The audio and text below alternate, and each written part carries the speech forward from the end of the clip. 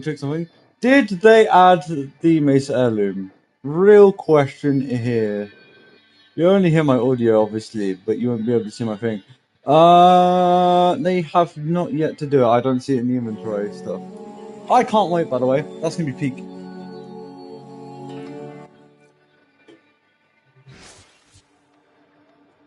Don't mind those. Got all the glyphs. Got everything. Wait, did I?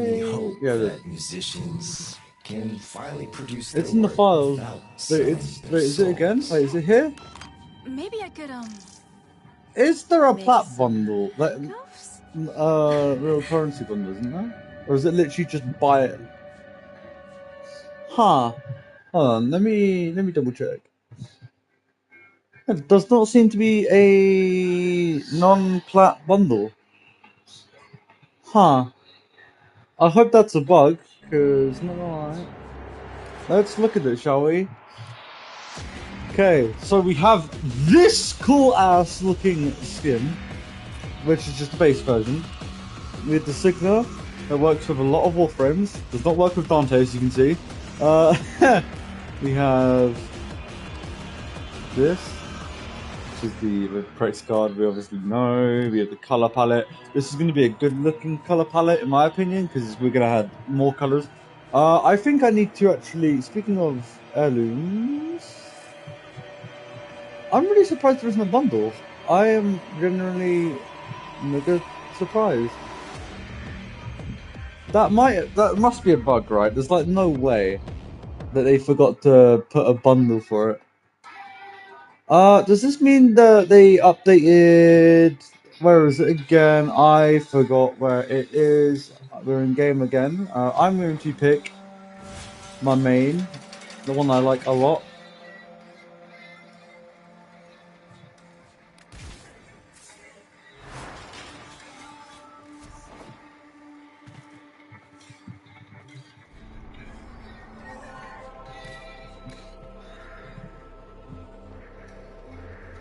What was the Tennocon relay again? I can't remember. Was it Saturn?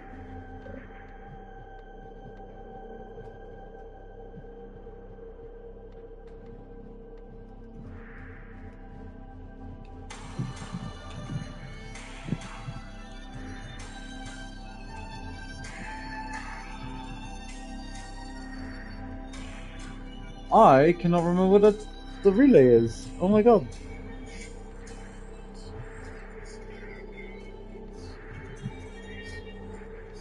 Dude, how can I forget that? God damn! I forgot what the Tennocon relay is. It's fine. If we look for all the planets, we should be able to see it eventually. Hopefully.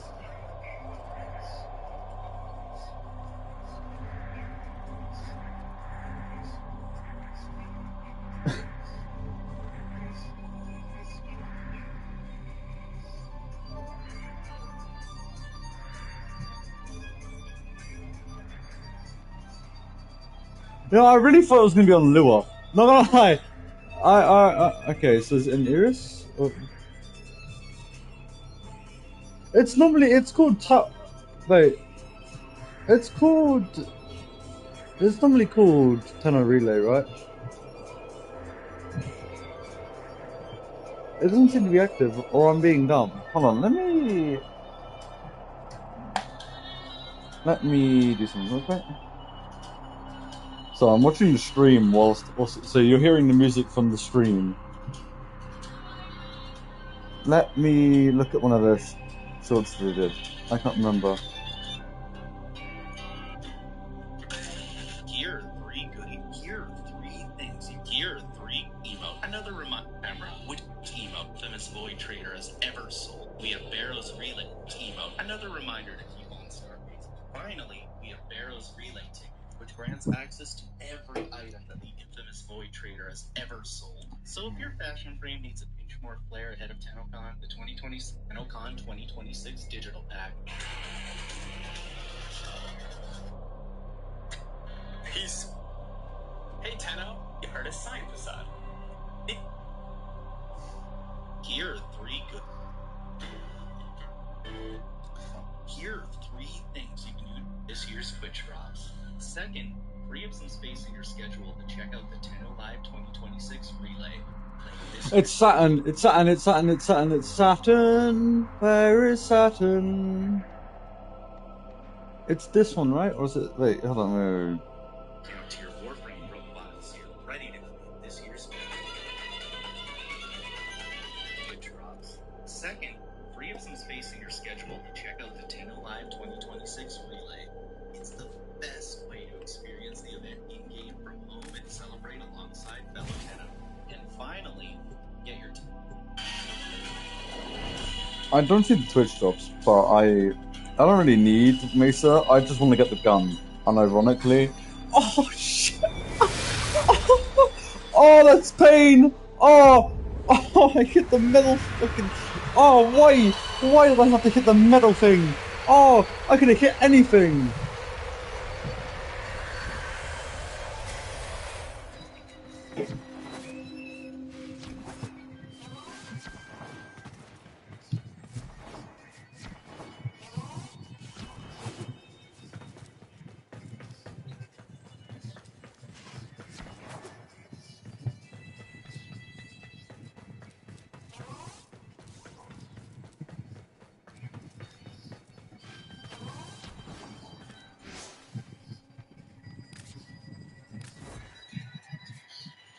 I think I'm actually tone deaf. I can't figure out where this is.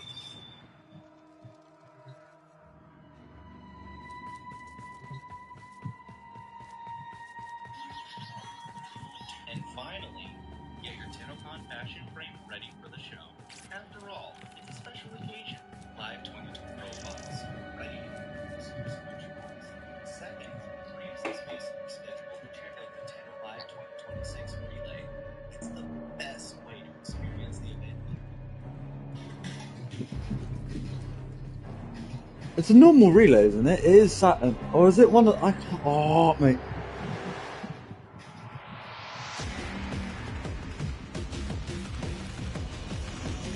I know I have the tenor thing.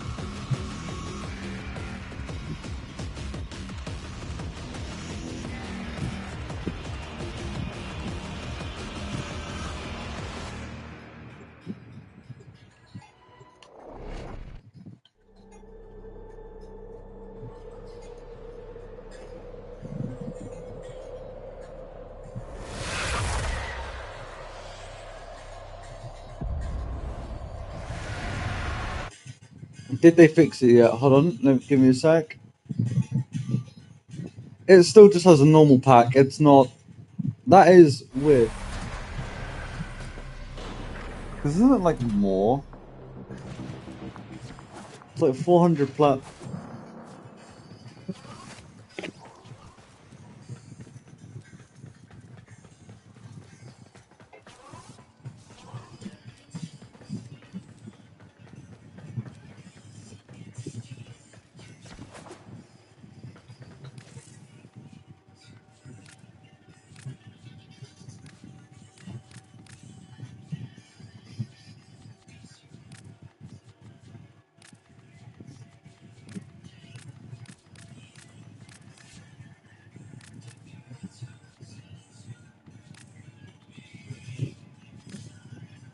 Time to sell every single Prime set I have.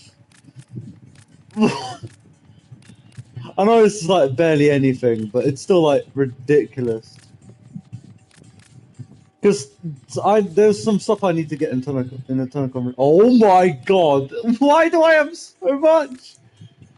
Dude, oh my lord. For me, this is a lot, by the way, before anyone immediately. Actually, that's not a lot. Exultra, I don't need. Victus. Zephyr.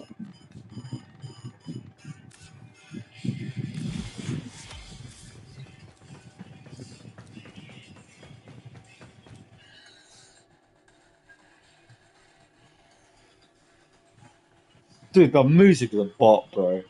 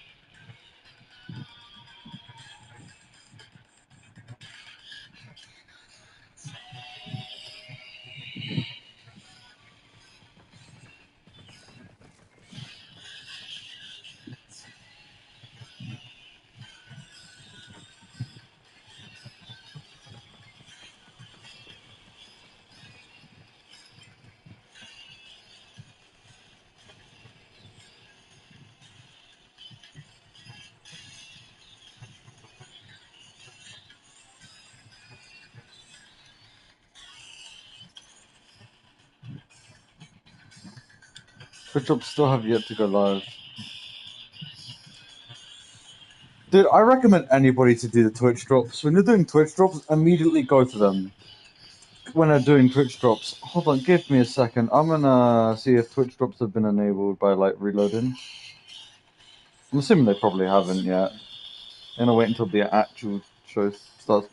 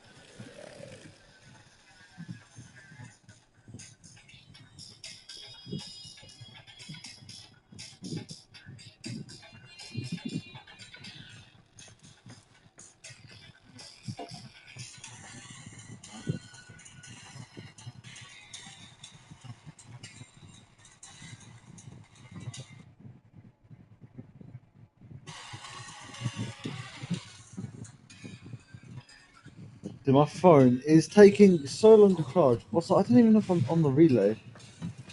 Am I even on the relay? I can't tell. Man, it's literally just gonna be... Hold on.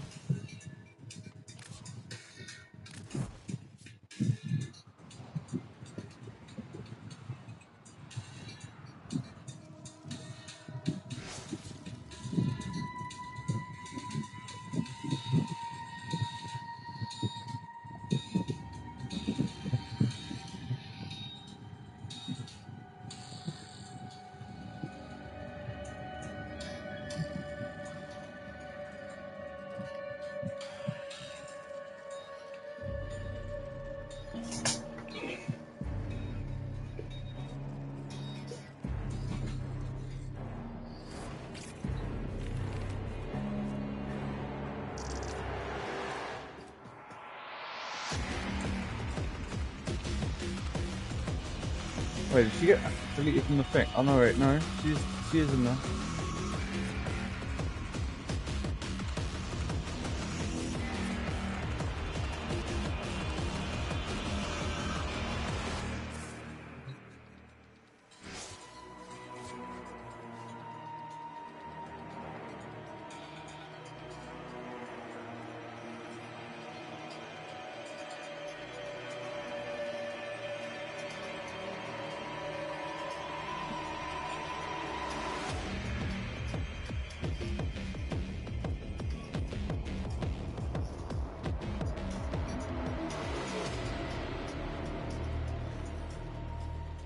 Saturn, yeah, okay, so it isn't. It is the Saturn fucking...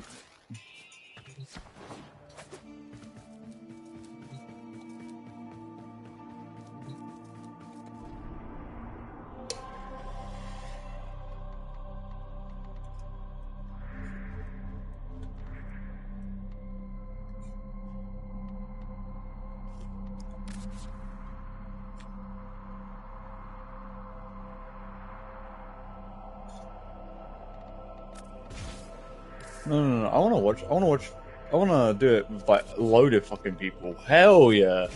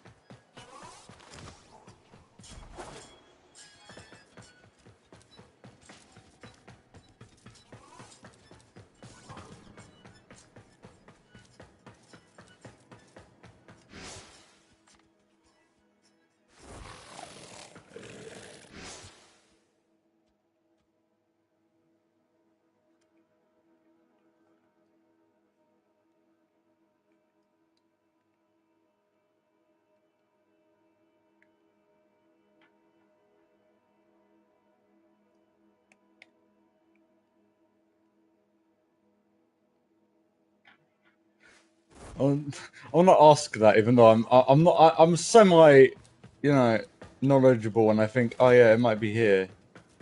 I thought I'd ask just because. Day two. So you lost your voice at the Tennocon concert, eh? You ain't here for nothing. Free rewards. It's always free rewards. If you watch Tennocon for 30 minutes between 11 a.m. and 4:30 p.m. Eastern, you'll receive the Hallvu primary weapon. No, it's not. Don't even. Hey kiddo, he said, give me the creeps. No, it's in the middle of the fucking. Things get interesting. I was like, what? Watch for an additional 30 minutes. You'll get Yeah, it is literally just in here. I was gonna say. those guns she carried ain't no toys. I already knew it was going to be here, but yeah, I thought I just looked because I'm kind of blind. Logging into warframe.com/twitch. You can follow instructions better than any street kidnap can. If you can do that, those Twitch drops will be sent to your inbox. Maybe after first Steam. If you log into your Steam.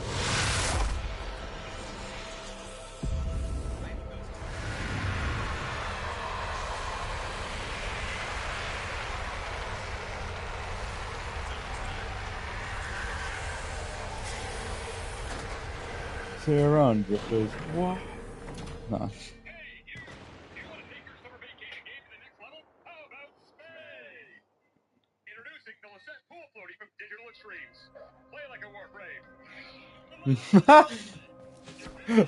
Oh yes, a pool noodle thing, like protection thing.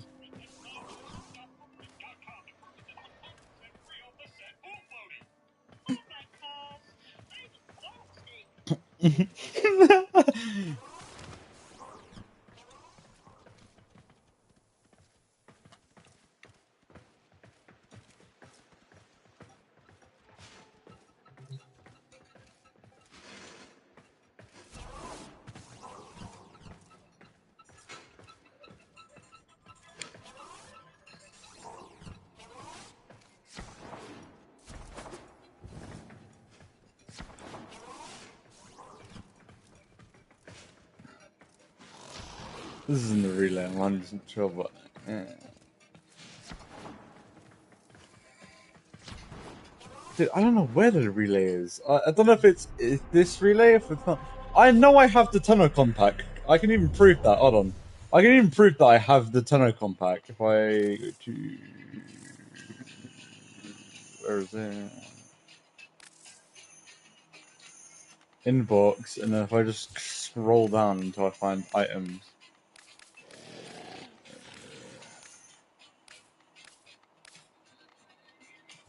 It's like.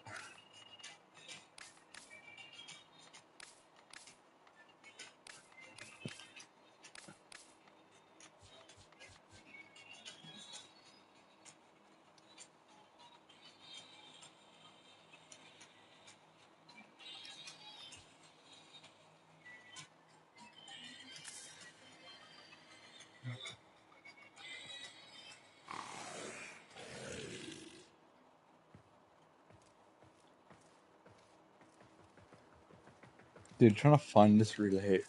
I'm assuming this is it. It has like the Tenno logo. Promise, I don't see Burrow. Actually,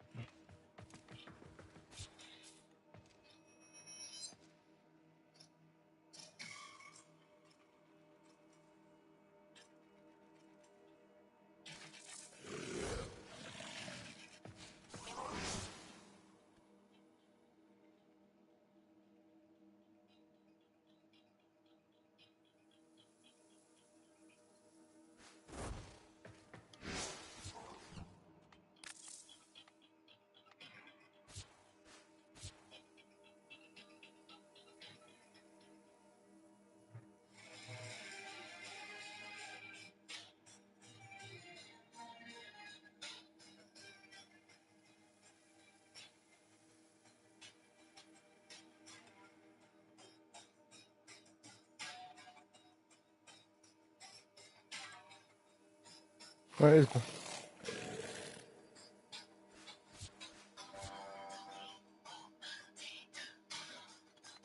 Ah,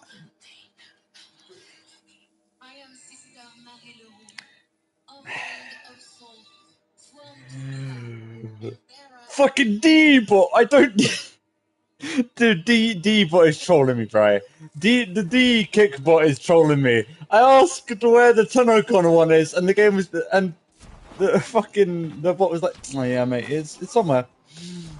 I don't need to know this, you. Oh my god. Is this relay chat or is this relay? Yeah, okay, it is relay chat. Cool. Where the hell is Burrow? Am I dumb? Am I blind? Can I genuinely not see Burrow anywhere? Am I like going insane? Like, am I genuinely going insane?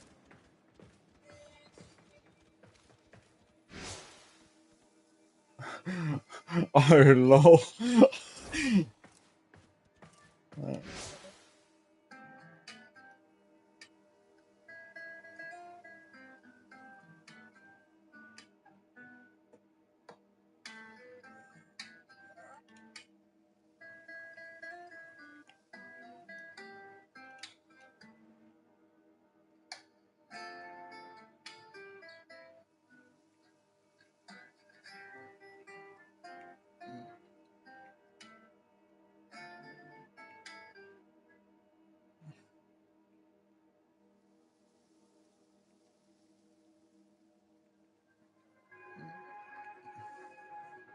I'm I'm in the Tennocon, bro.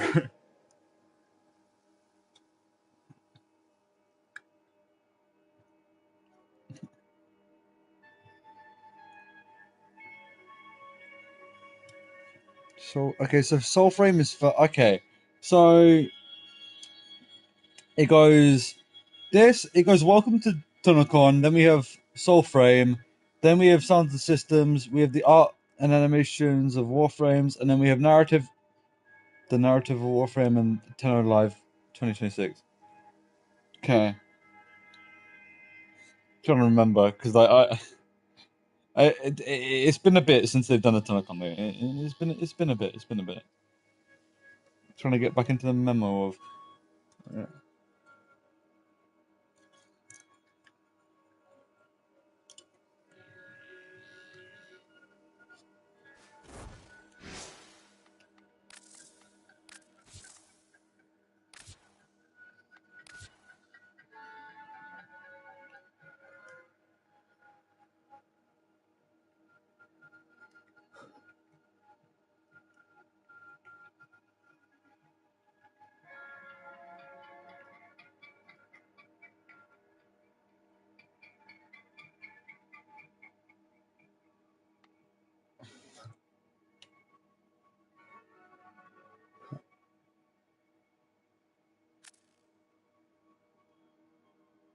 Wait, does it show everything? Yeah, it does. Okay, cool. Wait, kind of. I don't know.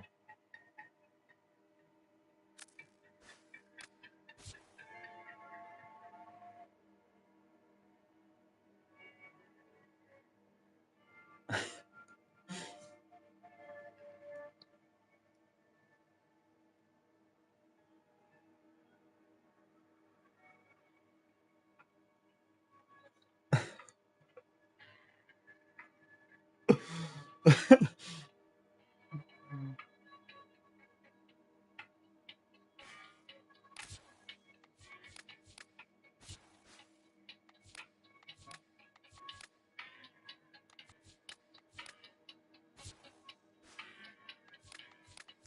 don't know what else to put in the chat, I'm gonna be honest. I am very, very scared when I put my Tennocon stuff, my things on. Because I'm like, oh, it's gonna look bad, people are gonna shit on it.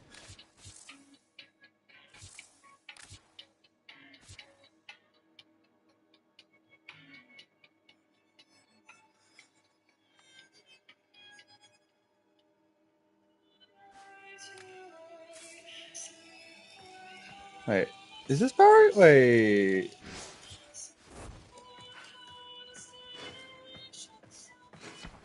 Wait.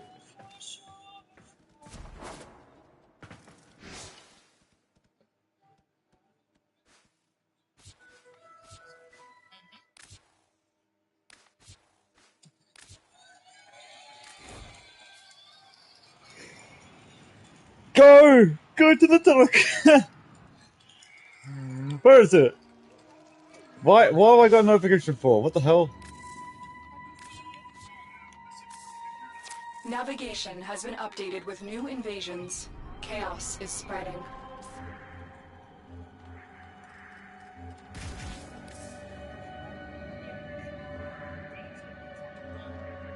Where?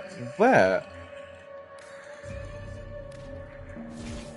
Oh, so it's in Earth! What? What? What? So it wasn't. Okay. Fair play. Fair play, I guess.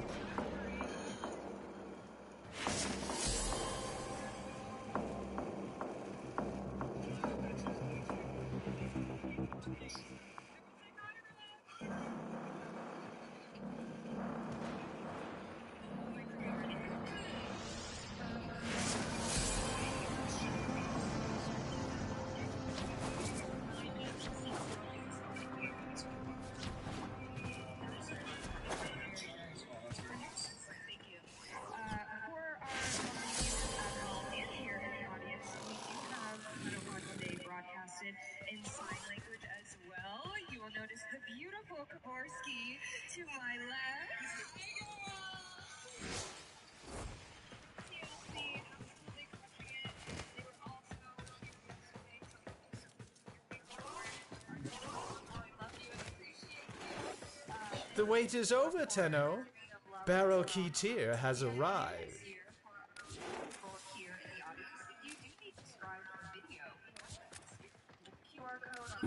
An excellent choice. Be sure to visit again when I have new finds.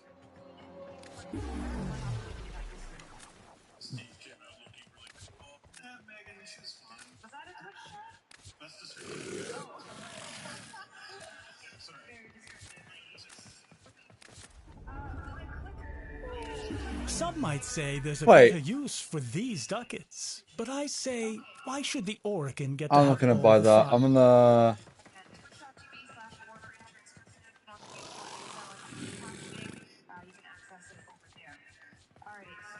I don't have the sac. Wait. Okay, so.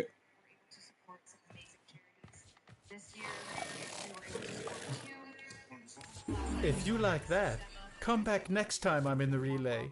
I'll have something extra special for you. I simply don't have time to sort through all of this. You're doing me a favor, Tenno.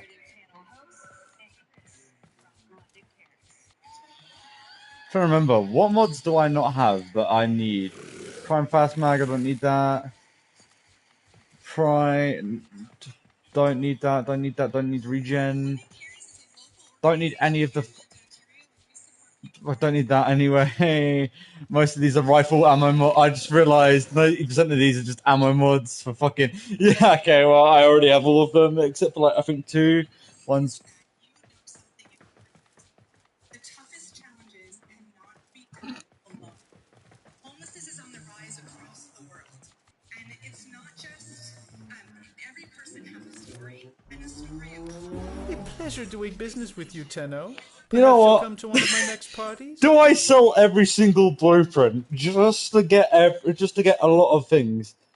That that would be really dumb, but also I could just get all of it back anyway. So it's like, conundrum indeed. I'm not gonna sell everything, Oh but I my, now here will. is someone with great taste.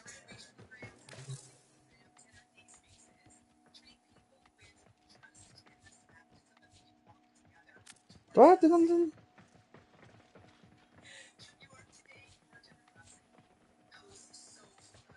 I don't have the Gungeon.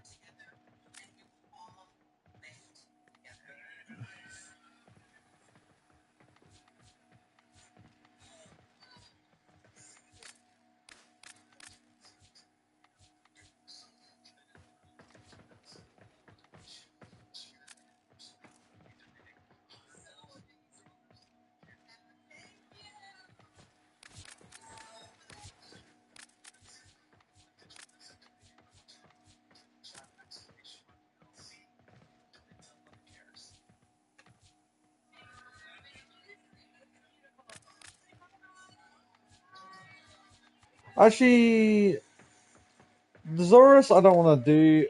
The Falman I definitely will get rid of. Falman, I mean, fuck, doesn't spell for the life of me.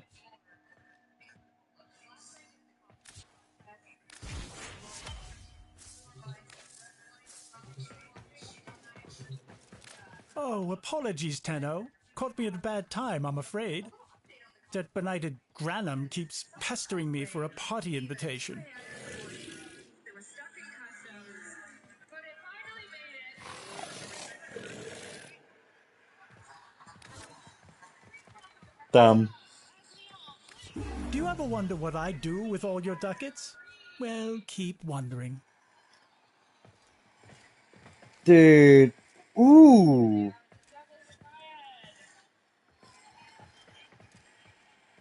Dude, they look so good. What the hell? So sorry for like no context to anything that's happening because I can't really do it on the PC sadly because PC just does not like me and thing. But basically, it's the Devil's Triad, but they look amazing. They look absolutely insane.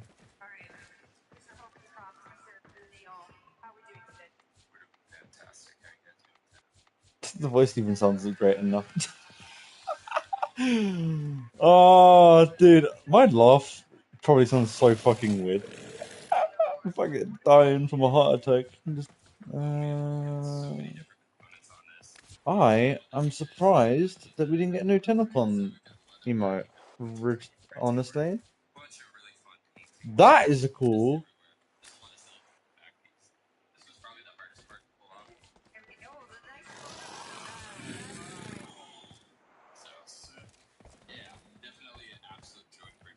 Thank you. You look incredible. Anyone Leon lovers out there? There they are. There they are. All right, I'm gonna come in between you and talk to Miss Arboreal Key. Hi, Queen. How you feeling? I'm getting very warm right now. Okay, we'll go quick. But I'm so glad that for people who don't know, the costume was taken in Germany and it arrived last night at 2 a.m. So this is a miracle, basically. Marie is here by herself. Dude, some of these people do so good on. I bet you now it takes them like months and like loads of money to blow off to do it, and it's so worth it. So I worked with a stunt driver for the bit. So a guy who breaks cars for a living. I went to him and said, I have to stand like this something that we want, and he was very delighted to do his first pair of shoes. So we did a wedging together, and then I built the leather shoe on top of it. So it should hold. It should hold it. I hope so.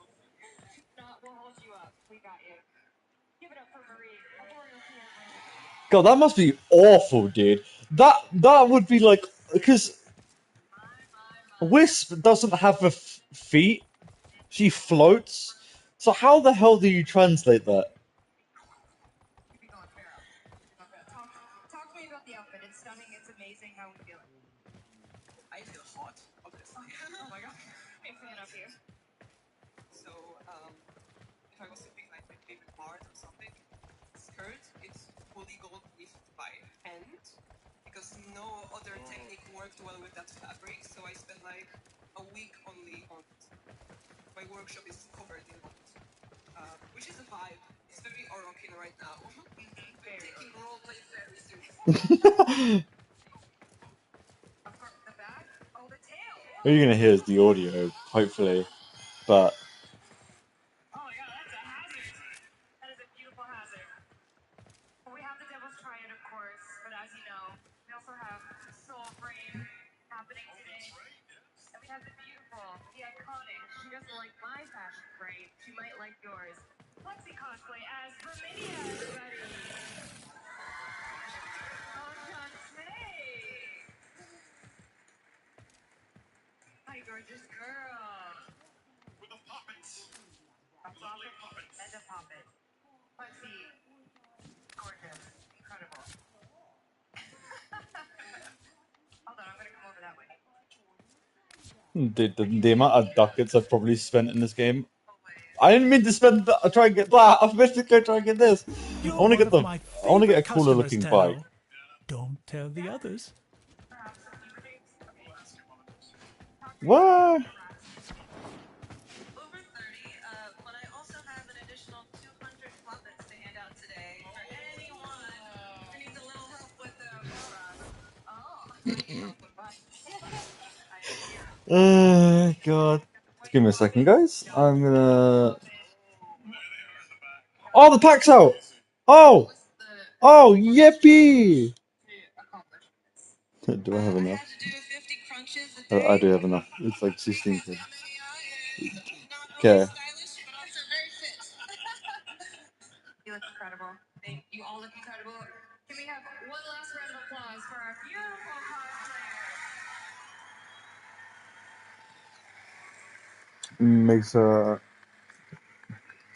Makes a heirloom. Can look really cool. And I'll have another Mesa, so I won't have to remodel one. Yeah. I have Mesa normal and then Mesa. I have. Okay, hello everybody. We am back. But I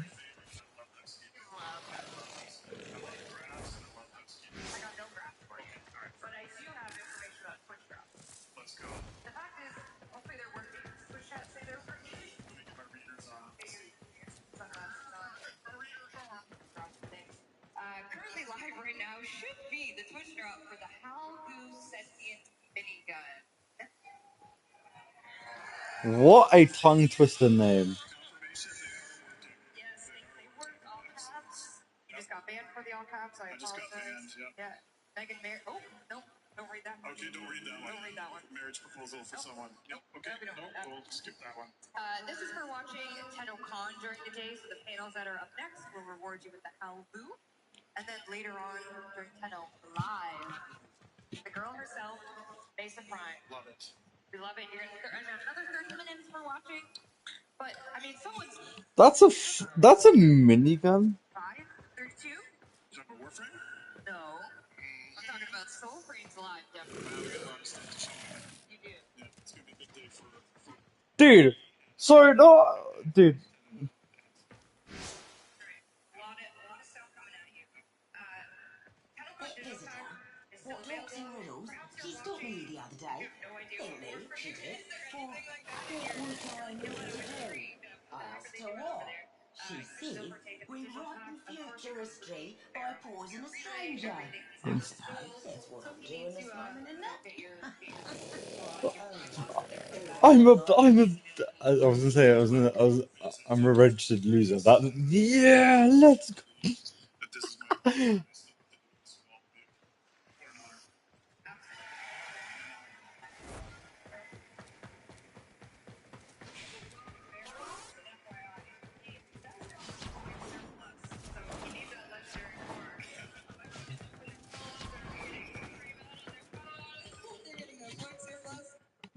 Something exciting went live today.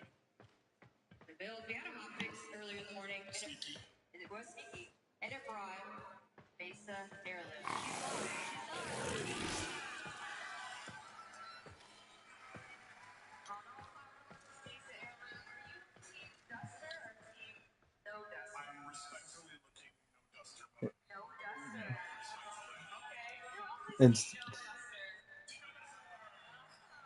I instantly got the fucking. Or your duster. She's live in games, all platforms, a beautiful Liger design. Liger crushes it every single time. And then just a healthy reminder. Later on, there will be a in-game relay experience. That's right. You go to Saturn, not right now, but on Saturn, there will be a Tennocon specific relay where you will go. A little hint. Maybe go to the right side of the dry dock. You didn't hear that from me. Not subtle. Okay. Not subtle at all. But this will go live later when Tenno Live starts. For our Tenno at home, we'll experience once in a lifetime moment as we do the Warframe demo live. We'll call it out, make sure everyone's ready, give you a heads up. If you are at home, want to participate, get in that relay very soon. Okay, we do have some online giveaways that I did want to highlight, and the main reason I brought you up is you're going to be our man away up to today. Okay, do I have to...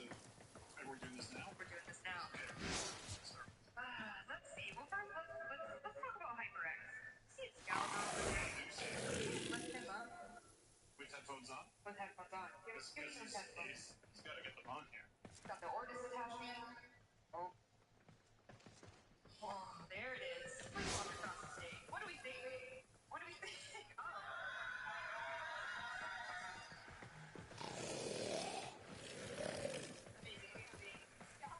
It does come with a Excalibur head, which can be used for many things. I won't tell you. The Warframe headphones. What? Hey, relax. The Ortis attachment as well. All from HyperX. This is a unique giveaway online, so if you want to partake in that, you could be a lucky winner. Thank you, Steve.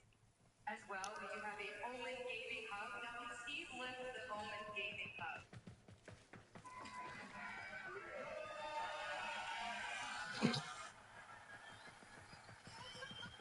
Oh my god, look at that. Interesting art we have on the front. That visitor, what talks in riddles, she stopped me the other day. Thanked me, she did, for that which I am yet to do. I asked her what. She said, rewriting future history by pausing a stranger. I suppose that's what I'm doing this moment, isn't it? Oh, things I don't like. I must get back to work. But is online. Are you devastated about that? Buying customs again? Like the cosplay? Stuff with the cosplay. I feel like all of them are. Honestly, if you waited in the merch line to hear, thank you so much. Apologies for maybe how long it was. I see some soccer shirts actually. There's one. There's one. You guys look great. There's one. Yeah, incredible. So you can partake in that if you would like. All right, it's about time for us to get out of here.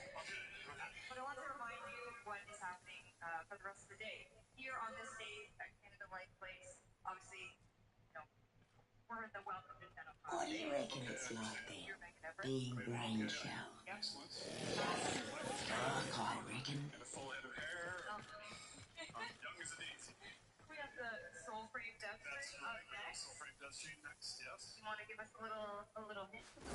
Yeah, we're going to show new systems. We're going to talk about the Tempers. We're going to talk about our Fable coming up. We're trying not to spoil it because we are going to intrude on Tenno Live a bit and show you what the Fable demo there. But we have a lot of cool stuff to talk about, wolf riding and new game things, and yeah, tune in, please. That visitor, what talks in riddles, she stopped me the other day. Think me, Ooh, more. that which I am yet to do. I asked her what. She said, when brought in future history by poison a stranger. I suppose that's what I'm doing this moment, isn't it? As well as some voice actors, we have Elsa, the Ooh, I voice don't like of this. Marie I just get herself. back to work. Amazing. They will be giving some sneak peeks a little bit. Are they giving away things, like spoiling things? Zach has some spoilers. Yeah. What the? Got some spoilers ready. I think Matt's going to be there, Matt Chalmers as well. The composer composer. No big deal, my goodness. Yep. He said he was up there doing a dance if he was having a good time. Just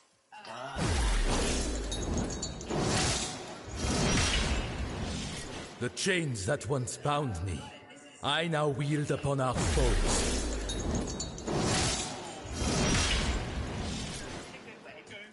Maybe the next Prime. Ooh. And other things. And a couple other things as well. So definitely tune into that one. We also have the narrative of Warframe. It's back on Zoom. Corey, as you just met, is hosting it with our lovely narrative writers and Ben Starr, voice of Arthur Nightingale.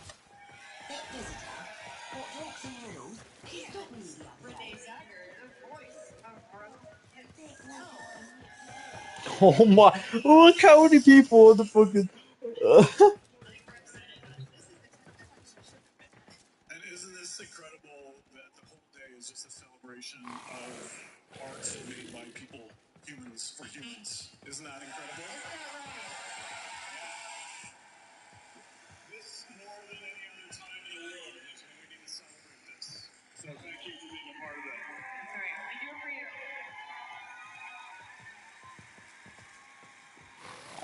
Speaking of doing it for you, Tenno Live 2026.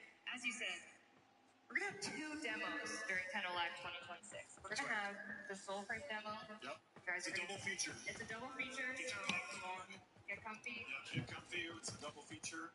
I think we're going to hopefully surprise you with things that are happening in both of our games. There's a lot of stunning developments that you'll be seeing, and I think the one thing I can't wait. is that Soulframe is a sister project, and I appreciate everyone being able to support it as well as Tennocon 5. But obviously, this is for the to grow stronger and to make Warframe better as well. So yeah, we are going to pitch a little bit and show you a few things from Soulframe as well. I hope that's okay. That's okay. I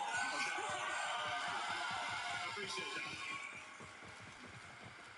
All right.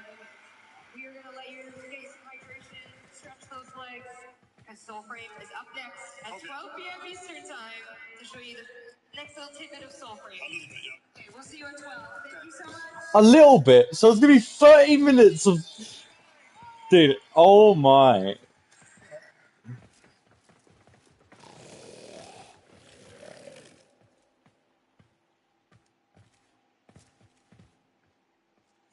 So now, less than an hour. Actually, yeah, no, it's 11 now, so yeah, 11 for them now, so it's not even that long.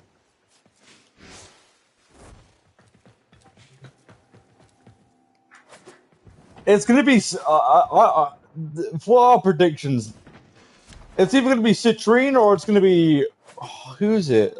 It could be Citrine, Clevo. Please, for love of God, be Clevo, bro. If we get Clevo and then Citrine, I would die. If you watch Tennocon for 30 minutes between 11 a.m. 4:30 p.m. Eastern, you'll receive the Hall-Du primary. I am almost done with that, by the way, that gun. I'm 80%. Give me the creeps. Now, Tenno Live is where things get interesting. If you watch for an additional 30 minutes, you'll get Ace Prime, no strings attached. Those guns she carrying ain't no toys.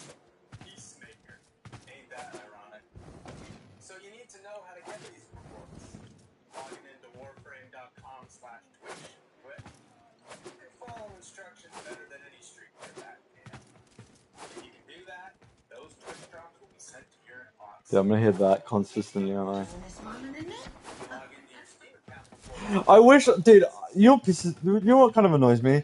Not being able to show everybody what the tenor stream's gonna be because of limitations.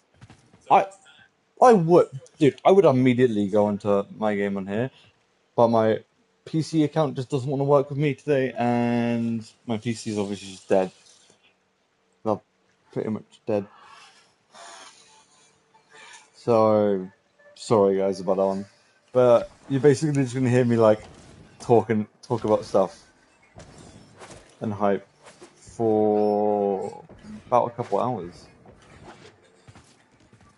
So yeah, no, I apologize, but yeah, no, that's sadly what we're gonna have to do.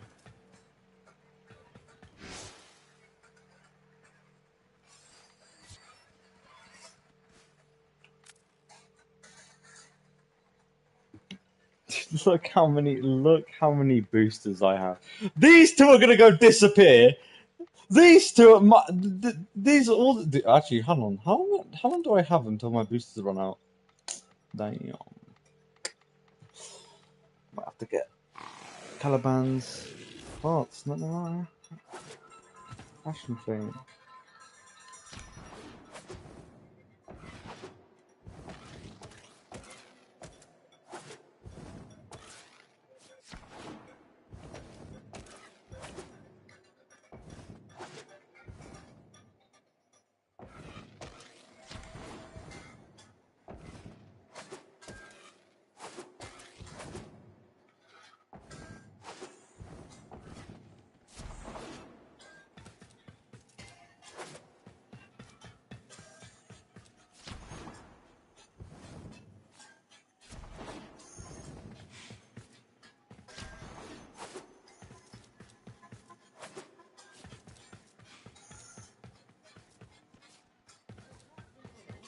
Stopped me the other day.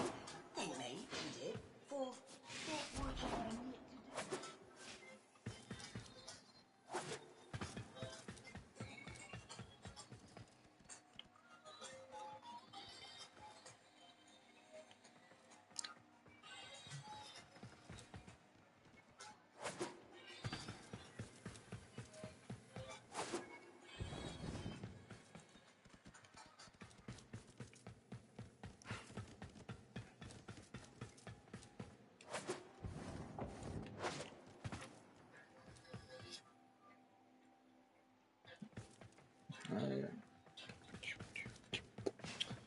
Damn. Dude, waiting for Tennocon is gonna be so good. I wonder what they're gonna. I'm really curious. Dark, I reckon.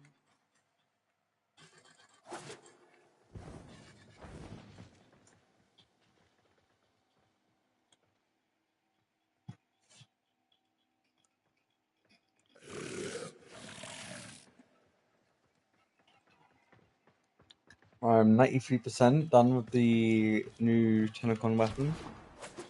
Can't wait, I'm gonna be honest, because that's gonna be a good weapon.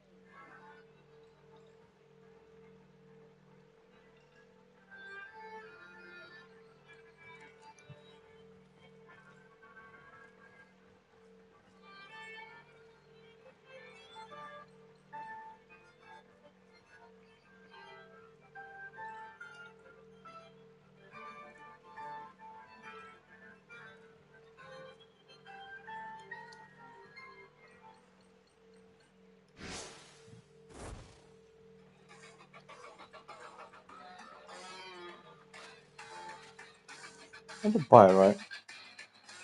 Give me a second. Yeah, I did. Okay. It's just not showing up the plat.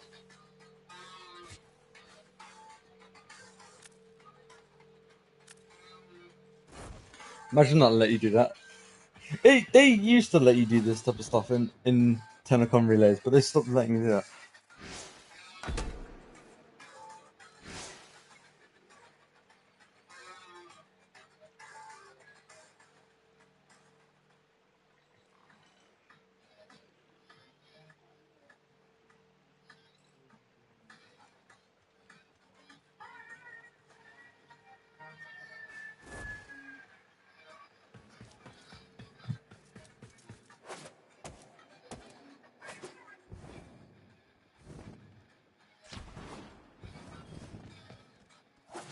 I really wonder who the next prime is going to be.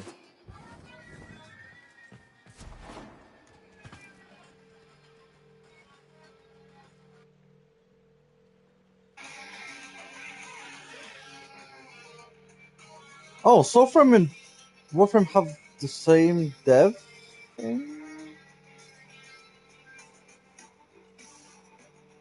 I'm assuming you get the same drops no matter what. Oh, it's literally the same stream. Okay, yeah, no, I'm just gonna watch I'm just gonna watch the Warframe stream. I, I'm more committed to the Warframe account than thing. Now that I think about it, how much channel points have I fucking? I wonder how many channel points I've actually gotten in the gotten. It doesn't. It if they actually had it.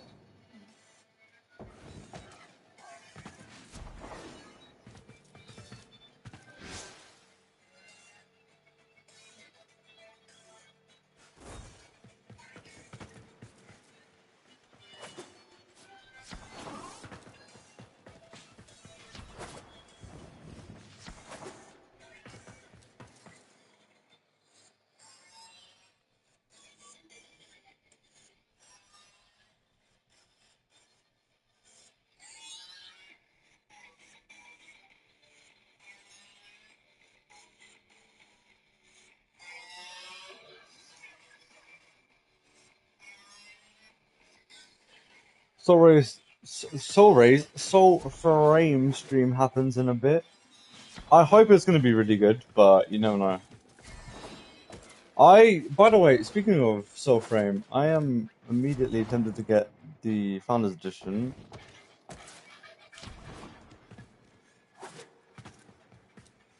And I want to plant a flower.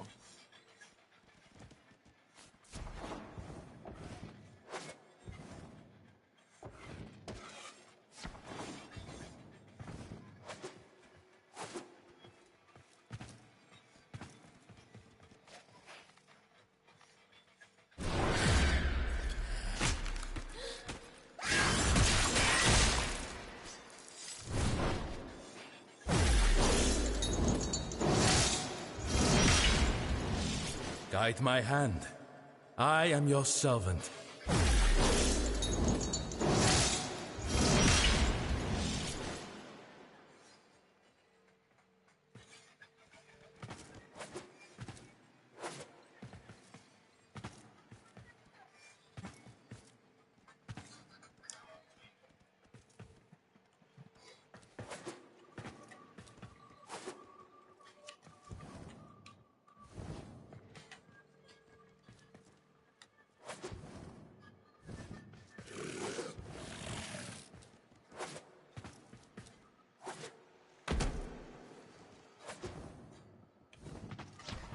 Dude, I cannot wait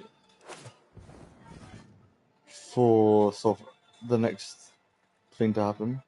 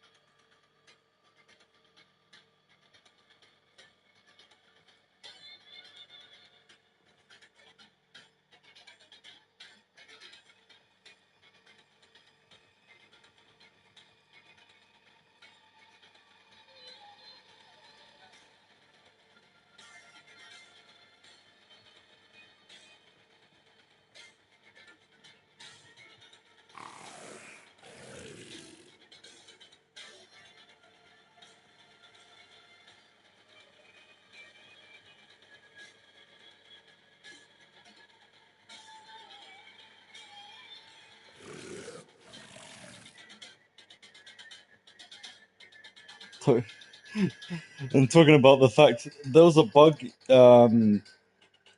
with Black Panther where his things were stacking, and due to that he could one tap Devil Dino.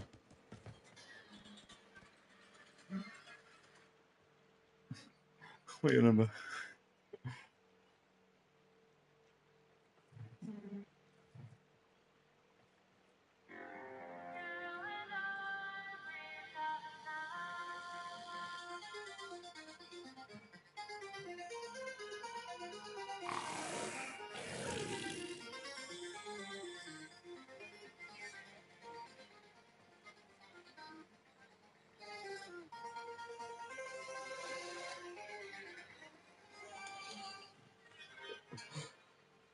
I just imagine. By the way, speaking of Marvel Rivals, dude, the new update is insane. Generally, I cannot stress you this. He is generally the most overpowered thing in the game.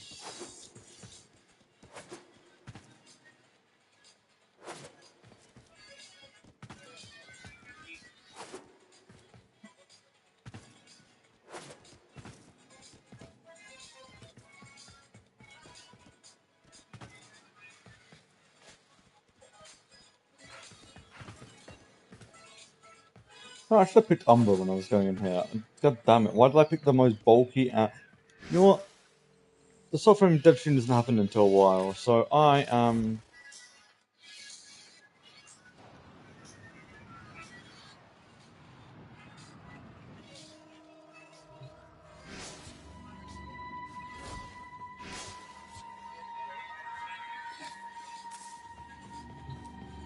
I didn't get the Fairloom skin. Hello.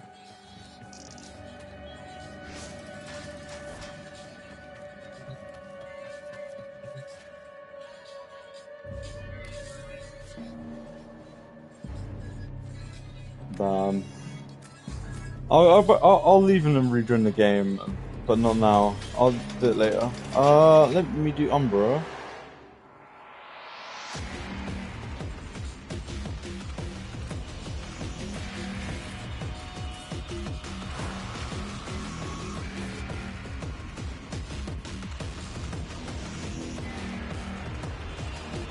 Some people managed to get DE devs on that, by the way, and I wish I managed to get DE devs.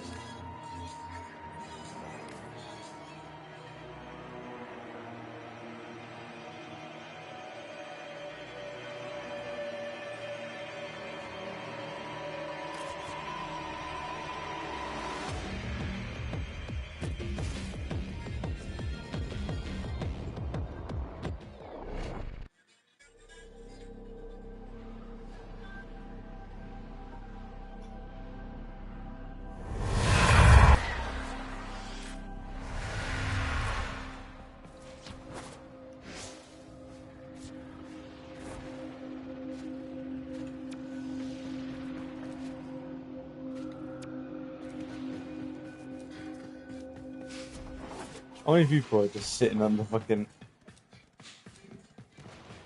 Oh, not a lot.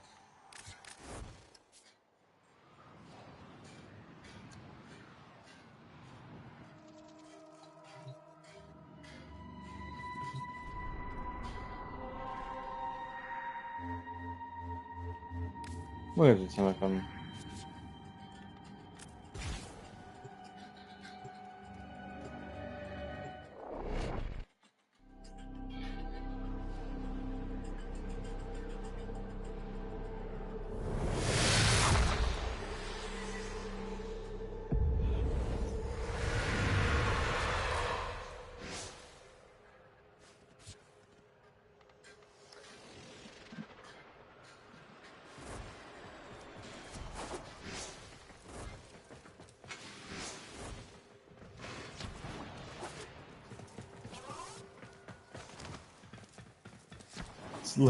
Let's look how many people are just sitting at the...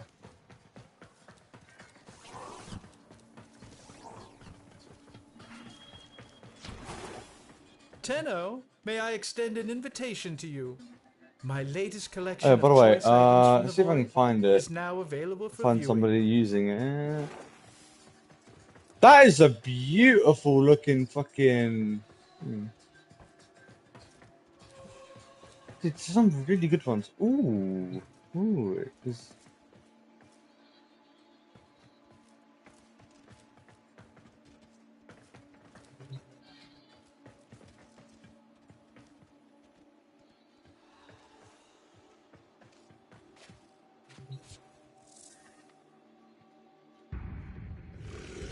Wait, hold on. There's a Clem thing.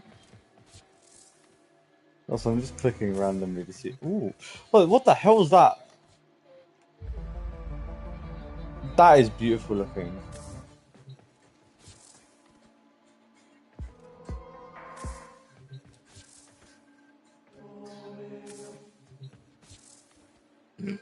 Just clicking randomly to see. Ooh, that's a really good fashion.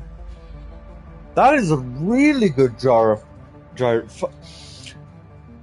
there you go. Way, good job. Only took 500 times.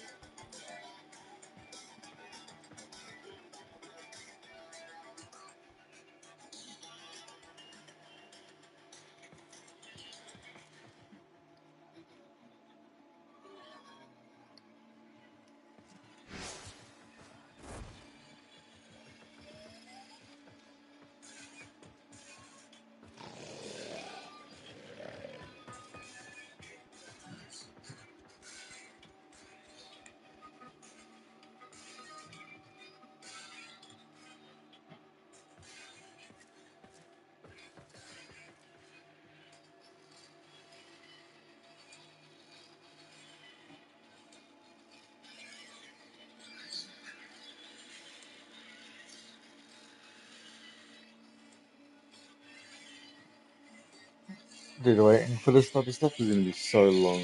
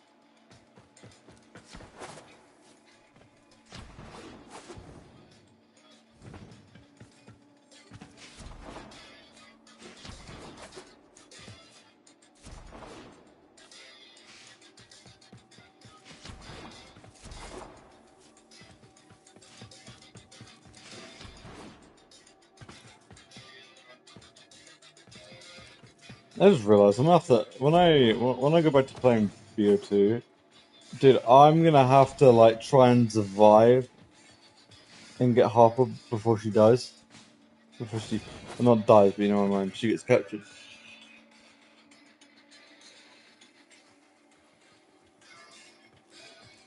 By the way, in Black Ops 7, did they even explain Harper being like what ending? It obviously has to be the one where we actually save her, but like how? Because Like, bullshit, man. Not gonna lie. The Black Ops 1 storyline was so weird. It didn't really do anything. Ooh. Do I have it equipped? No, I don't. Oh, that is tragic.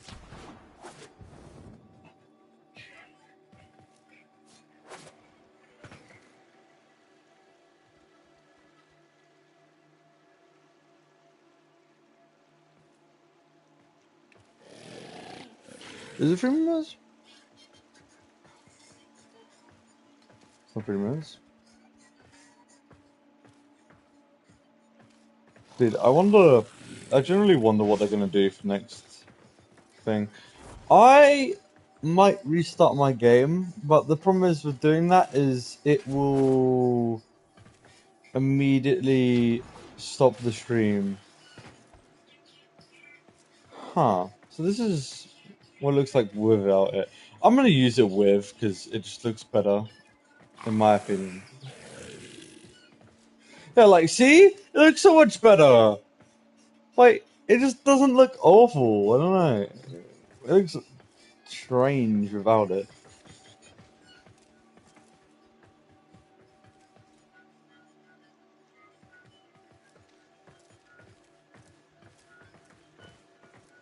Ooh. Ah.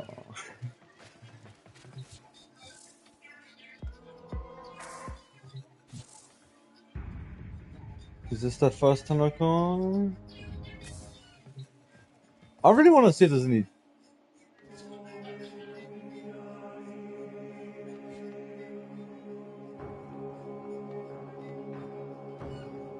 Ooh, beauty. I remember. The problem is I didn't. So I have like context. I have 2 different accounts. One is already maxed out, and I don't really use it because people do not like when I use founders.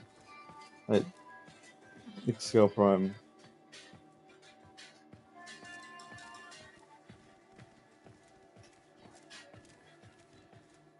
I only have Excel Prime, by the way, before you ask. I didn't get the. I got the enough to get Excel Prime and just couldn't get the other ones because Jesus Christ, it's like 200 quid. But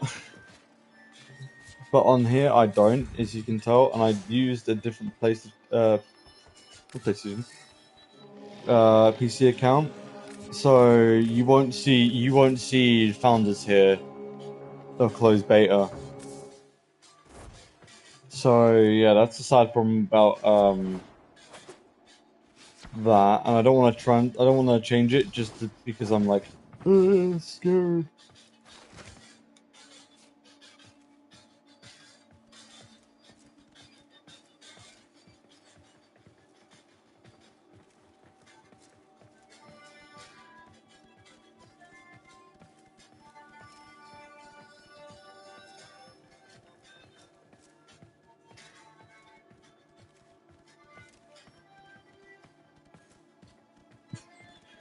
I wonder if they're going to reveal Warframe times Fortnite. I really don't think they will. You want to know why I don't think they're going to do it? Because they've been anti-AI, right?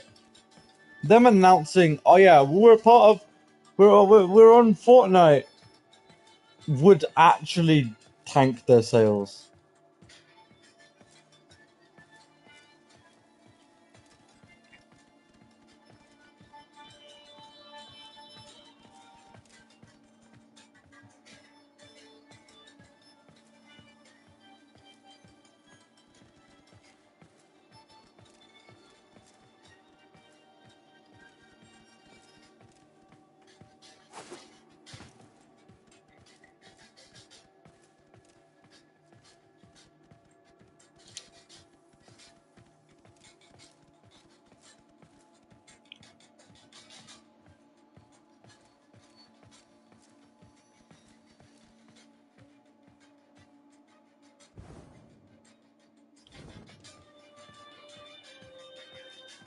Wait, hold on. Ooh, I like this guy's I like this person's operator. Ooh, I like the Uriel. The, like demonic looking Eldritch Horror Uriel, and then you have the white like thing. I do kind of hope. I wish that some people actually used gold.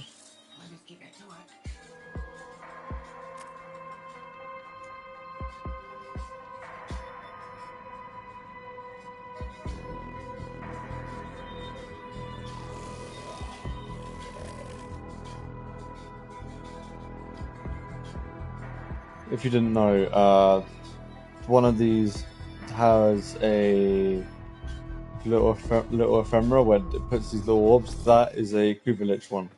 Oh, no, just a Parvus one.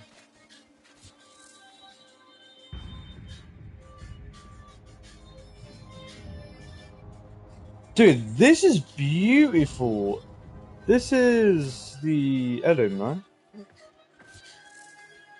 right? How do I get him? Okay.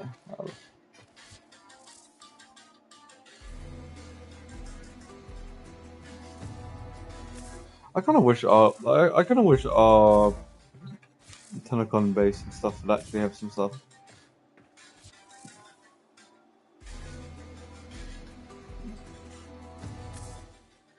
That's a funny ass thing. Ooh, this is a cool Titania. Did I click the Titania or did I click the other one? Yeah, I did click the other one.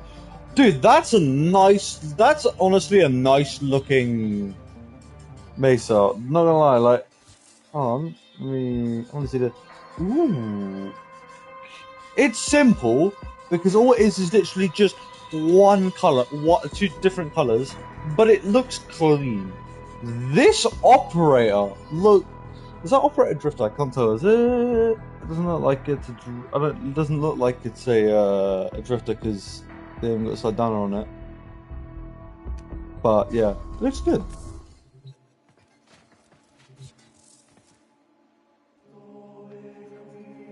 That's definitely a operator.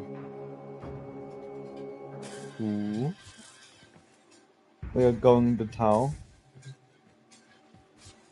And we're going to enjoy it. I want to see. Ooh. Ooh, that is a nice Wukong. Unironically, like. I'm just seeing some of these fashion frames, man. Some of these fashion frames are really good. I like how even the simplest ones are good. Look, this one's like. This one's really good. Obviously, Space Mesa. No complaints there. Looks great, I think. Mesa, like. You don't need a color palette to make it look cool. Same with this one. That's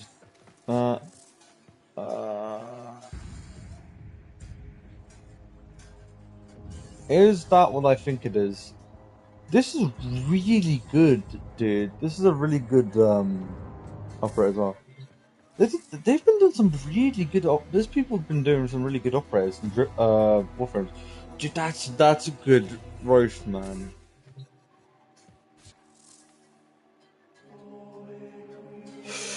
Ooh! Oh, I am a sucker for the purple. That looks great. Oh no, I'm easy to fucking please. Just immediately sees one color. Who have we got here? Ooh, ooh! I like the ninja like aesthetic on this, dude. And this is a really cool one as well. So I'm trying to burn up like stuff. Ooh, what the hell was that? Is that okay? That's a very interesting.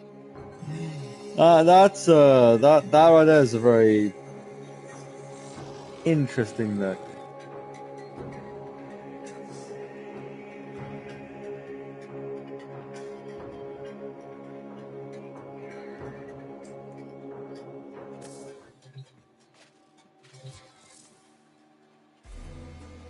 If it doesn't play on the Warframe stream, I will look at the Soulframe stream. I will go to the Soulframe stream thing and then look at that.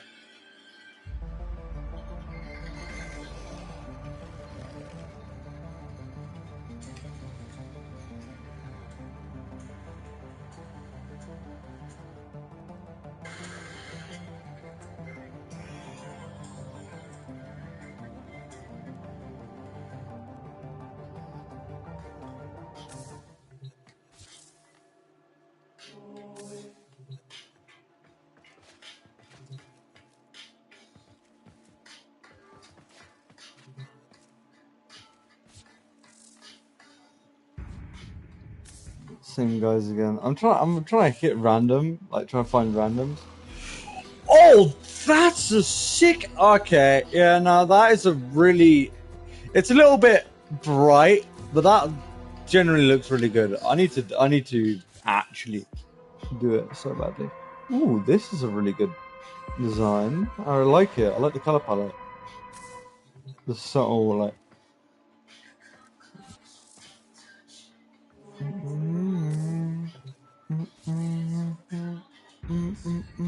This guy actually doesn't look bad.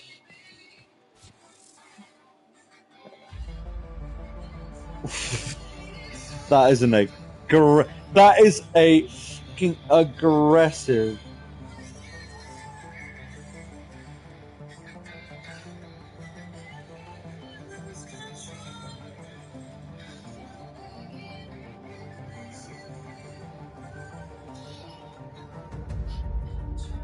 I'm gonna.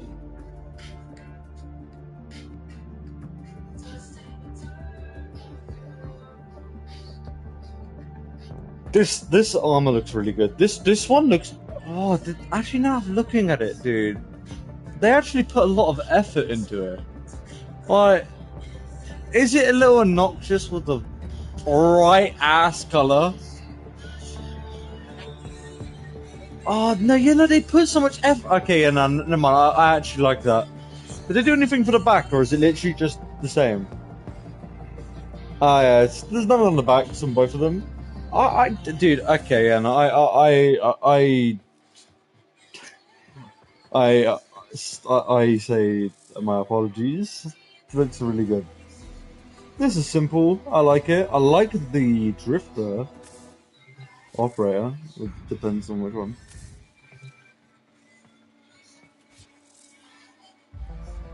Wait, do I have my? Oh, wait. That's a really cool thing. Ooh, that's a nice looking skull. Is that Umbra or is that normal? Umbra? What's the most played? Yeah, okay, no, it's Umbra. I had to look. I was like, yeah. Ooh, what is this gold looking one that I'm seeing right here?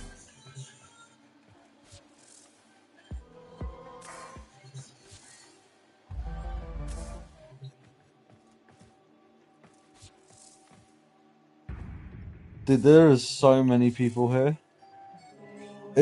Dude, the drifter, the operator drifter looks meh.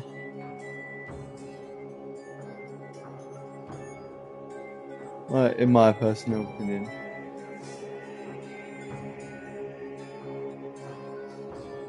Dude, this looks so good. I really love what they've done with this Sephiroth.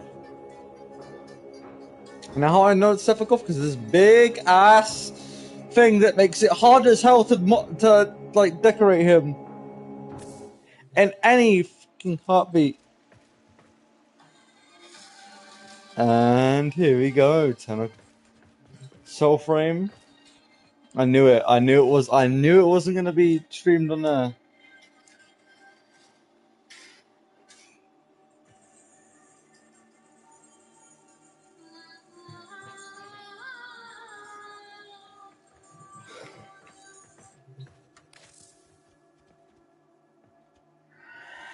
Next is gonna be sound design.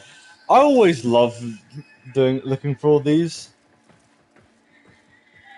I'll turn it up so you can hear it a little bit better.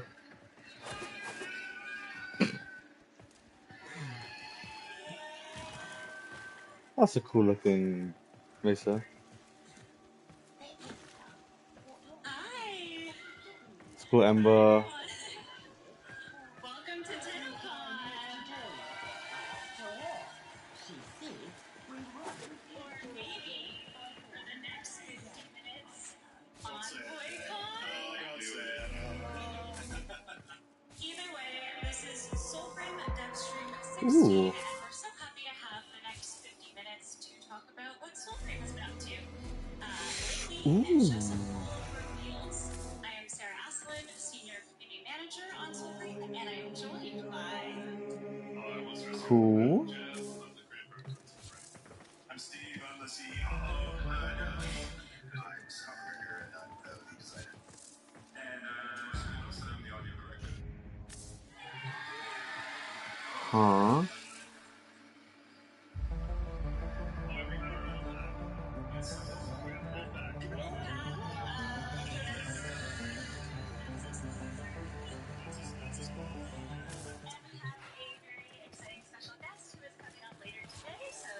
Stay tuned for that. To start, we have some exciting news to share. To celebrate Tennocon this year until midnight tomorrow, Sunday, July 12th, everyone is invited to Soulframe. Who has ever signed up on soulframe.com. So if you've ever signed up, you're in. So, question: is it bad that I've already signed up like twice, and both of my things have been able to be gotten in? So, if that's just anything, yeah, I'm a little. I'll try boot up some Soulframe later. So I'm gonna try and buy the Founders Pack. And anyway. For the last few years, we have been building this game alongside of you. And you have broken our game with some pretty hilarious bugs. You have submitted probably thousands of pages of feedback to help us improve our combat and help shape Alka from the ground up with us. This also means you have seen things really early, and that has been part of building this game out in the open. Maybe that was unfinished content, or maybe you survived Virtue rework, and then another one, and then kind of another one, all in the span of a couple of months. But it's also exciting. We're gonna do one more too. I'm sorry. Sorry. One more. One more. What has it been like, guys, building Soulframe out in the open like this? It's been very special. I think we're. It's the only way we know how to do it, and we're really grateful that we had people willing to kind of come along for the ride and help us build it. So, yeah, we're just very excited to show you what's kind of in store next little bit. Yeah, I think we wanted to make it as close as we could to the way that Warframe became successful, which is build it alongside a community. And thank you if you are a Soulframe founder. I really appreciate you supporting us in that way. And I'm sorry for respecting things that you got when you were a founder. We'll make it right. It was my fault. But yeah, this is a very important thing. I think all of us in the room know keenly how the game industry is going these days.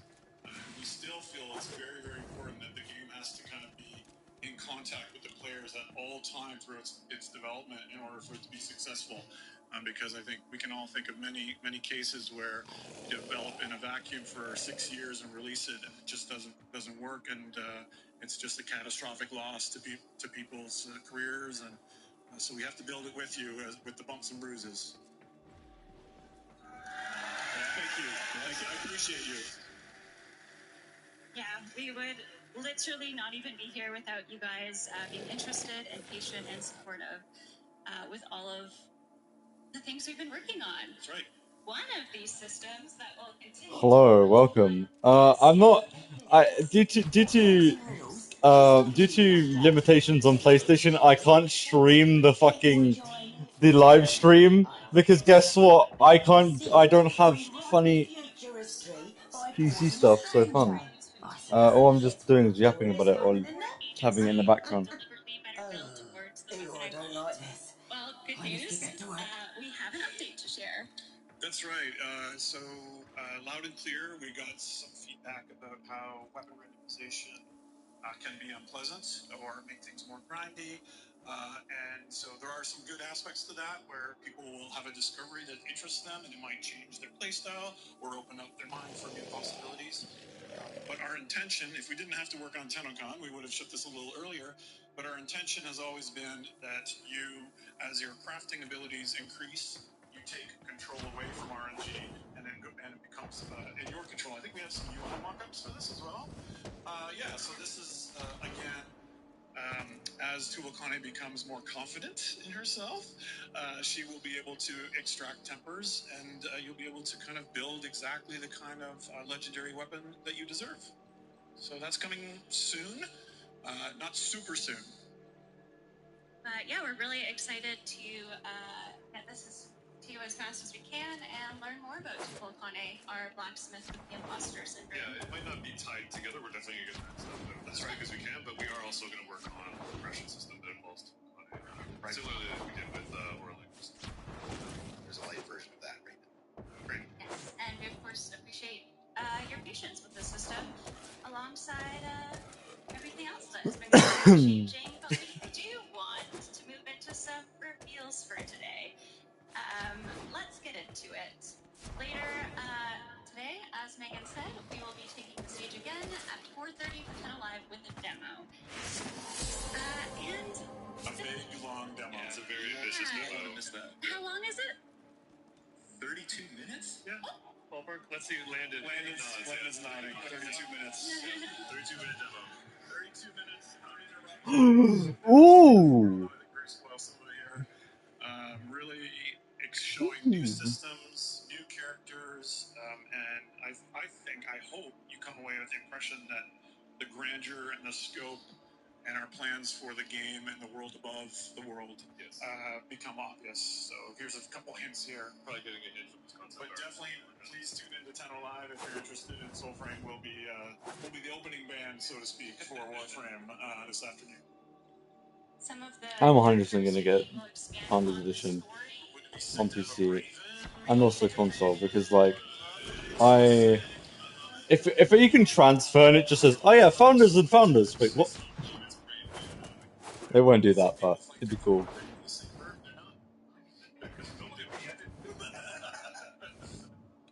fable you will see later will also expand on Mara as an envoy. Go back. That's pretty good. Oh yeah, here we go. Some crazy weaponry. So this is very tuned into Some new weapons. That looks like a weird ass sword. It's like carved to the. It's like to the side. Huh? Warframe had it, but also Warframe had it, but also Fudge. I'm not talking about Warframe. I'm talking about I'm not talking about founders for Warframe. I'm talking about Soulframe. But for Warframe founders, you could get. Hold on, I want to see if I can find somebody in here that actually has it equipped. Probably not going to find it. Give me a sec. You know what I mean, right? You know what I mean, but hopefully you know why. I'm talking about Skull Prime and like other stuff like that. I can't really see if I can find a fucking founders person here. You'd be very surprised. Hello? I hope I can survive your fashion critiques of these. I feel like I'm being set up. You are, after all.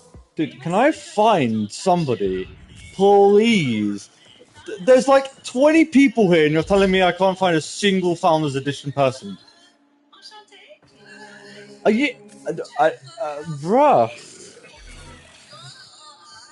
Is the dwarfest I have smelt in all my afterlife. Oh no! Your trust is as thin in clay as fail.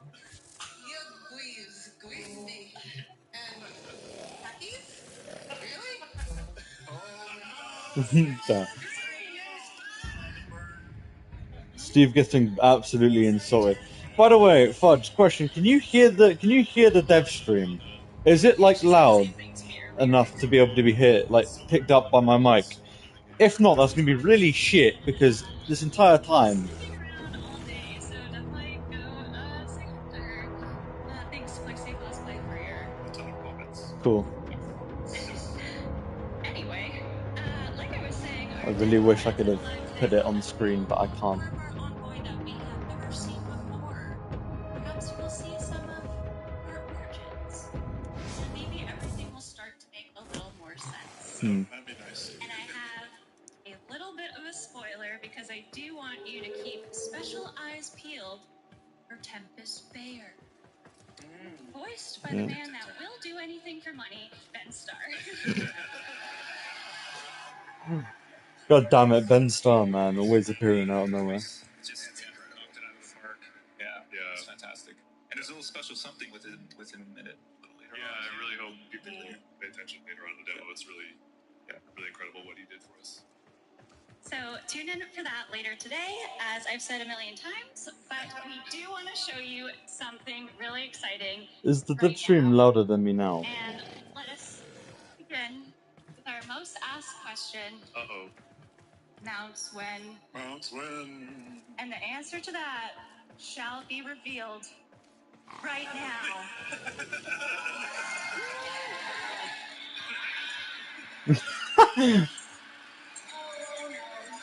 What, no, is it louder, or...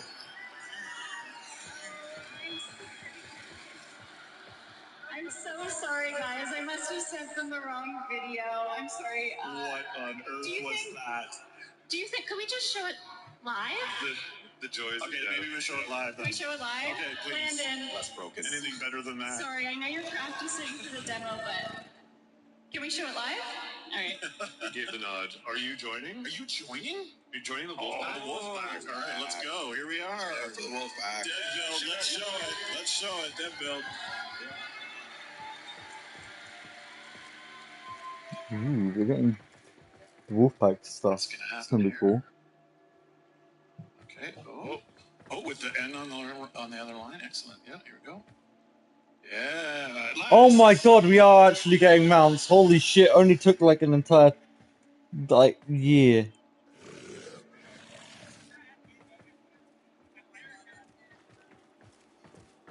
Now, do wolves usually go on their own, or they travel like in groups?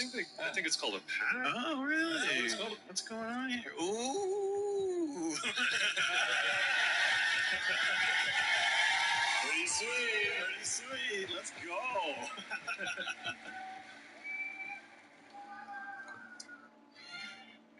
Yeah. So. Okay, the PC's muted. Anyway, imagine roof, roof, roof sounds and sounds. Yeah, so What I've heard. Tennocon will be putting in the wolf riding. You're going to have to raise your pup that you picked after the Orangol fable. Raise your pup into a full-grown wolf, and you'll be able to get into groups and play co-op with your wolves. I still need to be committed enough to play it.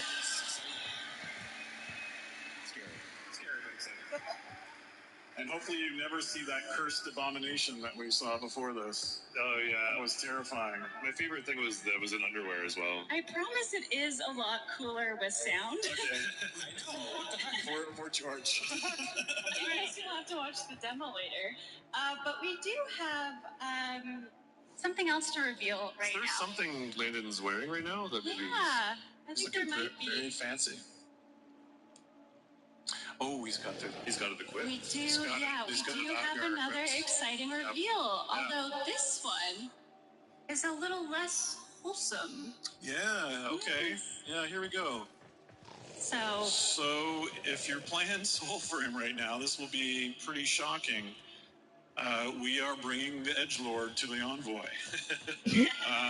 So any folks that are KOTOR fans, like I still am,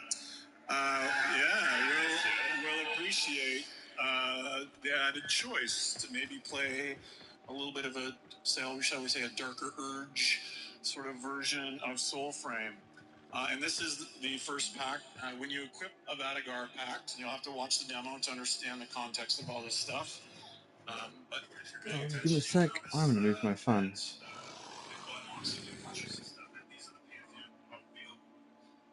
So this is kind of our edgelord aspect here.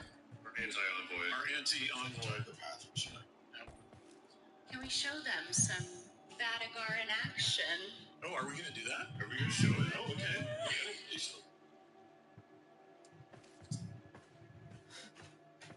Yeah, is it muted? Yeah, is it just the PC?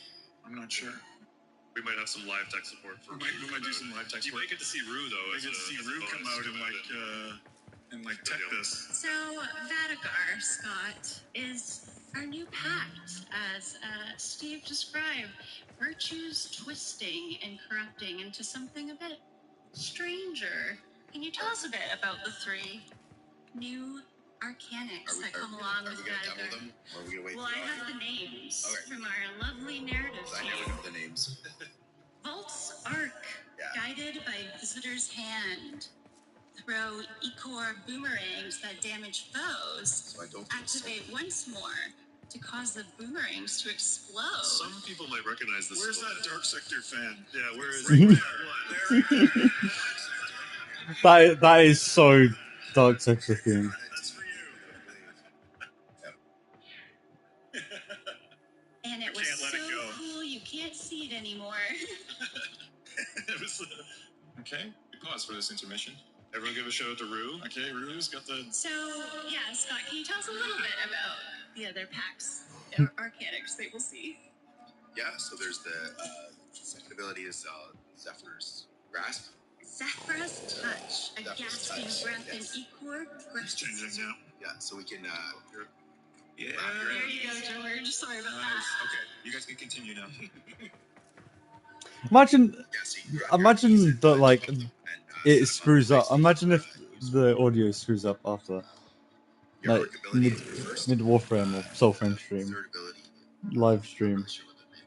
Cyraxia's Stampede. He doesn't want to pronounce it. What did you still hear? I can't tell. Yeah, so it's like a crowd control ability that you summon a bunch of trample your enemies to death. Who doesn't want a demon horse? Lots of them. Come on. Landon, can you show us some in action? Let's take a look.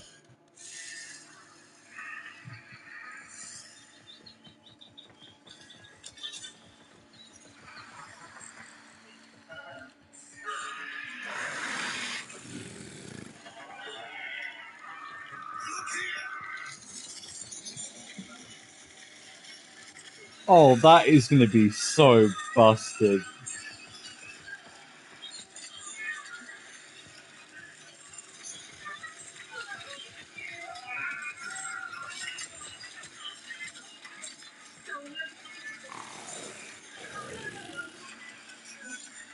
To give some context, it's literally it's like the Gap's ability where one of them is like the Gap's ability where you summon in horses,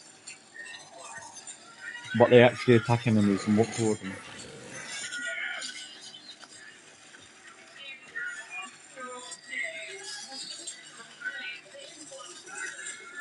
So one's a stun attack and one's just you throwing an explosive frisbee, basically. The combat looks so much better, by the way.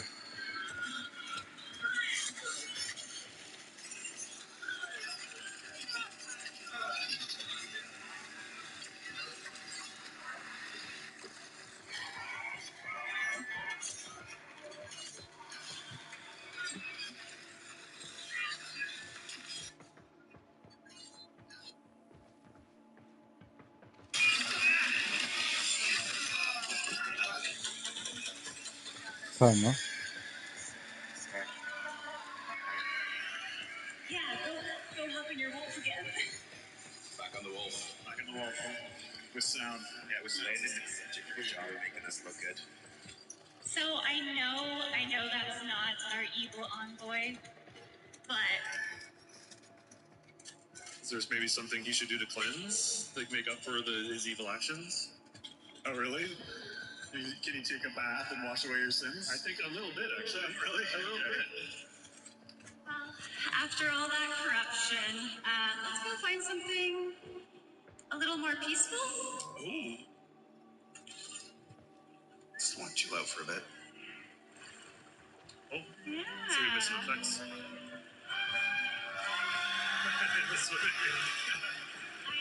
am so happy that swimming is now in Soulframe. But there's something else I've been wishing I could do.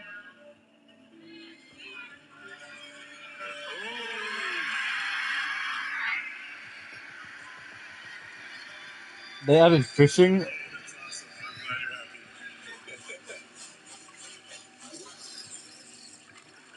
fishing sim. I landed. By the way, Fudge, it'd be better if you messaged me it on Discord because it sometimes doesn't pull up. Yeah, it's fishing, alright. Let them have fun with fishing, alright. Catch and release. It's the first ever vegan fishing kind of game.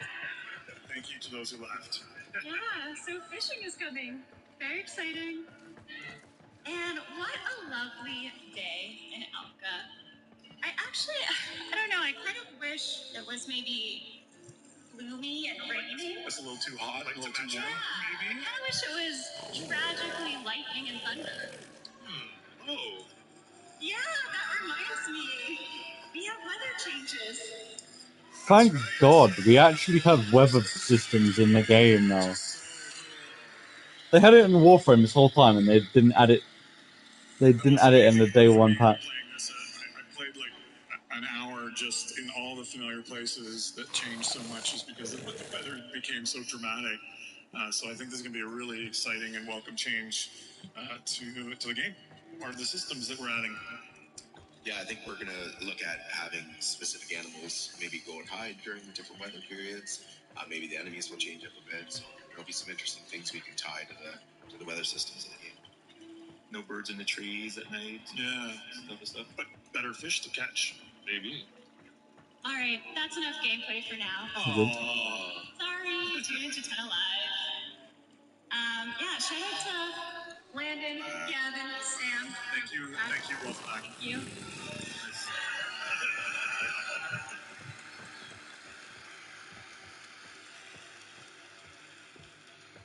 Okay, so mounts are indeed coming to Soulframe, finally. And put my cute asset up. And they are coming fall 2026. Yay! Fall 2026, okay. Fallish. Hopefully. Looks amazing. But I do wonder if these wolf mounts are the only mounts? I don't know. Tune into Tell Life. Easy. Oh my god. What is this? Spoilers. And fishing. We saw fishing. Very exciting. More non-combat activities have been a long-standing request from the Soulframe community, and we're really happy that this system is in the works. And there probably will be a prelude update between these, like where we'll introduce again some like puppy bonding that you have to do to build towards your wolf when it releases in the fall. Yeah, that's right. Yeah, we'll release. I'm hoping we'll release the fishing prototype, the weather system prototype, and then some puppy time. Will we be able to customize them more, Jeff? Do you think we'll get like fur patterns in time? Fur patterns, cosmetic like attachments. Oh my god, that's amazing. Yeah, we'll definitely. Okay, that's exciting. Because they let people kid out their pup. Awesome. Mononoke mode. And I remember this when we were watching the fishing, George. A lot of sound behind the scenes work went into fishing as well. Yeah. One of our sound designers, Slater, went out and recorded a bunch of it. We're always looking to record original sounds. Yes. And so he was very dedicated and intrepid and ventured out and into the wilderness and got us a bunch of great sounds. And I think we have a little video. Real wilderness. Excellent. Yeah. We don't just sit behind computers all day. Hey Envoys, I'm Slater from the Soulframe sound team, and you just saw the reveal of our new fishing minigame. I was excited to work on this project because my brother has always been an avid fly fisherman. So I got my field recorder, an underwater microphone, some ultrasonic microphones, a few other bits and bobs, and I went and met him at a river in Aurora where we picked up as much source material as possible before I started working on the game. I hope you enjoy this behind-the-scenes look at me standing in a river recording some sounds. Riveting gameplay here. Oh, hell yeah.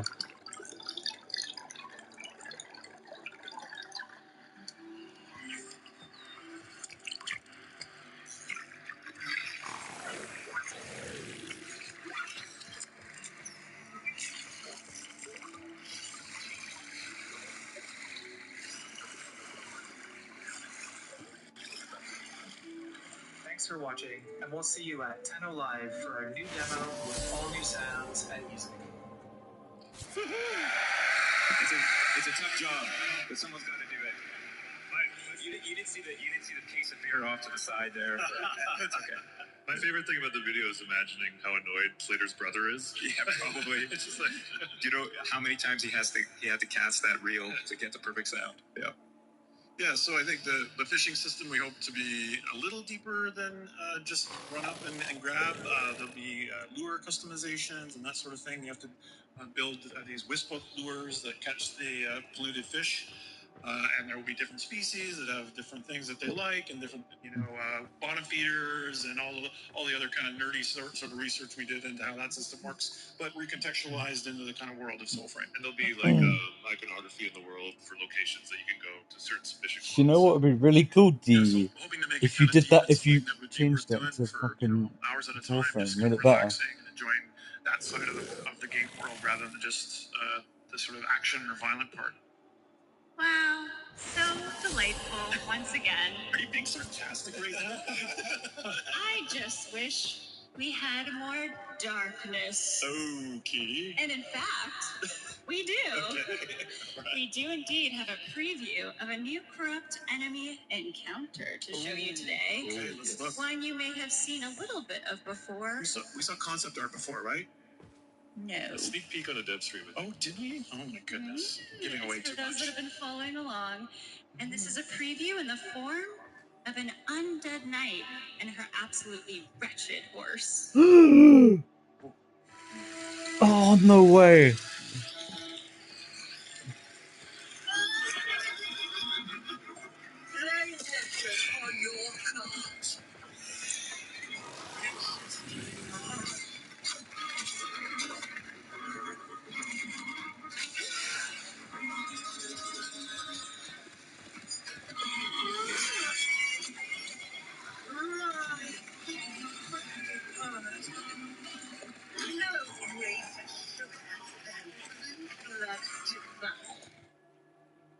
Yeah. Rainbreaker!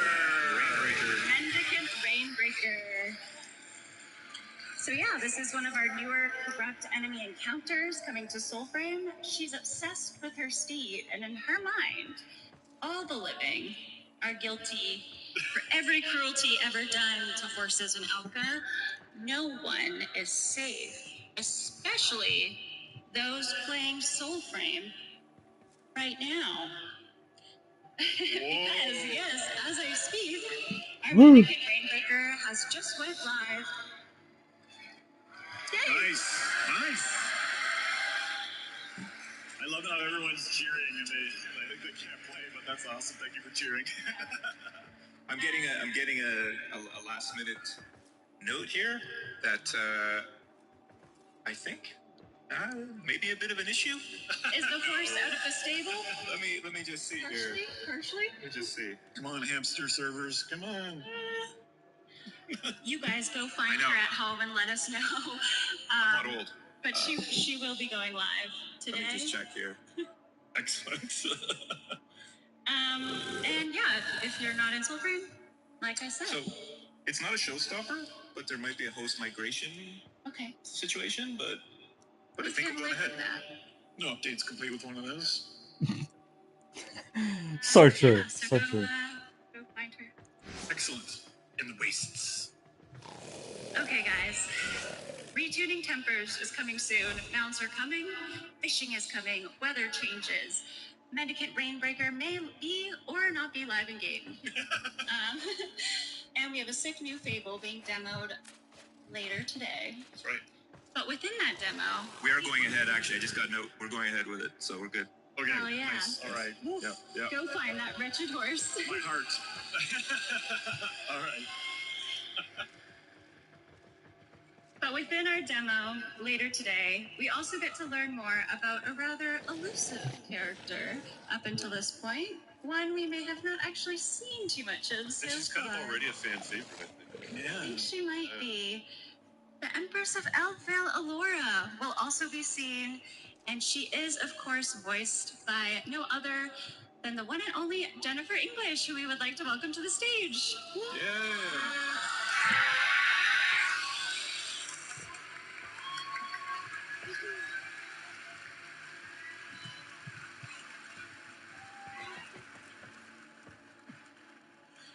Hello, hi, welcome to Tennocon. Hi.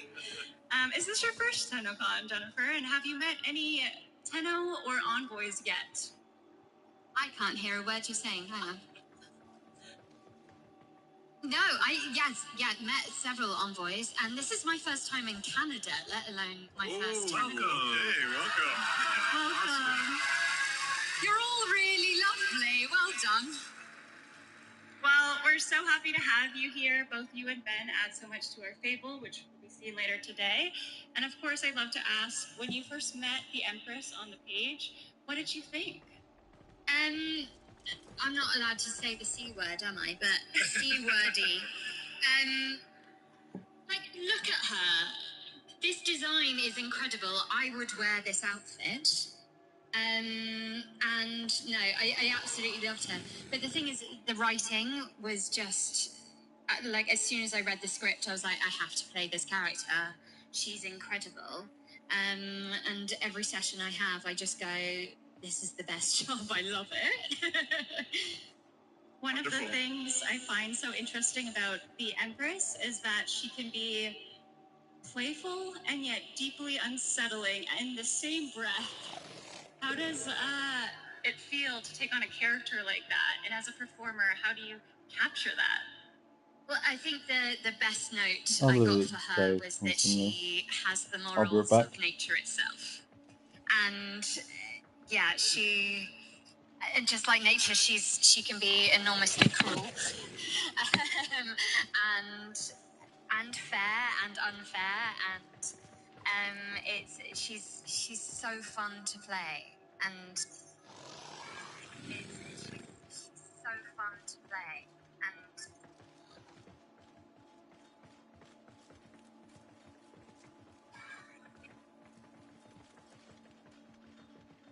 A never before heard Allura line. Oh, wow. That I would love for you to read if you would like to. see if I remember it. Oh, no, on the spot? From courage comes wrath, from graces a doom, from spirit raised death, in this Icarus womb.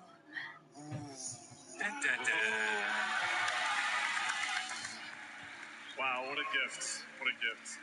And I think you're right about the Empress. What's amazing about the folklore of Fae is just how dangerous and whimsical and arbitrary their choices are and how they interact with humankind. And we wanted to try to capture that with this character. That it isn't all warm and fuzzy from the Fae. It can be quite dangerous, and you're going to see a lot more at Tenno Live. Terrifying, so scary. Thank you, thank you. And for the record, you can say whatever you want, girl.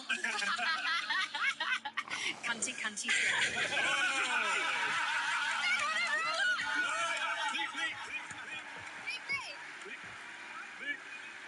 Sorry.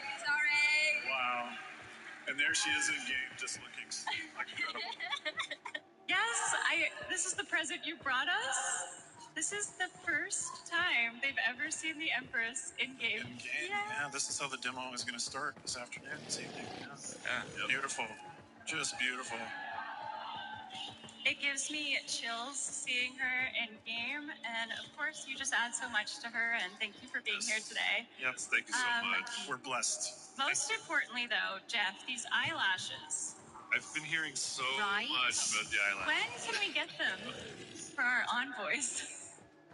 I don't know if she doesn't seem like the type that's willing to share, so I think you really have to, you really got to impress her to get access. Speaking of that, though, Cammy, Sarah Loves Archery, and I would all like to know. We love the increase in customization so far this year, but when can we expect more, and can it be quite soon?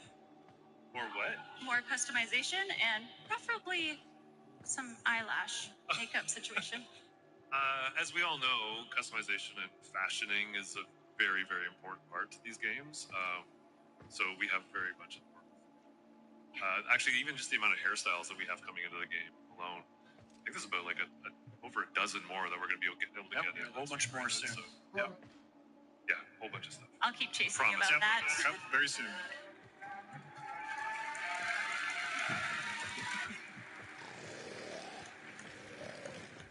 I just wanted to say before we start to kind of wrap up here that Soulframe has been growing in public for a while now. Some of you, again, have been with us Oh, since I'm back. the very first Preludes invite. Some of you joined more recently. And some of you are waiting for the moment Soulframe feels more finished. And we are still building and listening and changing things, but everything you've played, broken, questioned, loved, challenged, it has helped us build this game we're building. That's right. And yeah, it is with your courage, grace, and spirit to do so that has allowed us to build this game at all and hopefully continue to do so. So guys, is there anything you'd like to say to the players who've been a part of that process along the way?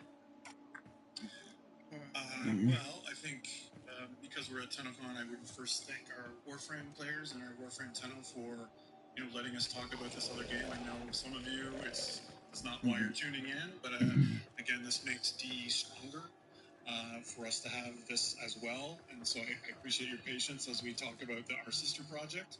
And then, of course, I have to thank our envoys who became founders or have been signed up for a very long time and who have been with us through a lot of the upheaval. I would say a lot of the changes that have been difficult have been ones where we've diverged from the things that we know in Warframe. We've kind of gone into a slower, melee-focused game. We've changed how, say, some of the crafting system works, and I think that has created a bit of friction maybe between updates. And I just really appreciate your patience and your generosity because if we don't get it right, we will make it right. Our motto. Yeah.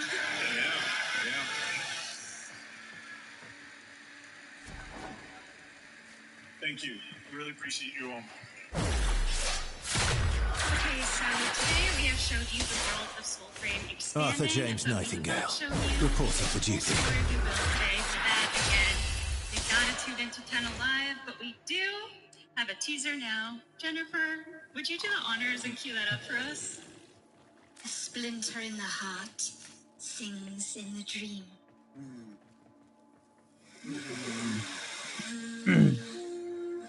Ooh.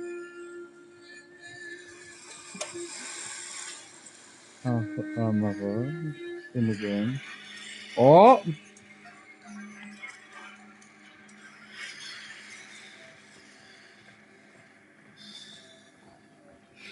What?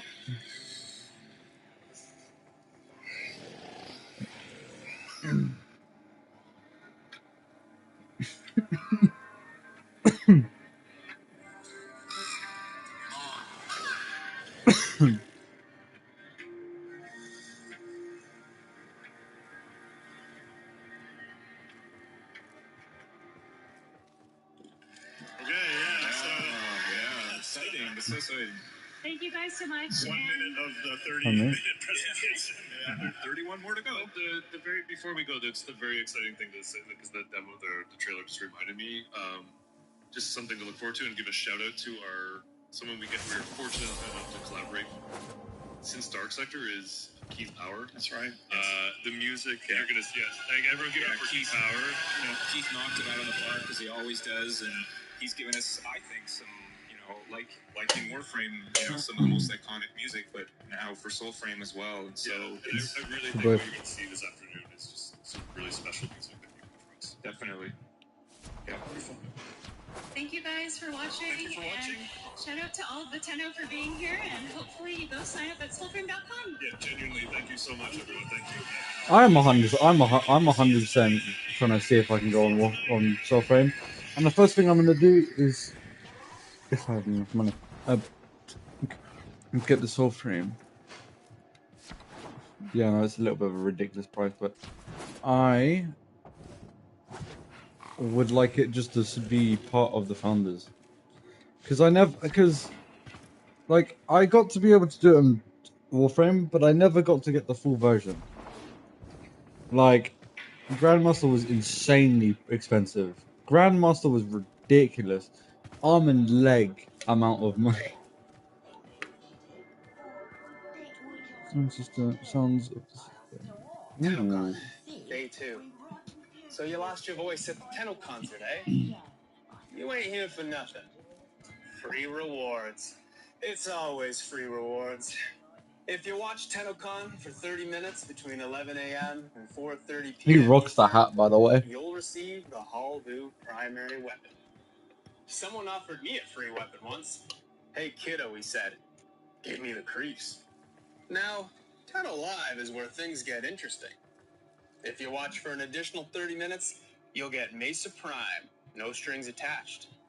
Those guns she carrying ain't no toys. Peacemaker. Ain't that ironic? So you need to know how to get these rewards. Logging into Give me a second. I'm gonna go back into the stream real quick. I want to see if they have enabled Mesa Prime. I'm assuming not. Twitch drops will be sent to your inbox. Maybe you prefer Steam. If you log into your Steam account before watching, you'll get some Steam tokens. Claiming those tokens and logging into your Warframe account will redeem those rewards. Oh, it's almost time. Let's enjoy the show. See you around.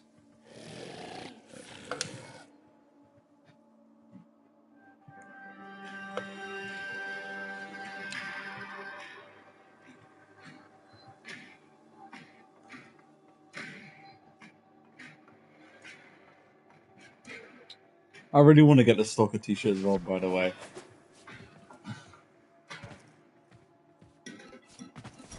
I've been really debating on it, dude. It looks so good.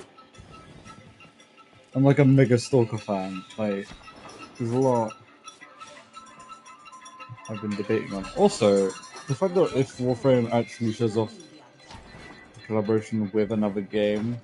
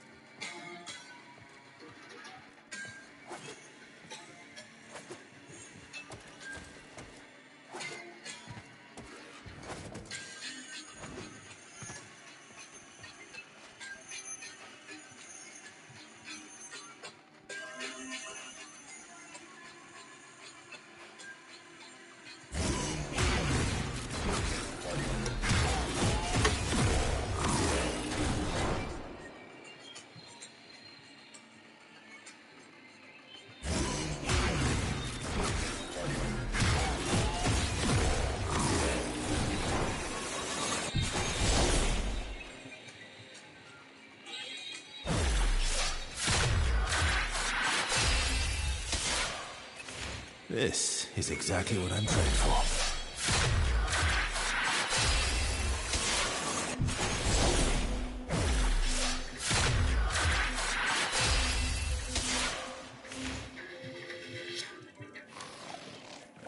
I need people's thoughts on my album.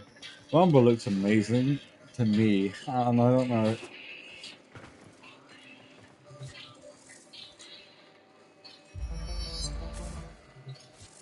Ooh, ooh, this is a nice bloody.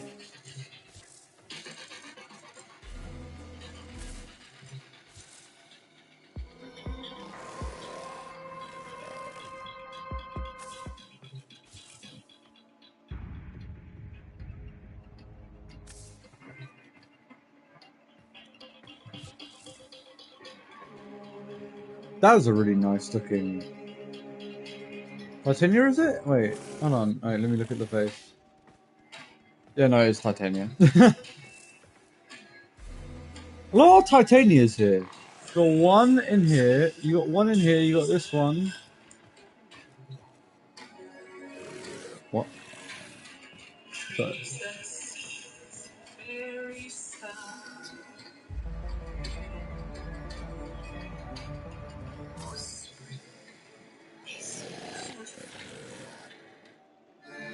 Father Leon Allah, at your service.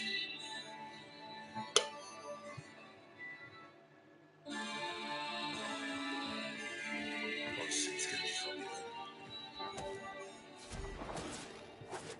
The agony of the night's darkest days. Who comes to us?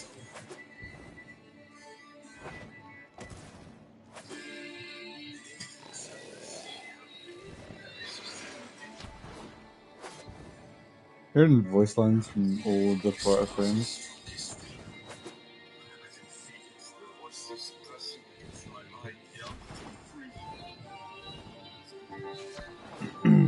difference.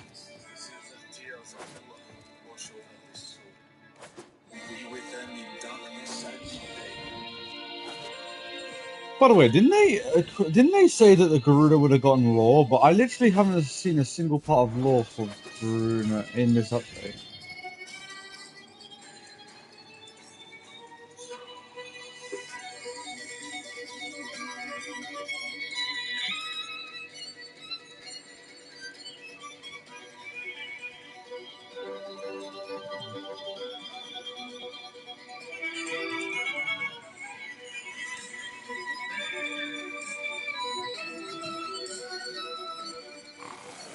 Is it slow charging?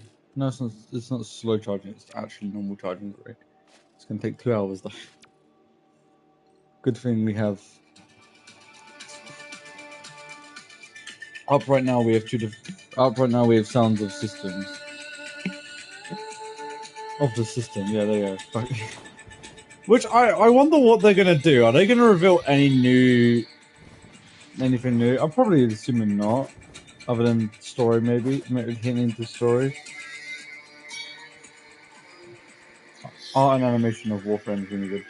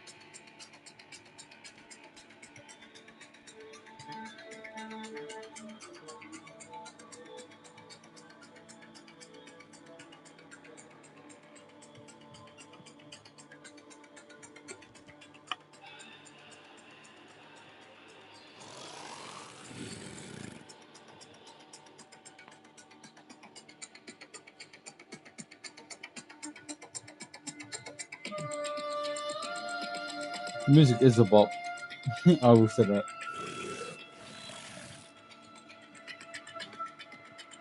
I thought it was killing me, so I don't mind.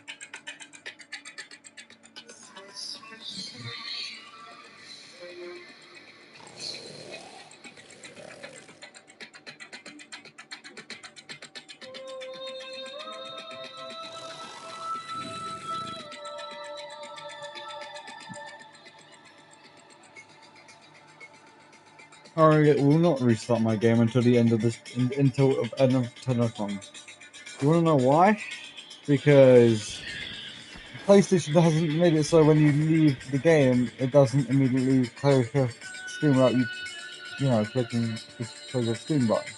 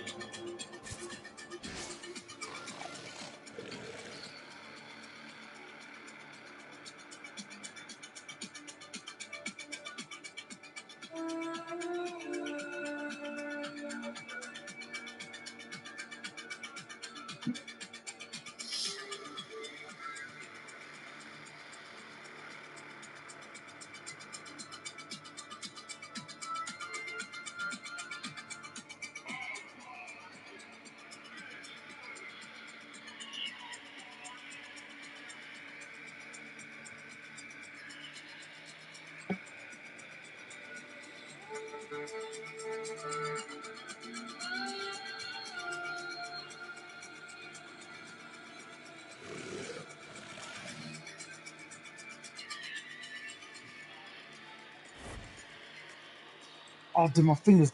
Oh.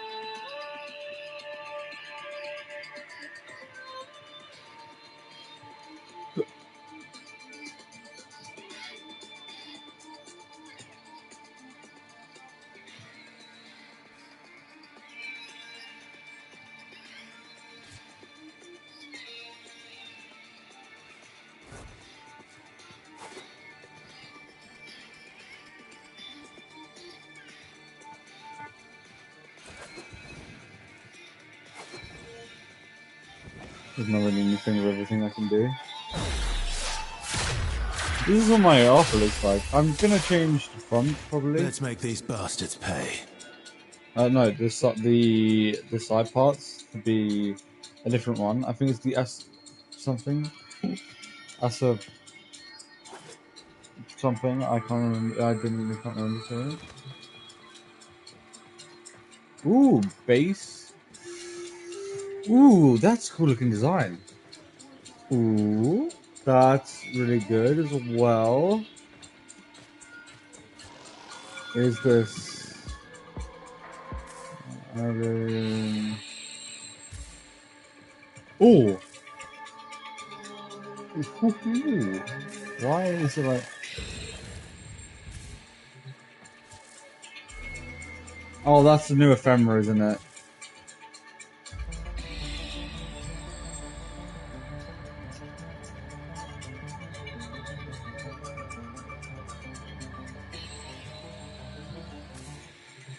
Your golden approach is music to my ears, Tenno.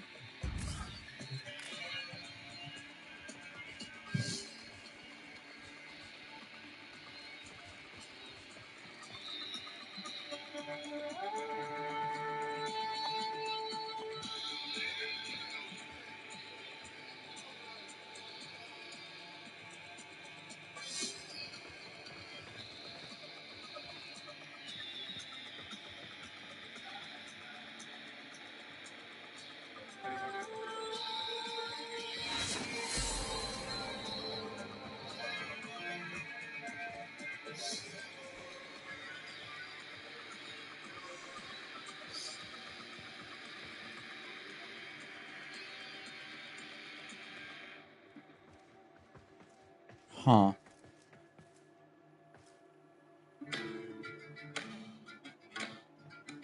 So they're doing a Tekken club, but and Danger's going to be the character, but they're not going to use the Danger model. Why? What? That's a little confusing. Sorry, I'm looking at like Fortnite stuff. So John Wick, Spider-Man. Okay, so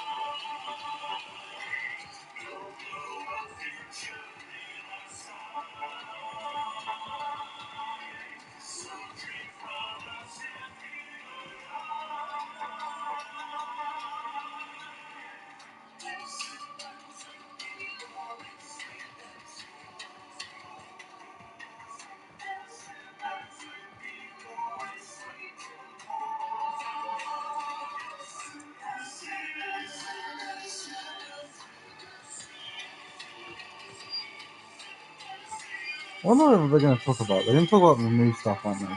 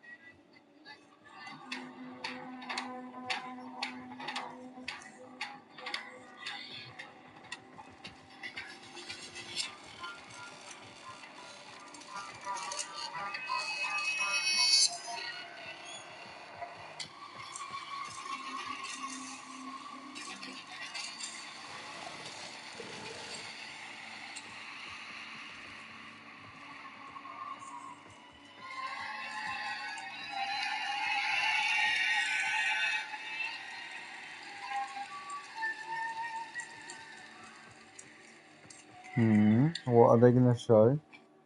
Wow. Hi, everyone. How we doing? Wow. Alrighty. Well, what do we think of Soulframe earlier, huh? Looking pretty good. I love it. Well, welcome to this year's Sounds of the System panel. We have lots of fun behind the scenes and some reveals to get into today. But before we get into all that, I would love to introduce our lovely panelists. Composer, lead vocalist, and now conductor of Tennocon. Please welcome back to the stage Matthew Chalmers.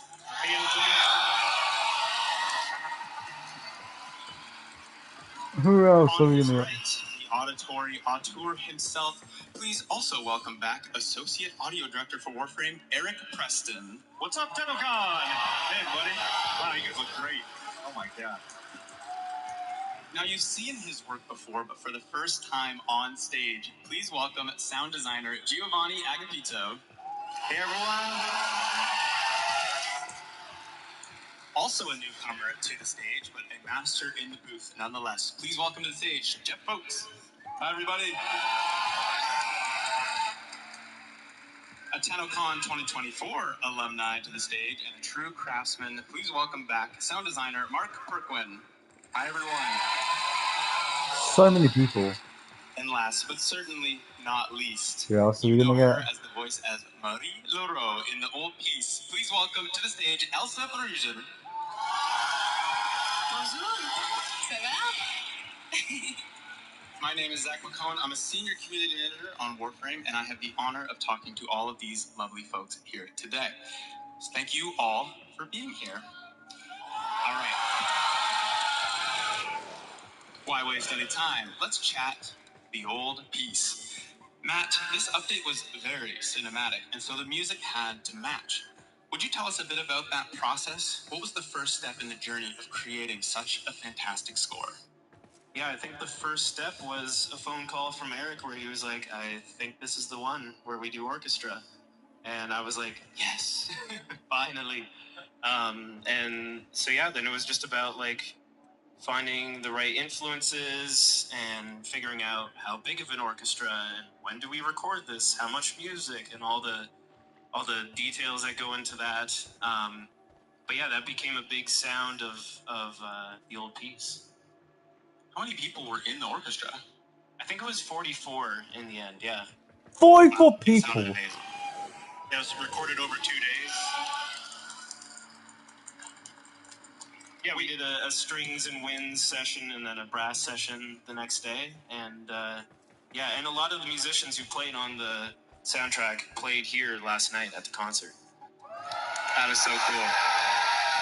Well, Matt, you also seem to be collecting jobs. How was it like conducting in front of a live audience last night? It was cool. It was cool. I mean, very different from last year where I was the lead singer and, you know, pretending to be good at that. And instead I pretended to be good at conducting. You were great. You were great. Yeah. You're amazing.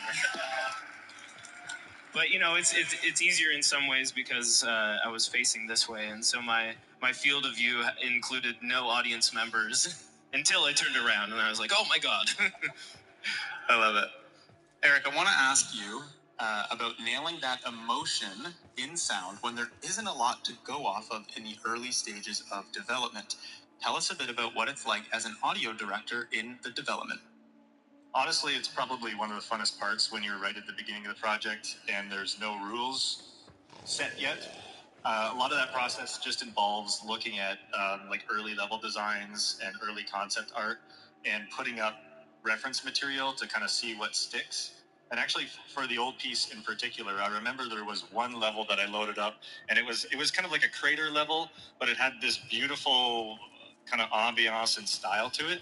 And that was the very first shot that I used to put some music up to and some sounds up to get a feel for how it was going to work and what's going to work and what doesn't work. So yeah, it's a great fun time at the beginning. Honestly, it's so impressive. If you've seen some of the early videos, it's literally just squares, circles, and triangles. So it's extremely impressive to be able to bring out all that emotion in such early stages. Congrats, Eric.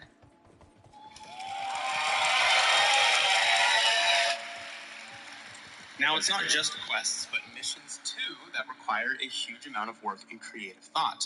Mark, you had first-hand experience with this when you were designing sounds for our newest bosses. Tell us about it. Yeah, so working on the sentient giant from the last update was a really cool challenge. Typically with enemies, what we will do is have one bark vocal sound coming from them. And it's a compromise between hearing that enemy up close versus hearing them far away. And so with this giant, we thought, let's not compromise, let's have both. So we made some sounds that work while you're right up next to the giant, and then we layered in some echoey reverb,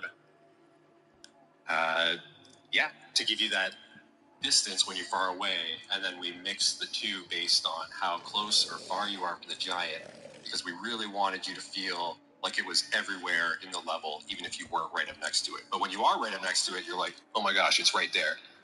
I love it. It's my favorite boss out of the three. And you actually made a video showcasing your behind-the-scenes work. So let's take a look.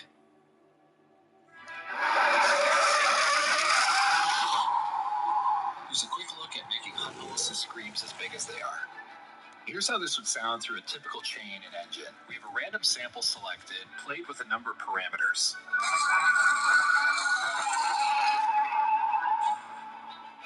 It sounds decent from up close, but we lose some volume from far away. So let's get rid of our spatialization node and play this without any spatial info. You'll hear from a short distance we lose our panning, and from further out it sounds the same. So let's try layering two sounds. This is our new reverb-heavy layer that will work well from far away. That's going to be better, but now we've got a mismatch, so we're going to overcomplicate things with this setup, which will always play the same spatialized and non-spatialized pairing. Now we've got punchy screams from Hunholis up close, luscious reverb when we're far away, and it's just right in the thick of it. Wow. Give it up for Mark.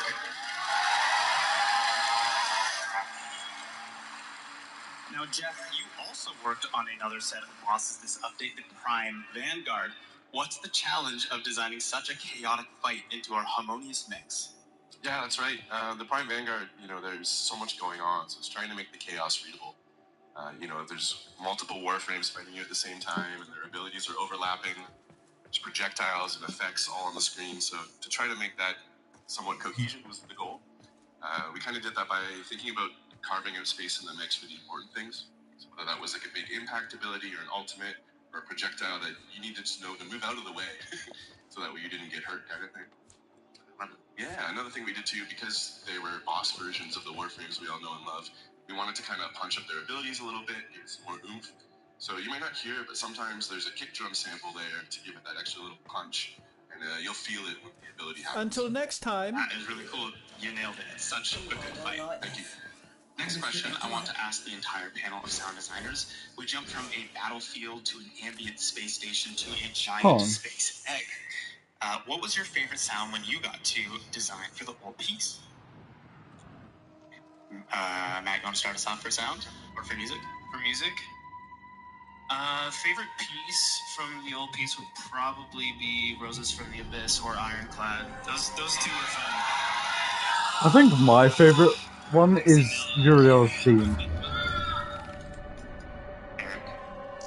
Mine is more of a music thing too, and not so much a sound thing, but it's the transition into Uriel when the beginning of Roses from the Abyss happened.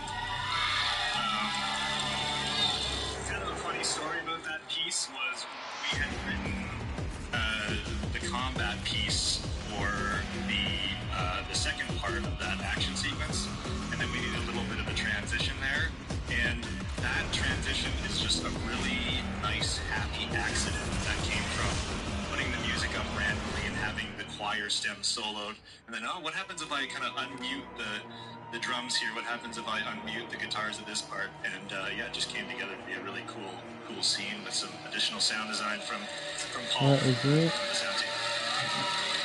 Wow. Dude, the sound design team is so good on their job. Favorite sounds probably are the ones that I made for the Somatic Bearers, for the Somatic Bearer Memorial. It was a really good challenge because the approach would be different this time, like less sci-fi, more organic, because as you know, like before each major combat, you can receive a buff from other players. So because of that, the organic vibe, it has to be like, ideally speaking, it has to be really strong because you are like receiving energy from the ground, basically. So it was a big challenge to make it less sci-fi, more organic, more like sentimental in a way. And yeah, I love it. My favorite sound so far. Very cool. Bro, people beg for boosters so easy. We had a day when we were designing where we all got together in the booth and we Tenno, did some may I army extend an yells and invitation cries to and you? chants. My latest collection of choice that was a items from really the fun void day, and the noises is turned now available for viewing. We all lost our voice together. We cried a lot. And Mark. I think besides the sentient giant, for me from the last update would be the search drones that you try and avoid when you first start the quest. I've been listening to a lot of the music, and there's a track that Matt had written called Deepest Dark that has a French horn trill, and I kind of tried to mimic that in the alarms from the drones when they spot you. It's kind of like, in my interpretation, nods back to like a World War I kind of air horn. I put it in, and it worked, and it sounded good to me, and that's the best. A World War fucking alarm. Yeah, sounds about right. Yes. My favorite line would be too rough when one of you is dating him and Mary is not able to understand the attraction. And so she goes, "Is it the day? It has to be the day." I knew it was the day. I love it. Well, let's talk about the amazing cast of characters that we had in this update. Elsa, you were incredible as Marie, and honestly, another round of applause for her amazing performance in the piece. You know, they killed it. You are a soul worshiper sent to monitor the Devil Roast.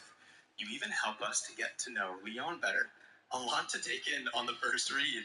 Did Marie grow on you as you read for her? Tell us about that process of recording for Warframe. Yeah, yes, it's been an incredible journey voicing Mary, and we've had several work sessions throughout months. Yes, and since I had never played the game before, the D team had to guide me through everything, the situations, the relationships, the lore, basically. And as you may have noticed, it is quite something. And the more we worked together, the more I understood and loved Mary very much. I mean, her loyalty, her kindness, the French outburst every time she gets emotional, her cleanliness. She might probably iron her prayer books. And, well, the fun point is that session after session, she started resembling me a little also, because I'm sure you already know Kat Kingsley, who is an amazing writer. And yeah, and as she got to know me, she started writing a little bit for me too, adding touches of humor sometimes, which I love. And I mean, how cool is that? That is really, really, really cool. Well done, Elsa. Well done. Now, Eric, you're in the editing room when you receive these voice recordings. Tell us about that.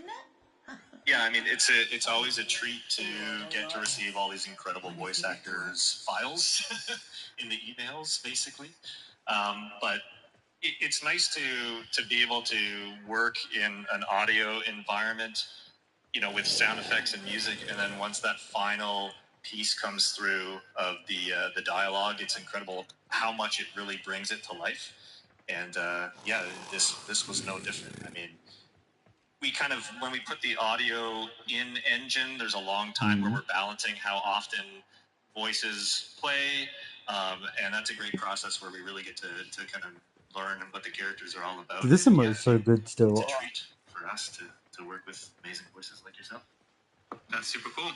So that means quest, missions, and also romance, as we've seen in the latest update. I bet you many people in this room are dating Marie in game. Actually, let's hear it. Who is dating Marie? So everyone.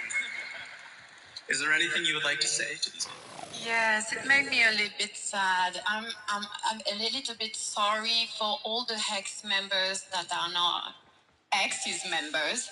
I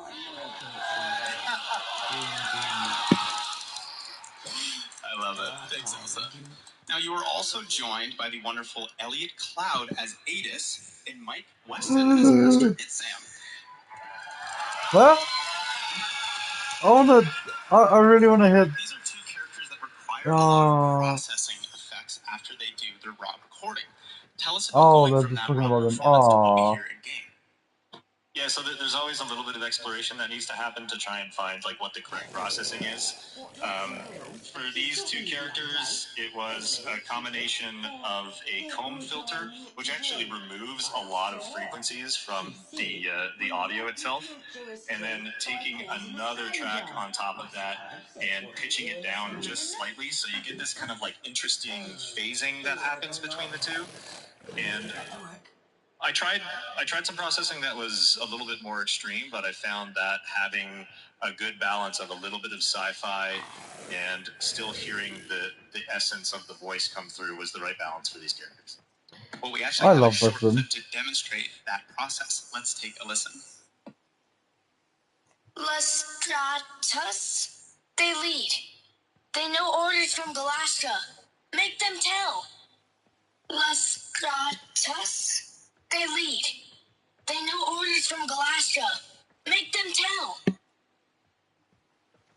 When the applications of Tauron are applied to Neramon's theories, what is the expected outcome? When the applications of Tauron are applied to Neramon's Dude, they sound. Oh my god, yeah, no, they sound so different. Like, generally, they sound like really good with the voice filtering. Now, regrettably, we are going to move on from the old piece, so please, one more round of applause for the amazing sound team here and all the sound team at the moment.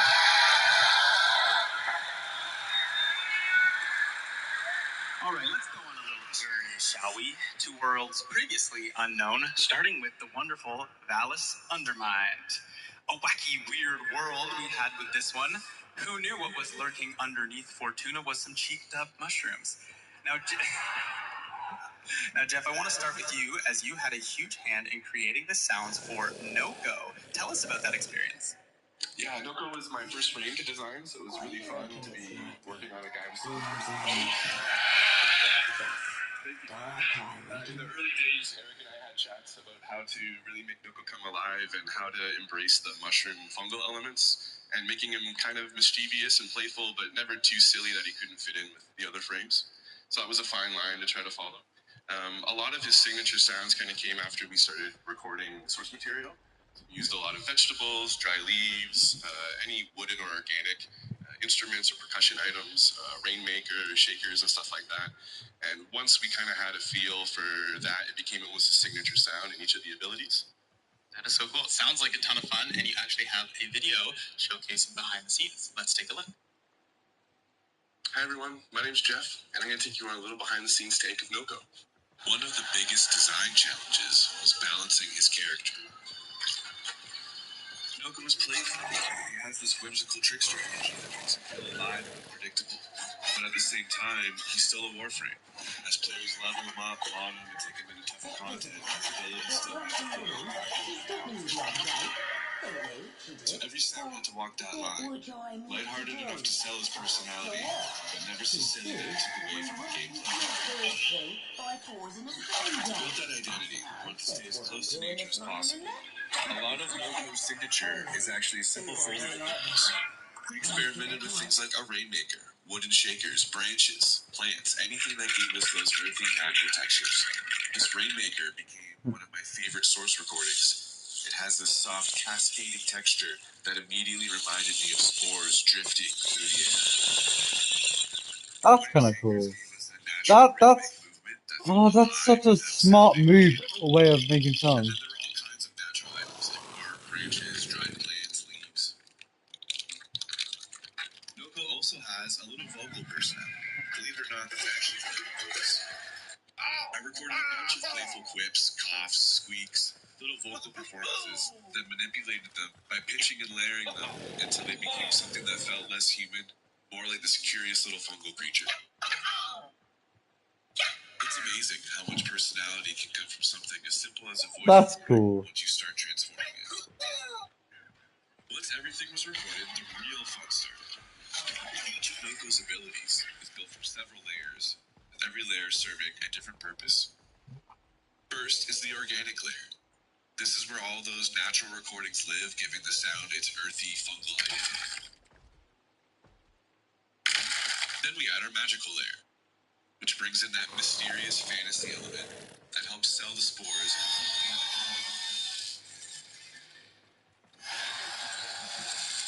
Next comes the impact layer, adding that punch and weight needed to make the abilities feel satisfying during combat.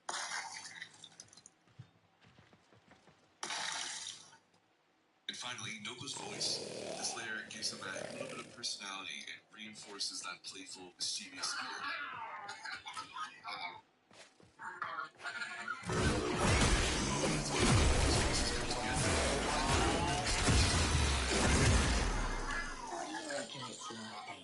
Being brain sharp. That's a little behind the scenes and how we brought Noko to life. That's a really cool. Thanks so much for watching. Have a great Tennocon. That is really cool. Seeing the behind the scenes of it is always so cool. You also got to have some fun with this update. With beautiful harmonies and synth arpeggios, we get a very new sound to Warframe. Tell us about that process. Yeah, there was a lot of new instruments on this one. The first instrument me and Eric talked about was the CS80, which is like a classic 80s synthesizer, which I couldn't afford, so I got something similar to it. But then we wanted some of that organic influence, and I thought of African music, which I've done a bit of studying in my past, and I've always wanted to get an mbira, which is basically like a thumb piano. And so I found maker in Zimbabwe on Etsy, and I bought a couple of them, and then that became sort of like this. And they're tuned slightly differently. They're not like Western harmonies, so the way they split up the octave is just slightly different. Just So it messing with gives like code some camera doing weird, this. Bored. microtones, and then the vocals ended up. I It's not used bored. I'm more so tired. they sort of had like this really locked in pitch, and then all the interesting melodies around them were sort of like all, it had the analog synth detuned kind of sound along with the imbiras. So yeah, that was kind of the sonic palette. Amazing. It's a beautiful soundtrack for Underground World. Congrats, Matt. And Eric, I gotta know, who makes those little mushroom sounds? They're too cute. He's in here somewhere. Paul, I'm looking at you, buddy. One of the sound designers, when we were kind of creating the little creature, Paul went off into his studio and came back with the most adorable little noises for this guy. And I don't think we really changed much after hearing it for the first time. It's like, yeah, that's Tennocon. Let's go. Yeah, exactly. That's amazing. Well, not long after, we traveled to another unique, inky, scary world. The Shadowgrapher, of course. People did not like the Shadowgrapher mission, but they liked. Give you your flowers. With $19.99, the you lend music. your talents to the tech-brought enemies. So, blobby, ink-covered enemies seems like a natural progression for you. Tell us about how you brought the inhabitants of Vesper Relay to life. Oh man, this was amazing. Yeah, like I think, as Jeff said, like we were naturally recording a bunch of sounds, so it was very organic. So when we were discussing the sounds, the approach for the Shadowgrapher update, it just felt natural to continue this approach as the enemies were covered in ink, basically. So we recorded a bunch of voice, basically like all kind of stuff. Me and Chris Teixeira, my partner in crime, in this update, and we recorded a bunch of like voices. We were kind of simulating like crying, screaming.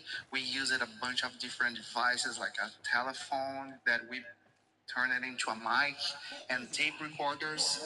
And That's for cool. the Values Under Mind, we That's recorded a creative bunch as of well. vegetables. Ridiculously We creative. had the source material ready. So as this, all the Shadowgrapher textures, they were kind of gross in a way. We kind of used that as well. So we already had everything recorded. So it was kind of blend between me and Chris and Eric screaming and crying and making a bunch of weird sounds and weird vegetable sounds, basically. Pretty gross, if you ask me. Well, let's see how you brought all of that together in a behind-the-scenes video. Hey everyone, Giovanni here. I'm going to show you how we recorded the enemy sounds in the Shadowgrapher.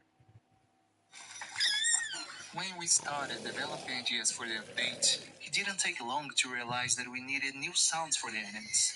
After all, they are now covered in ink, and the whole update has this weird and spooky vibe that we wanted to match. So Chris, my fellow sound designer, had this brilliant idea of converting an old telephone as a low-frequency microphone. After that, we got a vintage record player and connected the microphone to it, passing the signal through our modular synths. This is how it sounds right now.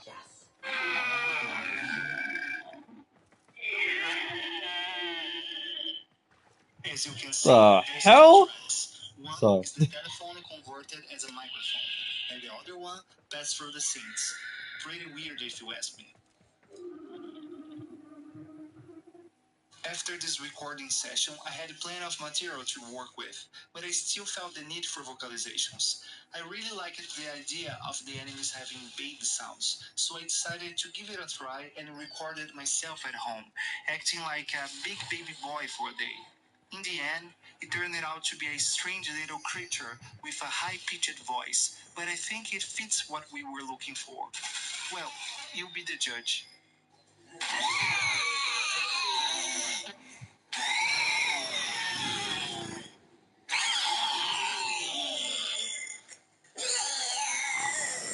Dude, why is that sound so good?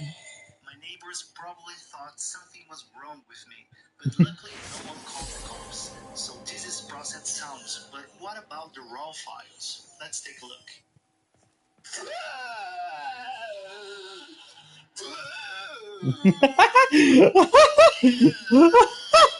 Okay, I know. You are tired of listening to babe sounds. I get it. So now, after everything is processed and implemented in the game, this is the final result, finally.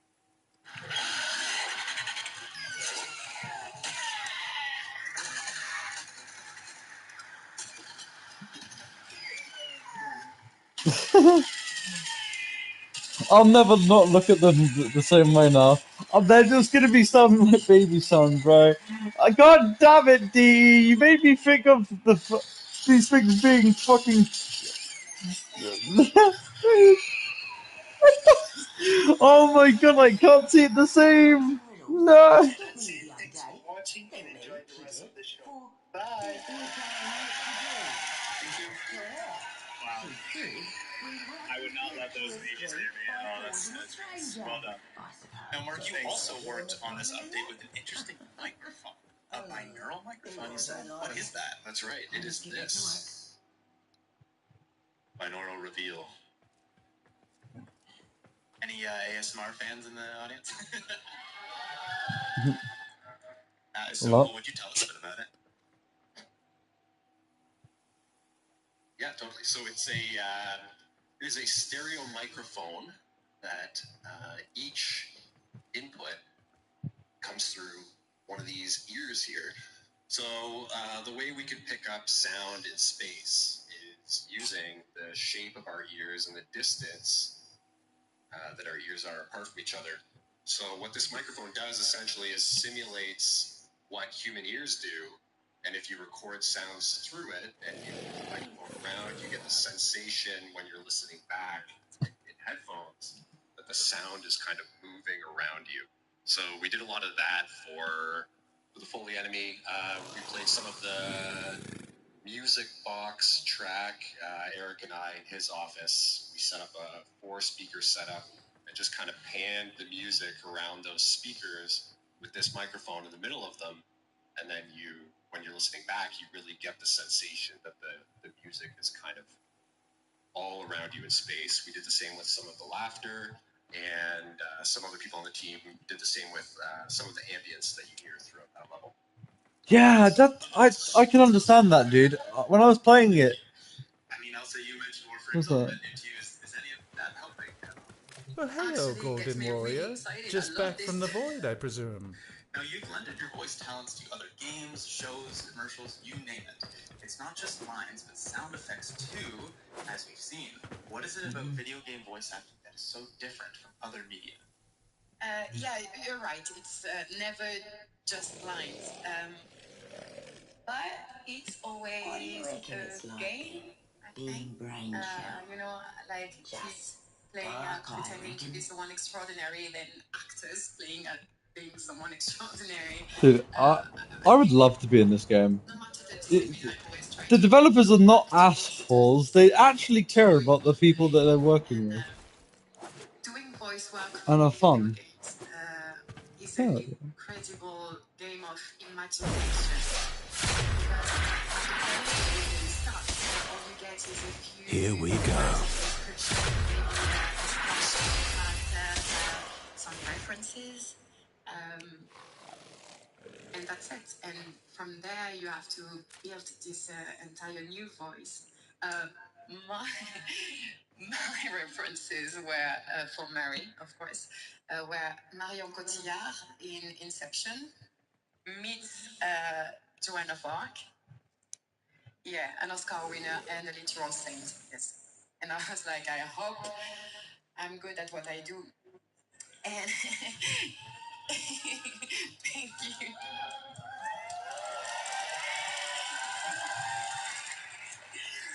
Thank you very much.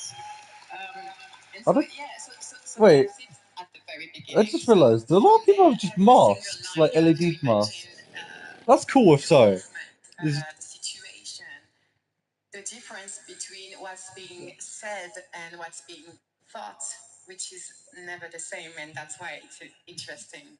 And also in video games, of course, you have the battle cries, the running, the hits. So you already all know that it's physically demanding video games, but also I think technically, because nowadays cinematics are gorgeous. They are basically films. So you have to act like if you were in a movie to do them justice. Because when it's done right, it's beautiful, and you guys can tell. Wow, thank you, Elsa. I appreciate it. Thank you. Speaking of different, Matt, we gotta talk about Drip. What a fantastic song, and shout out to Francesca, our lovely vocalist, who you heard last night at the concert. But what inspirations did you have when working on the theme for this song? Well, we basically wanted to just make like a pop horror track. So just trying to, I was looking at a bunch of pop tracks and a bunch of like horror movie scores and seeing like, okay, what would be a cool way to approach this? And yeah, I think we have a little clip, right? We are gonna play a little clip to showcase this amazing song. Let's take a listen.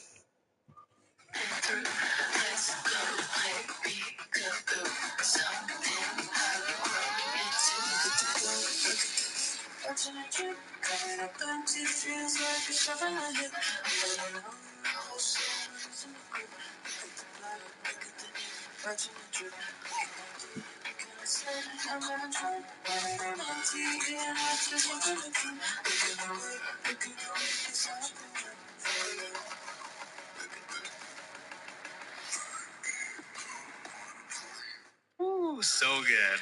Love it. And last, but certainly not least of the new worlds to explore, Jade Shadow's Constellations.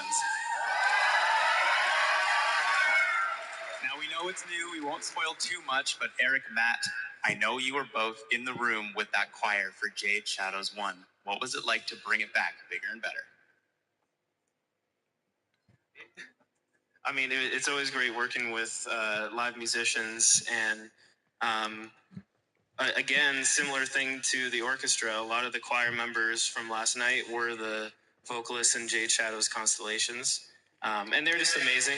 Yeah, give it up for them.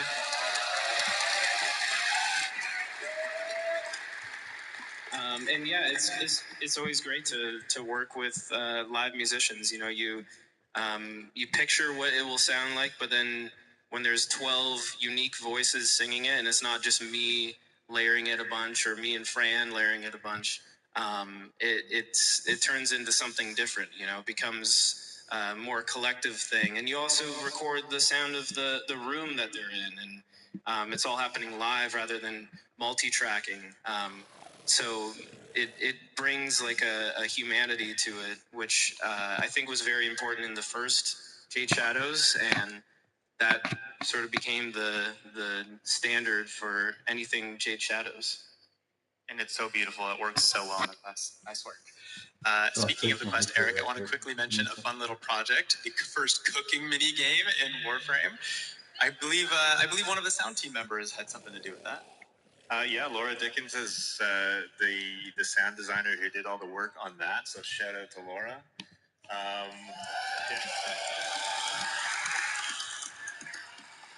The fact that when you talk about Warframe, there's like way too many fucking things.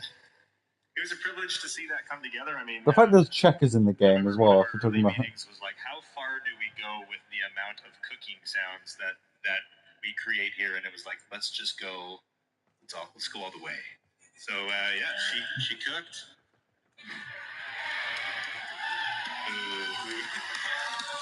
Amazing.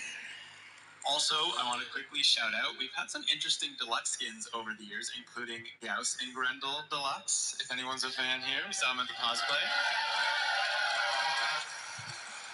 And with these skins, we did something different, including adding the track Redline to Gauss's ability, and also doing a lot of sound work for Grendel's abilities with the deluxe skin. Eric, I want to quickly chat about your process of that. Yeah, so that was a fun one. Grendel is very close to my heart. I did the sounds for the OG Grendel way back when. By the way, the uwu is not intentional. You heard it here first. Those sounds were all created using like throat singing as the main character layer. So when we went to update Grendel for the deluxe skin, it was kind of a fun challenge. The first version of it that I did was horrible. I was like, okay, let's just do some subtle glitching of the original sounds and see what we get. And yeah, it was not good. So ended up kind of rebuilding all of the sounds from scratch using bespoke mechanical layers, recording some synthesizers to replace the uwu with a more synthesizer-based uwu, and just collecting lots of really cool pieces. So yeah, all those sounds are basically like built from the ground up for that skin. It sounds amazing. Well done.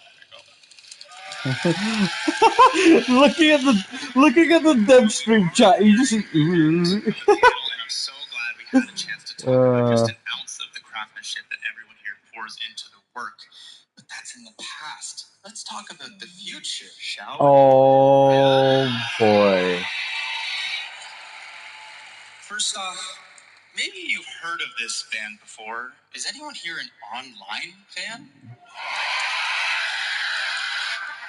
Please tell me we got more online songs. Well, you'll love this because coming in a future Nightwave update, the newest, oldest online signal, running late. We're getting another. Speaking of Nightwave, I've been kind of lacking. You'll just have to wait to hear it. Tune into the. I'm sorry. Tune into the narrative panel though to learn a little bit more about this Nightwave update. Okay, this whole panel, there's been an elephant in the room. I'm sorry guys, I have to say the word. Tau.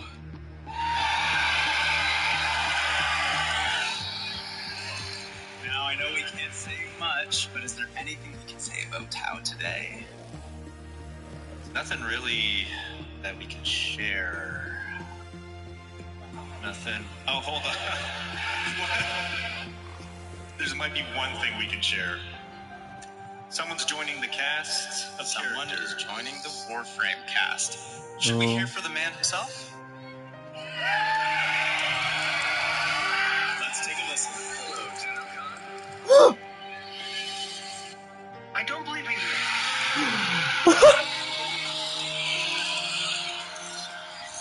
So, happy Tennocon, everybody.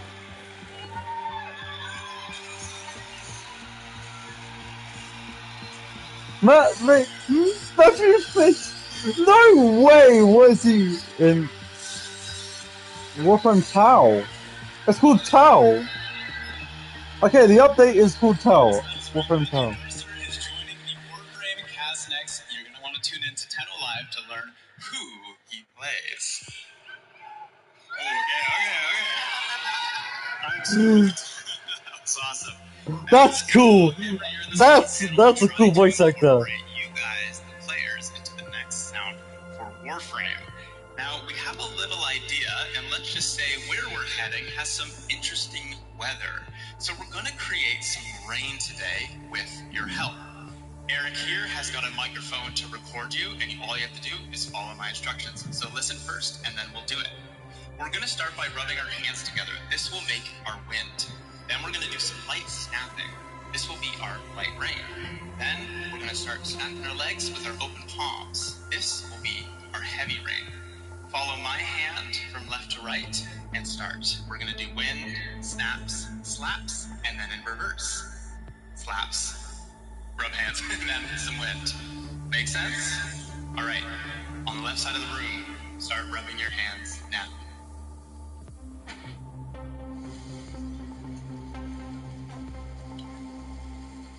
And then we'll do some light snaps.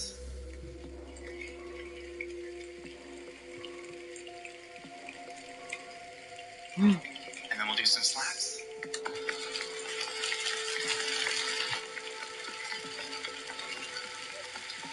And then we'll do some snaps.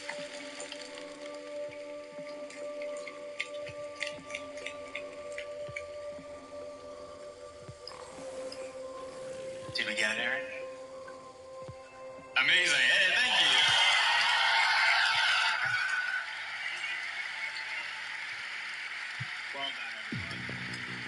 That's really cool. I like that. I like the fact that they're adding people into the game. Like,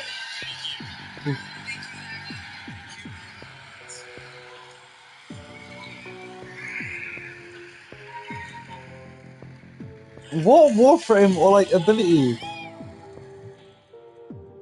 I'm really wondering now. What is the next Warframe going to be then? Like after the one that we're getting for Tau? Because that's okay. That's an interesting thing. Because they said rain. Is it going to be another Warframe? Question mark. We've gotten like two. Yeah, two because Ureli and Hydra.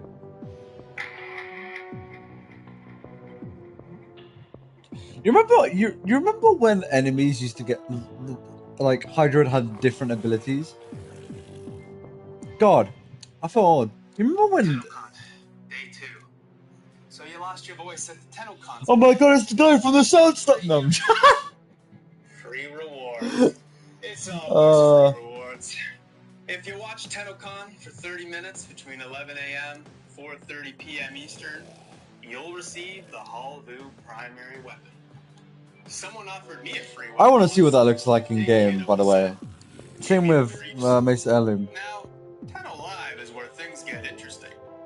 If you watch for an additional 30 minutes, you'll get Mesa Prime, no strings attached. Those guns she carrying ain't no toys. Peacemaker. Ain't that ironic?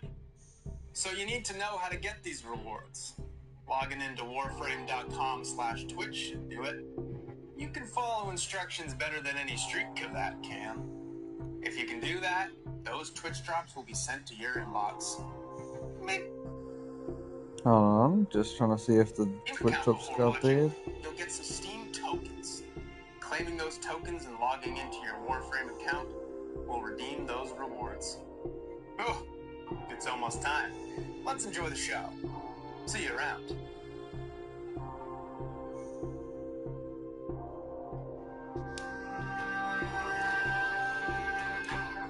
I still really.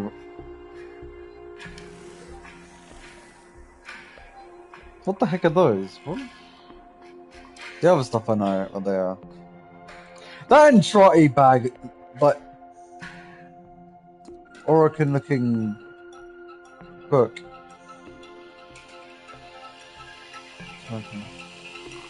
Which is one of clever 7 times. Yeah, I was gonna say it was treason. Wait, no, it wouldn't be treason. Was it theft? Yeah, I was gonna say theft. Yeah, theft from Ballas, and then Ballas turned him into it. And because he stole, he was suffered to constantly be in pain.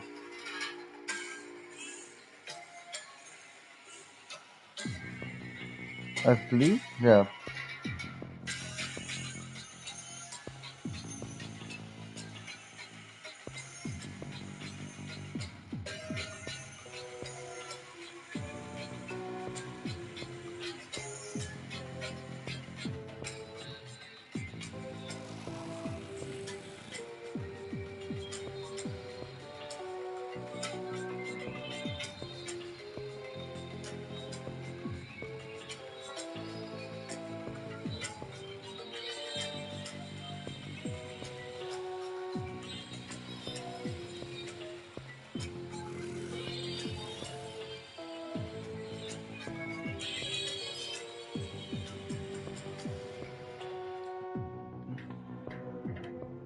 I wonder what he's gonna, dude.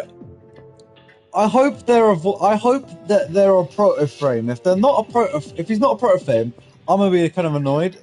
If he is, ooh, some of these art stuff, dude. Some of these art is so good, man.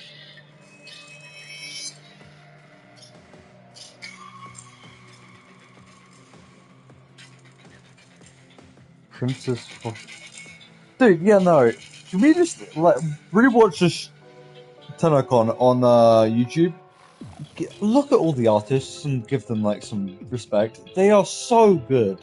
Like all their art is amazing, and they need to be like shown how good it is. I would show you more, but I literally can't show you the names or anything.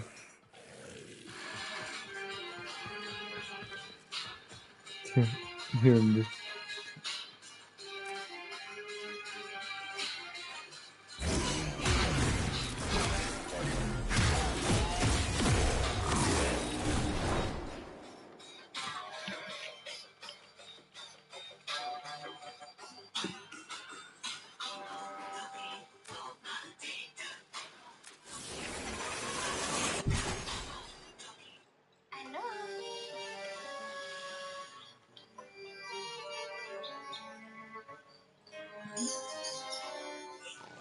You see, I would have snaked your aura from here, where my sight not Her and dude, her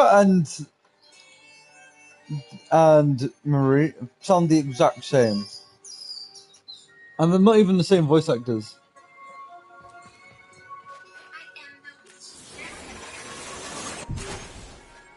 Enchantée.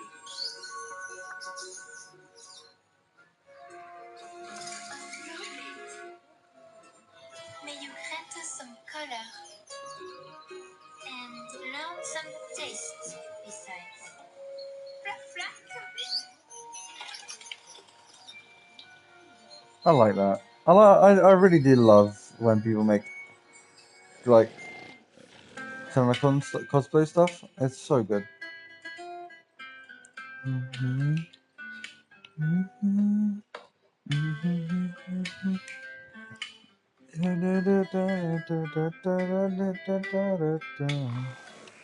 Dude, so good. I'm gonna be quiet so you can hear this.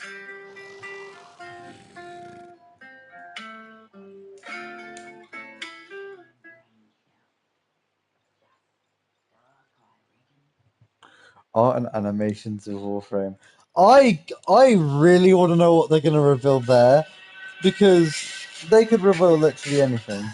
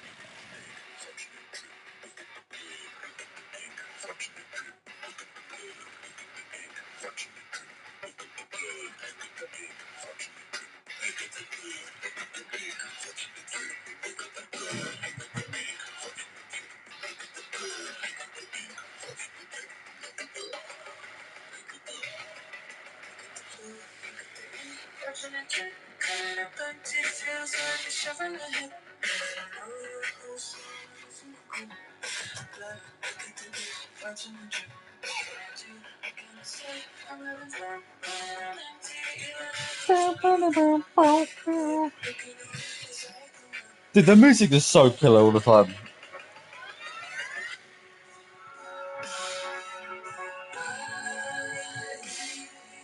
I wonder if the narrative of Warframe is that going to be prior stuff, or is that going to continue on from what we're learning now? Because if it's going from all the way from where we were, God, this is going to be a long fucking thing. It's going to be like, oh yeah, so guys, the Ballast is here, and Ballast did this, and Ballast also committed another crime that made the treaty stop. So that's the reason why the Scythians hate us and everybody, but it's also the reason why we hate everyone else. And this is why the Grenier hates everybody now and is less funded, because we killed all the Orokin. The Orokin.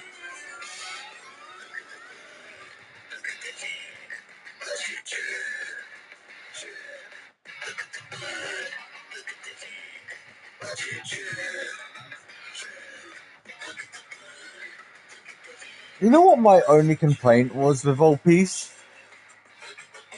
We didn't get to see. We got to see one of what the I'm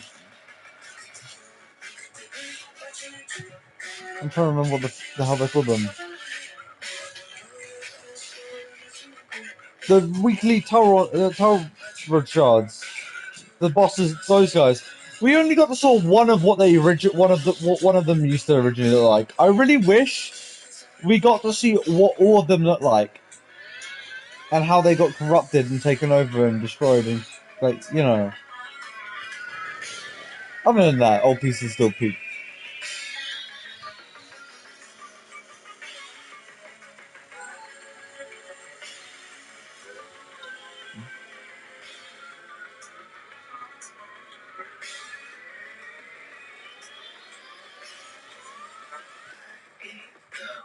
For you, helplessly seeping through. Let's go play peekaboo. Something I've grown into. I ain't the one for you, helplessly seeping through. Let's go play peekaboo. Something I've grown into. Look at the glow, look at the fortune at you.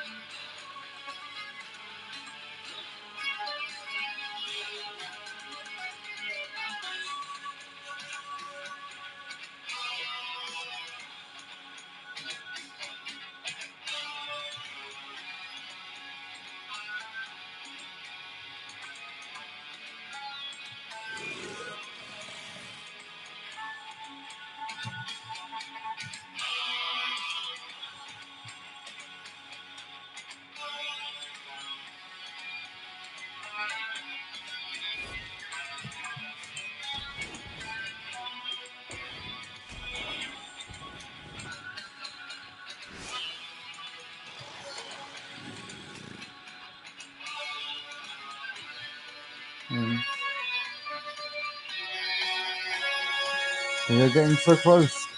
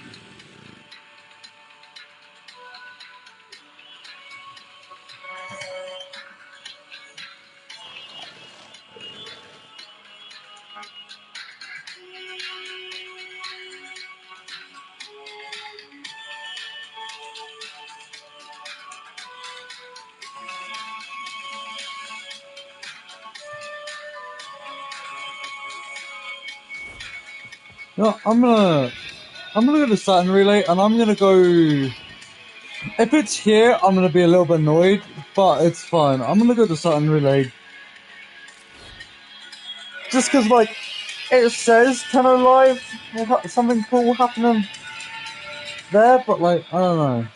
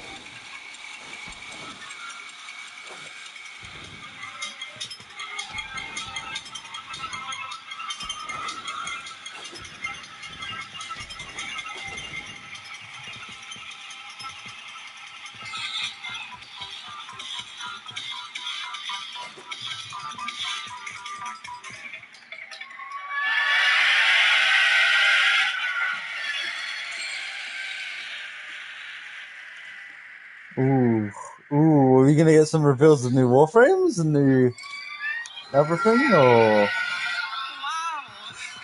Oh my goodness. Hi, friends. Hello. Welcome to the art and animation of Warframe. My name is Danielle Sokolowski. I'm the Principal Senior QD Manager on Warframe, and I'm joined by the incredible talent you see here on stage. They're here to represent their teams and talk Hiya, about their work on new Ploots. channel I forgot if you can hear me. I'm listening to. stuff that's in the works, right? Right, we gotta reveal some things, right? Yeah. So why don't we meet our panelists? We're gonna start over here with the lovely Elise. Hi, my name is Elise Guymo. I'm a principal animator. Yeah. I'm Tim Sorman. I'm a principal animator on Warframe and a mocap performer on both games. Okay, sure, no problem. Hi, I'm Mike Skyers. I'm a principal character artist on Warframe. Woohoo! Hi, I'm Marco Hasman, Associate Art Director on Warframe. Yeah, Marco! I'm Gary Black. I'm the art director on Warframe. Hey, Scary! And who is that we have on the end there? Detective? Detective Kaz? Hello. Hello. I'm Kaz Adams. I am the weapons art lead on Warframe. Woohoo! Okay, everyone. Let's get started talking about one of our Twitch drops for today, the Halfu. Yeah, hey, free sentient for free. Yes, if you're watching from home, you'll be getting this weapon for free just by watching. For those who are in the audience, you're getting it in an email. Don't you worry, we got you. For free, of course. Now, this primary has an interesting origin, actually. It was, let's see, my slide. Oh, there she is. Oh, so not so sentient in its origins. Now, Marco, what can you tell us about this concept? Well, as you can note, it was initially done as a Tennocon, and it was more of an open task where we didn't have a precise slot where to publish it yet. So I wanted something that was still working with our rifle animation, but I really liked that kind of minigun vibe. So I really wanted that floating and rotating barrel, but trying to keep it in a compact design. So that's what it was at the beginning, and then a while later we have a slot for it, and we decided to give it a sentient twist, which I think having it be a sentient weapon made it such a more unique weapon at the end than it was initially, especially thanks to the work that the weapon team and especially the team just kicked it out of the park. Absolutely, absolutely. And Kaz, can you talk about giving the Halfu a bit of that sentient treatment? Well, it's already got a lot of the sentient sort of vibe to it to begin with. It's got big hook shapes, and the floating stuff really lends itself well to a bunch of weird ideas that we can put into it. If we change it into an alien thing, you can do whatever you want with it. Exactly. So, why not? Why not? Why not? We love weird stuff in Warframe, don't we? Yes. Now, That's a cool looking weapon. I'm about to test that out when it. and those weird components really came in, and the team on the animation team made that a bit of a focal point in the alt fire, and actually kind of like every animation of this weapon, utilizing its many moving parts. So let's have a look at the animation work that went into that. And Tim, what were you thinking about going into this? Yeah, so what you can see here is me just kind of kicking the tires the first time I got my hands on the rig, just kind of grabbing everything and seeing what moves and what doesn't. And Kaz actually suggested maybe it would be nice if the separate barrels could all move individually to expand and contract a bit, because originally they were all just moving as one piece, like a minigun, where it would rotate and only the top one would fire. But once they freed up all the controls, that allowed me to do whatever I wanted with it. You guys like that? Yeah. It's pretty sick. So we went Warframe weird for sure. Just wait, we're going to show you some of the final versions of this as well. It gets better. It gets better, believe it or not. But I know this is a team effort, Tim. Like the VFX That's team cool. came in, the design team, our Lua scripters, our technical animators to make this really sick sentient weapon. No, just you wait, guys. Again, this is free. It's That's so cool. That okay. Yes, that is the old fire, correct, Tim? Yes, and just a little. That is cool. Whenever you make a decision, it doesn't add to the work; it multiplies It's okay. So how do I visualize this? It floats above and it shoots.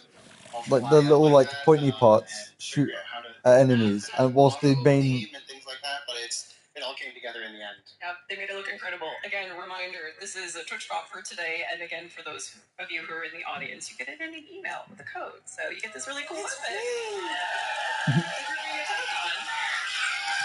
All right, since we're on the topic of weapons, we have a new Prime Access coming later this year, which will include a very exciting primary weapon. And let's see who you can guess who for. Which Warframe?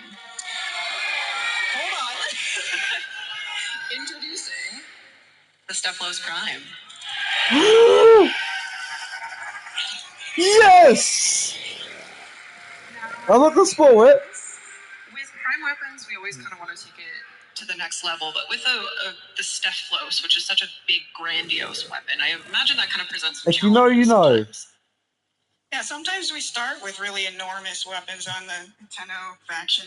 So if you're going to make something enormous look more elegant and beautiful, you kind of need to slim it down a little bit. You need to get rid of some of the surface area and just stretch it out and make it more elegant that way. So we stripped it back down and we made it longer and more elegant that way, and then came back in and added some touches of the gold rails and everything on it. And made it a beautiful Prime weapon. Now, we can't have Prime Access without also having Prime accessories, right? What now, are our Mystery Prime, which you've surely not guessed what it is yet, we have Operator and Drifter cosmetics. And Marco, I believe this is the first time we will be launching a Prime accessories kind of like face pack. It's got the eyes, it's got the ears, it's got the face. So how did you guys approach that to kind of make it fit so beautifully on the Operator and the Drifter? Well, we yeah. generally Yeah, but it's on the back. It's a train. to jump on the accessories so we can Sorry to tell you this, but the yeah. identity of the original Warframe still present in these accessories, and maybe you can guess what the crystals are here for. Oh, did I hear the word crystal? Yeah. Oh, Marco, do you wanna tell them what it is? Well, we'll find out in a few seconds. Okay, it's a Dream Prime. Ooh, Did you guys guess? Did you get it? alright. I'm 50-50 on her design. Our Crystal Queen is getting the Prime treatment. Isn't she beautiful? Yeah. I hope it looks better in-game. Marco, Citrine already has a very kind of one-of-a-kind design. So how did you work with Corey to integrate those Prime elements? Well, yeah, a lot of work goes early on to try and keep the identity of the original Warframe still present and still very recognizable. So I think that's when you approach a Prime Warframe is the main challenge of that task. And then you tend to add on it and take maybe a couple of big elements to make Maker's Wings at. Like in this case, we have the shoulders and we added a skirt on the back, but still always resonating with the main theme of the Warframe. Absolutely. And now, okay, so we have a very exciting future ahead of us with Citrine Prime Access. And now this isn't everything that's going to be in that Prime Access, of course, so you'll want to tune into some future dev streams. We'll share a little bit more, but how excited are you guys for Citrine Prime?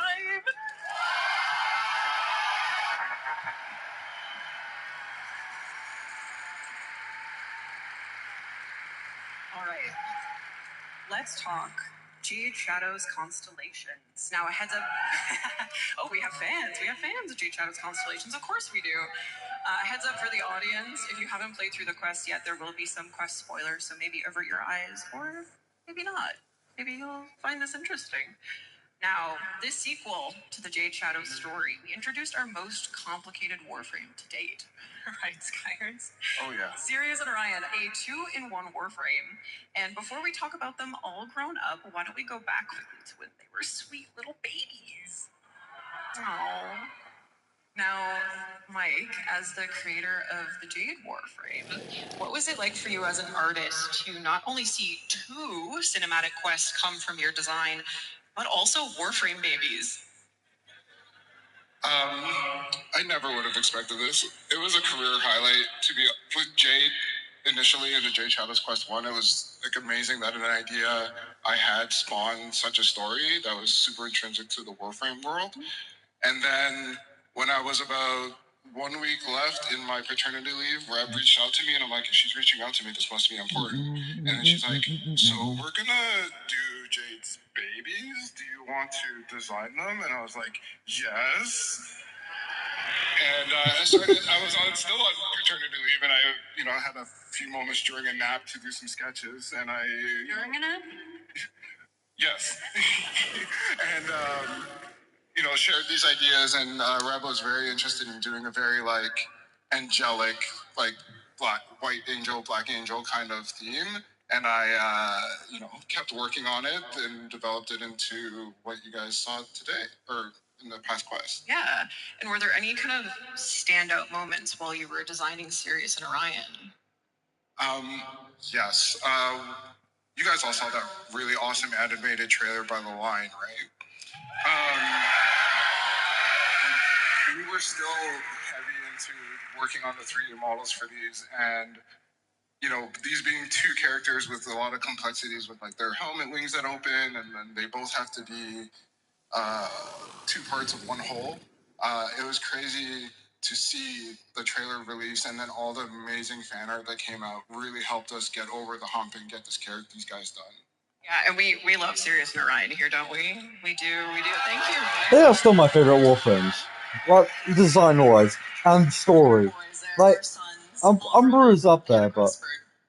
Now, Kaz, working off of Mike and Antonio's work with Sirius and Orion, you designed their signature heavy size, the Wrath in Pride. How did you want to approach the concept and the models for these? Because you did both. Yep, I did the whole thing on these ones. We knew we wanted to have something that represented both of the Warframes in one, and we were thinking about other types of weapons, like maybe the split dark sword kind of thing or something like that. But when I thought about just the theme of the scythes and stuff, and well, a heavy scythe has a blade on both sides. Why don't we just do one on each side that represents each character? And it looks like I had to do was flip it over to do each version, but the rig's a little more complicated than that. There's 2 bones on one side and 1 on another, and they telescope, and it's all sorts of weird stuff. So actually, this was a lot more difficult than it looked, but it was really, really fun to work on, really fun to sculpt. It was really fun trying to bring in some of the elements from each of the characters into these pieces. Yeah, and you made them so beautifully complementary to our sons, so thank you for that. Now, we can't forget about Sirius and Orion's mentors, Ryoku and Vina. Yes, shout out to your character artist, Frederick and Adele. Yes, our newest proto frames. Let me see. And now, with new proto frames, we need new Gemini emotes, don't we, Elise? And both you and Shaylee worked on Vina and Ryoku's, which we'll have a look at now. And I know you shared a fun story with me about Vina's Gemini emote. Yeah, here's some footage of me being really creepy. I should have probably just mocapped it, but no, this is hanky. Yeah, so the direction for Vina, I think Reb said, well, first off, she's hot as fudge, and she would live in blood, drink blood. She's all about that blood. So I was like, well, I'm gonna have to have her licking some of it at some point. So I'll do something where she kills someone so she can lick the blood. And then Liger, who did the concept for it, he was saying, oh, it'd be really cool if she was super unsettling, contortionist vibe, creepy movement, kind of how a tiger stalks its prey, or how a chicken head is gyroed. So my direction for this was basically sexy murder chicken. Hopefully I nailed it. Nailed it, absolutely. At least nailed it, right? Sexy murder chicken? Yeah. You did it. Now, all these characters come together. Seeing the development versions of the animations and seeing bold Let's have a look at operator some of the helmet. mocap and early animation work that went into the cinematics for that. And Tim, what kind of inspirations did you pull from for these cinematics? And you could tell us, and maybe a little bit of general of how you. Maybe you want to talk about that. See, I mean, like, if anyone's like me when you were a kid and you had like action figures or Legos, or for me it was like Power Rangers toys. You kind of, you're flying them around your room and they're just kind of standing like this. But in your head, what you're seeing is the line trailer, right? Epic action. So we actually, when you're animating, you can start like that with just stiff characters flying around, figure out your choreography, your camera movement, all the kind of gross overall movements, and then you get into the fine details, polish it all up, and try to get that like extra zazz that makes it look really cool. Very cool. And I know, at least you were telling me this, that animators are involved in like pretty much every single process, every single part of the creative process. Oh yeah, no, loads of people. To kind of build these up, right? Yeah, so the amazing thing about digital streams is that all teams are kind of involved with everyone. Good ideas come from anywhere. But the cool thing about us is that we have a mocap studio on site. So me and Tim are animating these scenes, but we're also doing the motion capture. We're in the bodies. We're acting as the characters and talking with Jeff and Reb about what the narrative team are thinking for this and working the sound and everything. So it's one big collaboration, and it's really nice that we're it's not like an outsourced company goes away and does the mocap when we get it, we just animate. We're through the whole process, so it's really hands-on. Like, we love that, and we love that. Okay, who is yes we love our animation team. Love the DE team. Okay, who is ready for some more reveals? You guys like cool stuff, right? Well, let's have a look at a very cool and sleek operator and drifter suit coming. Ooh. So this suit is planned for an upcoming Nightwave mix. Now we won't spoil too much here on this That's a panel, cool but Nightwave you're going to armor. learn a lot more about it on the narration panel, the narrative panel with Corey and the narrative crew. So you want to tune in for that. Are there any motorcycle enthusiasts in here? So this is speaking your language then. Oh, are we gonna get a full? In addition to the suit, we also have another Nightwave Mix reward that will be coming. At least any words for this before we show it? So when you're doing emotes, and a lot of them are super cool. It's like you get to the end of the mission and you're like, oh, I'm like a badass, I finished, I'm cool. And I was like, it'd be really fun if we had like a cheeky one where you're like, come on guys, I gotta get to the end, come on. So I want to do something like more fun. Okay, well let's see what Elise got up to in the mocap room. I wanna see it. Let's see what kind of energy you brought. Yeah.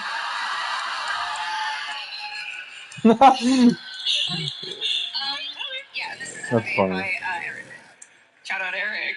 I know you guys are cooking up the most diabolical ways to use this right now when it comes out. You little nasties.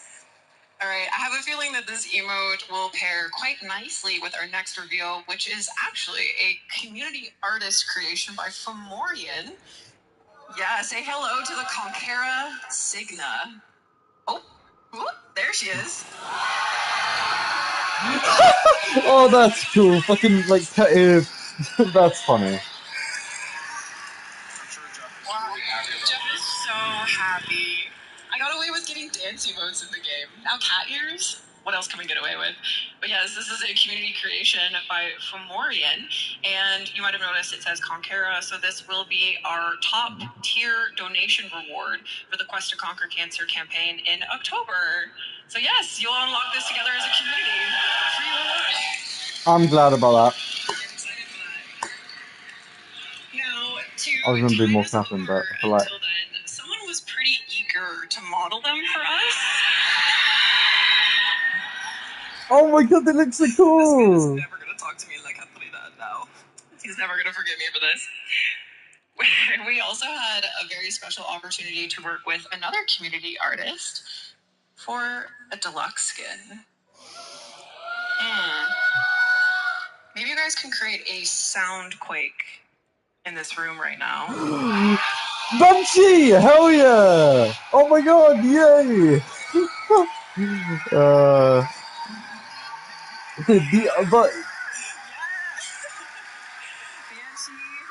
Deluxe. She's real. And this is designed by the lovely Mishka, who's actually here at Tennocon. Mishka, where are you? Hi, Mishka! Hi! Yes. Yes. Beautiful, beautiful, beautiful, beautiful design by Mishka. And yes, so amazing this is an Banshee design. upcoming deluxe skin for Banshee.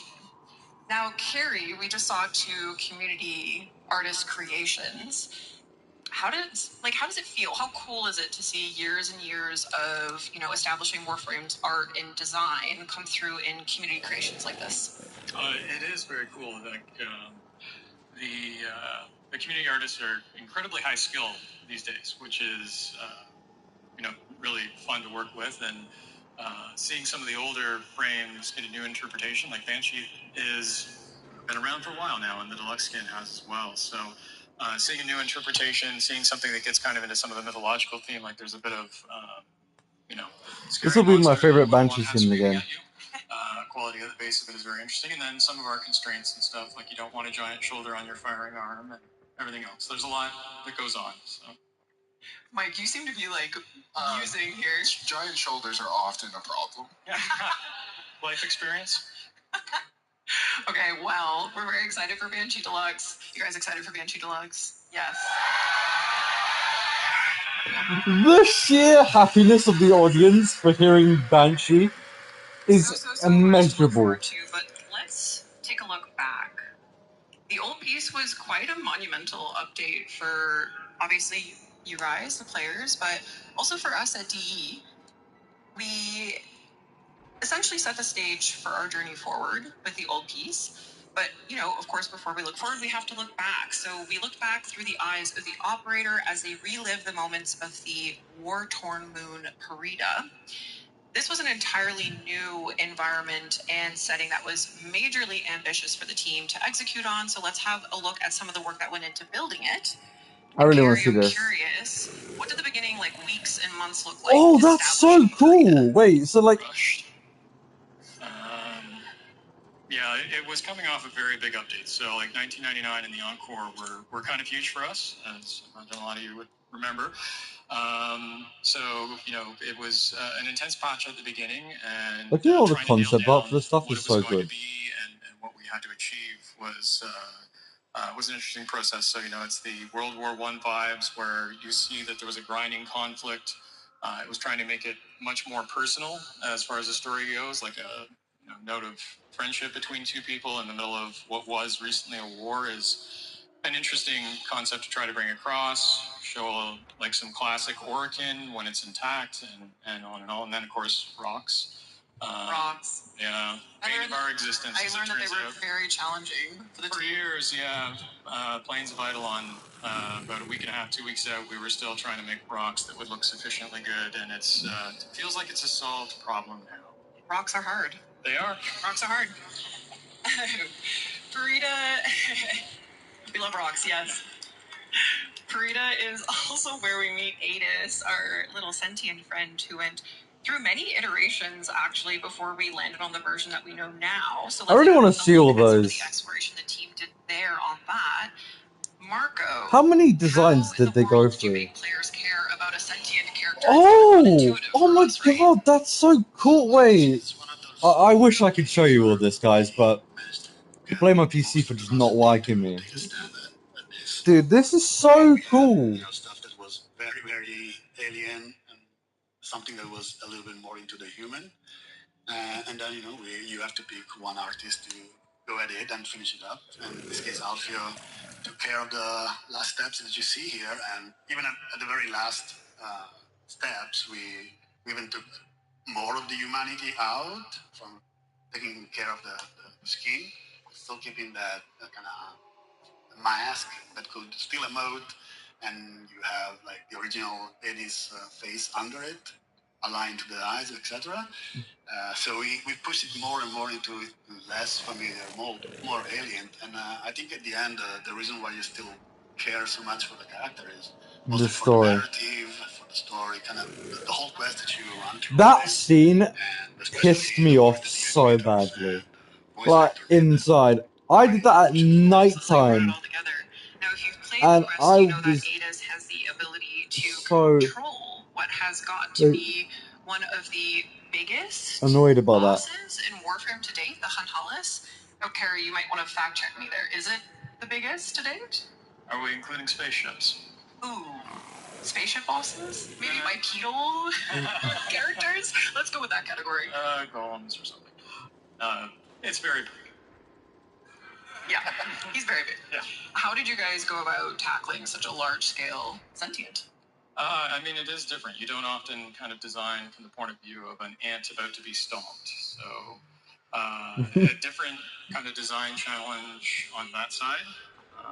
And happily, we had the same person who did the vessels actually did the Hunhalis, and there's a lot of overlap in terms of scale and everything else that's involved with that. But, you know, it's a different point of view. You actually care quite a lot about a foot design. I know there is a lot of caring about foot designs in Warframe, but this one particularly... Carrie, we were trying to get through this panel without mentioning feet. It's a fetish.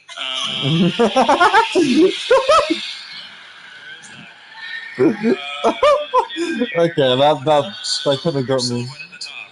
So it is a bit of a different game, and it's bloody huge. It is bloody huge. Shout out to Alberto for such phenomenal work on the Hunhalis. Now, if you want to see some really cool kind of like in-progress states of the Hunhalis model, we actually have like a bonus panel content article that will be posted over at warframe.com after this panel concludes, and it includes, you know, Alberto's kind of step-by-step I want to see that. how the Hunhalis was created, so you'll definitely want to check that out. I want to see that. I'm looking at that after. Dactylus in our lineup with sentient characters. And now, Mike, can you tell us a little bit about how it was collaborating with different departments to make the Dactylus, since it's kind of a dynamic character in the boss fight? Before that, next time you guys are doing a big, giant robot, please let me know. I think we already did. Working on this guy was really, I think Carrie told me to say fluid process. It is. There's a lot of interdepartmentals. Yes.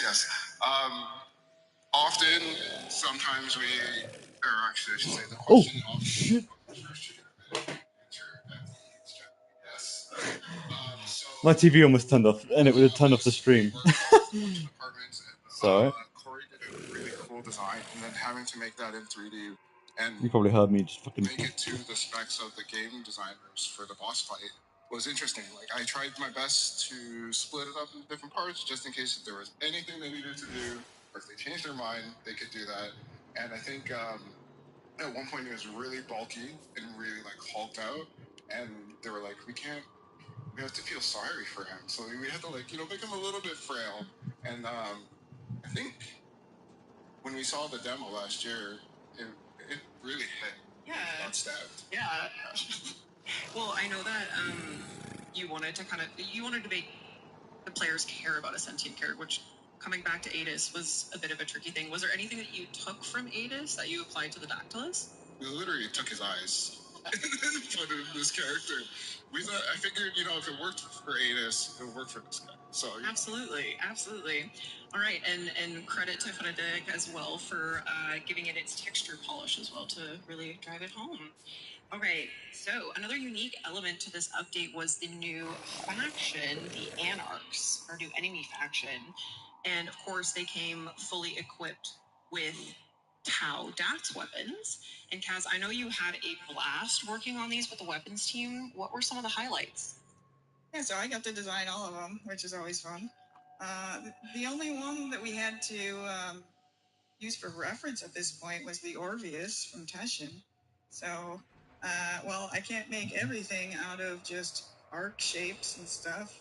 He's got to start pulling in some other elements. So I started looking at Teshin's model as well, and bringing in more of those like slightly bulbous like bell shapes and things like that, and then some parabolic kinds of shapes as well. I like the especially Dex for rifle. bow. I like the Dex weapons. The Dax Just kind of tried to weapons. expand the style a little bit. Dax. But it always is hard to start with these sorts of things. Oh wait, no, With a blank no, it is page, Dax. you don't know what you're gonna do. But by the end, the last one I did was the Grattler skin, and that one I'm really proud of. I think that one came out the best. Yeah, as you should be. It's incredible, right? Yeah.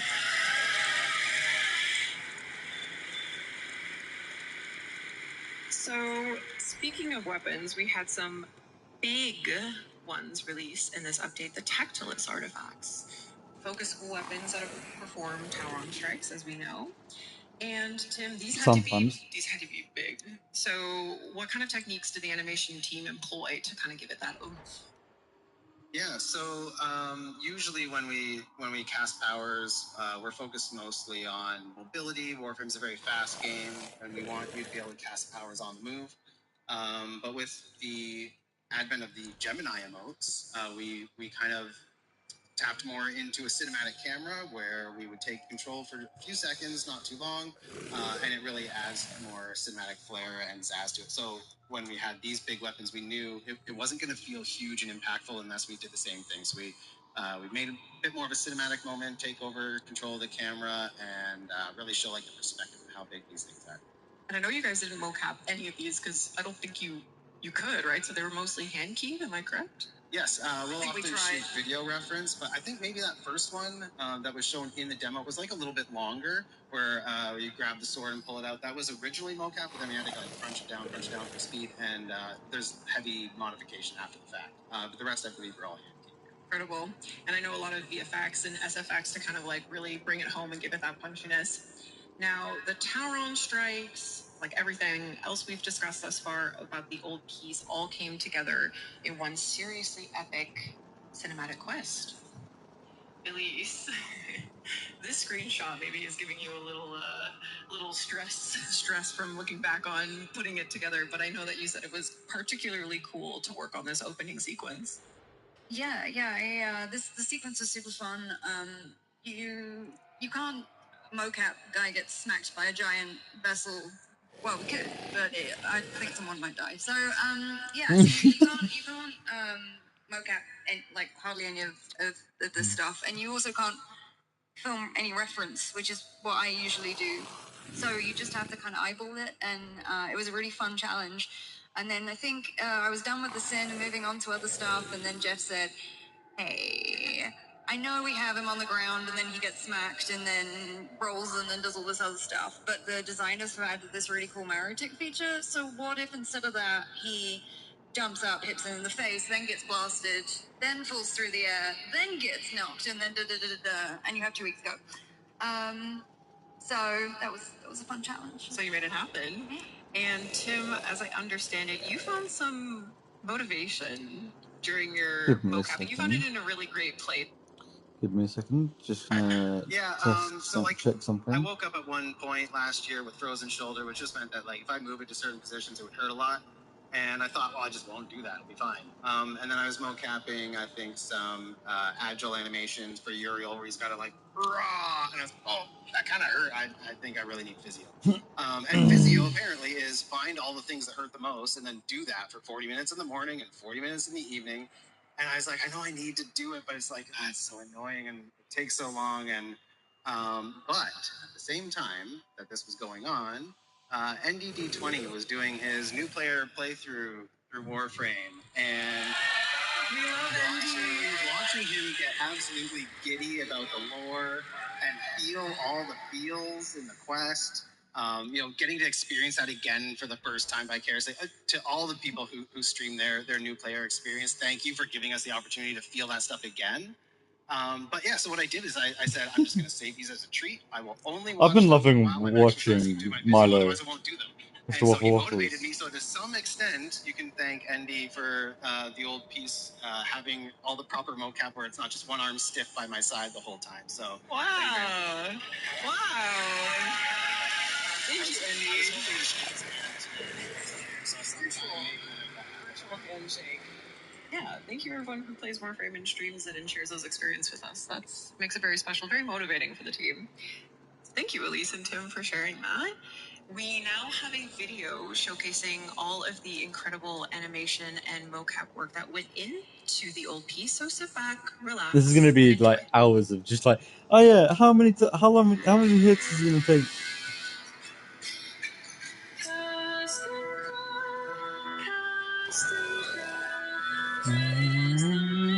That's so... Dude, looking at it from a dev position looks so cool.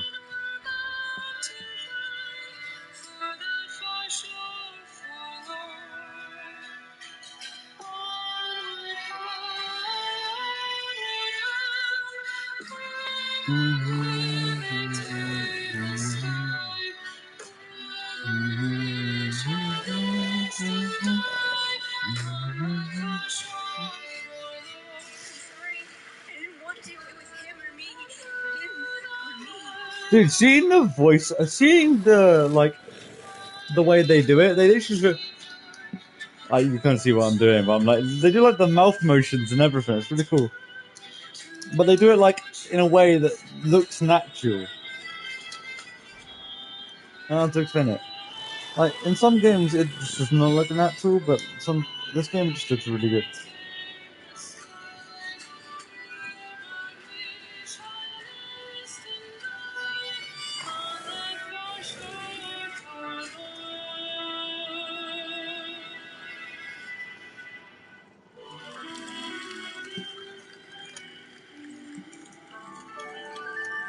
You son of a... You son of a bitches. You give me PTSD. You showed me the scene where he dies, but Vader dies. You son of a guns.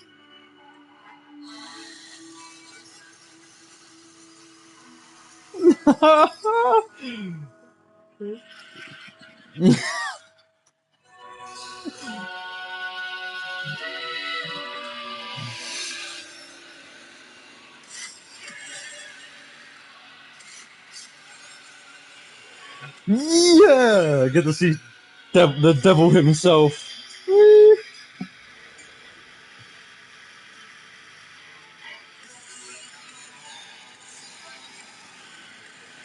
Man, I'm so giddy when I hear it.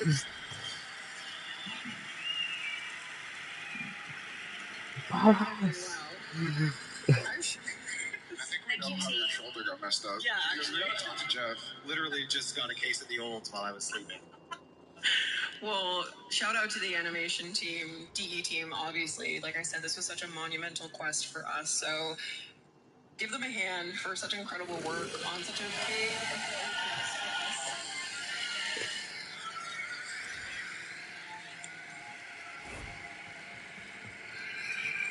Now, of course, that quest sets the stage for our journey to Tau. Oh, what are we gonna see? Are you guys ready for some Tau reveals?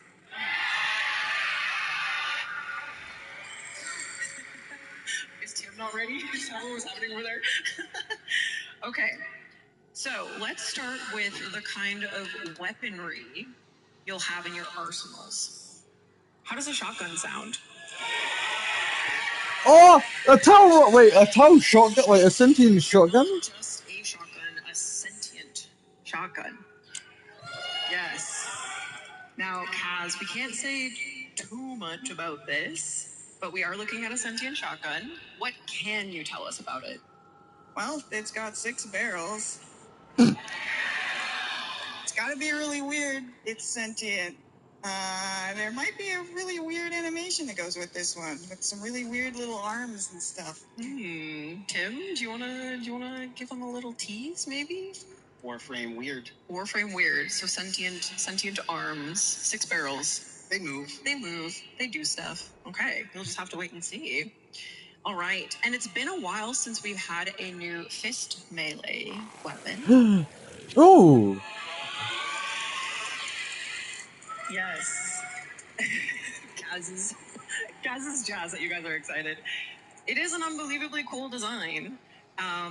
Perhaps we'll see it later in action. Without spoiling anything again, Kaz, sorry, Kaz, I haven't given you any crazy prompts for this, but what can you tell us? What was actually your favorite part about this design? Well, the metal parts on the front, they might look a little bit like the sentient thingies that move in that undulating way on sentience. I don't know what you call those. What are they, generators? Wings? Wings? Yeah, so it's kind of like, when you're like tapping your fingers. It's kind of badass. Undulating fingers. We like that. And with a new shotgun and with a new fist melee, you'll surely need something to shoot and punch, right? Well, we're heading to a place where you'll meet some very interesting sentient enemies. What the hell is that thing?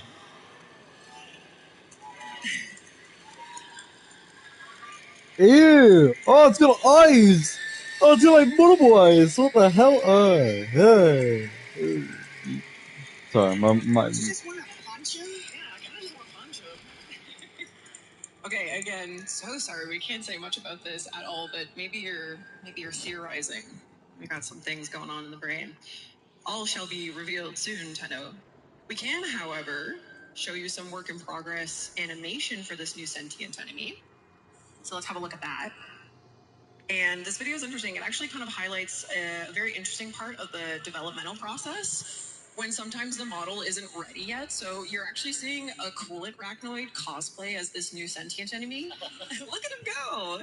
Yeah, I was actually talking to Eric who animated this, and he said it's really useful to have existing models with similar shapes and movements to work off of. So this is really super cool to see, and we're excited to see when the model gets in. Actually, do you guys want to talk about that a little? Oh. Sorry, I was just gonna say, yeah, we Warframe production is pretty quick, so sometimes we just have to get going without knowing what the final model's gonna look like, and we just have to use whatever's close, and then adjust when the final stuff comes in. And it works out in the end. Okay, you got a little teaser there for how that sentient enemy is going to be moving around. Okay, we have a new shotgun. We have a new melee. What else could we possibly need to deal with these new sentients? Maybe we'll need the core cracker. The core cracker. Yes? No, that's not it! That's not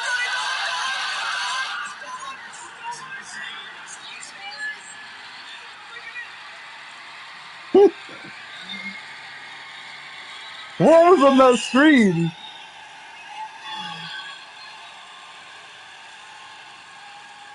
Oh, you sure like that revolver.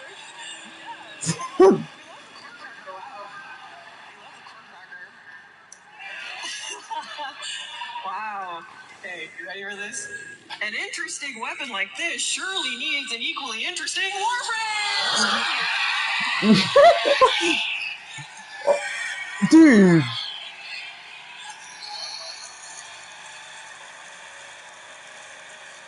Say hello to Briscoe. Marco. What are we looking at?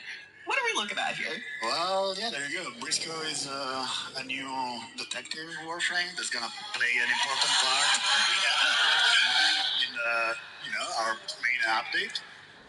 A detective Warframe. Absolutely. And as you've seen, he's carrying a big gun, and we're kind of going with that Wait, what? Where? long trench vibe with him. But as you can see, probably, and guessed by the spoilers that we've seen online, he has some sentience influence going on. Yeah. He looks pretty cool. Kind of an opposite take compared to something like Caliban, where Caliban is more very heavy on the sentient elements, and the open chest is floating, a lot of floating elements. In this case, Briscoe is almost. What was that? Sorry, I can't hear you, buddy. So in this case, Briscoe, he has more of almost a normal Warframe design or a blueprint, which maybe we're suggesting that it is made with sentient resources. Marco. Teasing a little too many things there. So who's excited for Briscoe?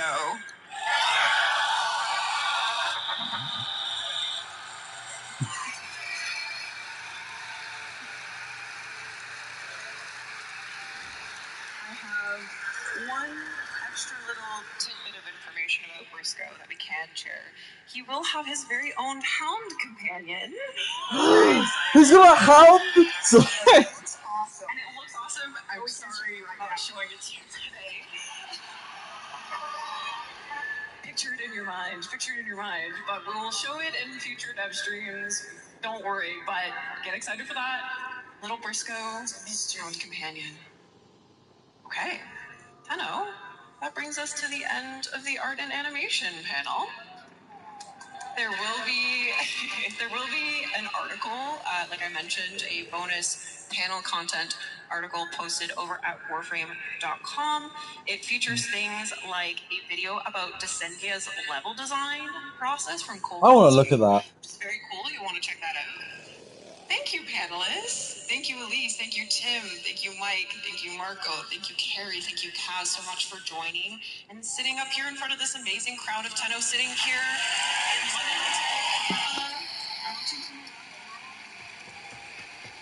The heck? Oh, I completely forgot.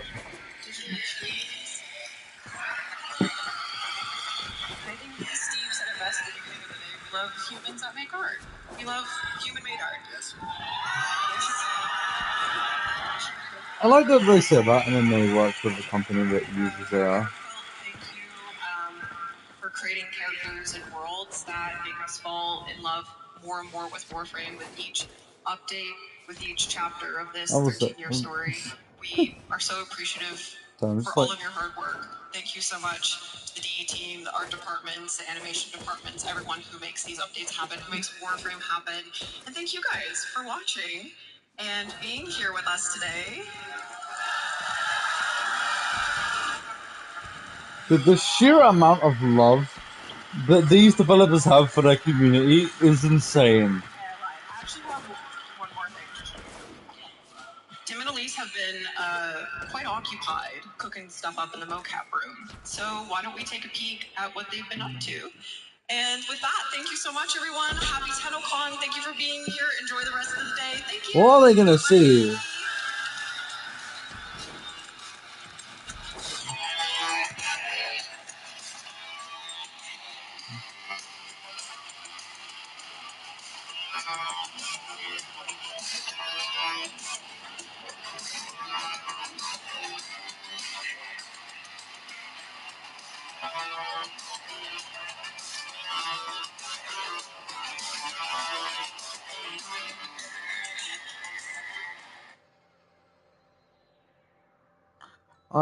And at that, I'm going to go get a drink. I'll be right back, and goodbye, everybody. Well, not goodbye, you know what I mean. I'm going, and you can hear the music and other things while I'm gone, because it'll be like an hour. Well, in 40-something minutes, less than that. I'll be back. Goodbye. Good night. I don't get to hear this.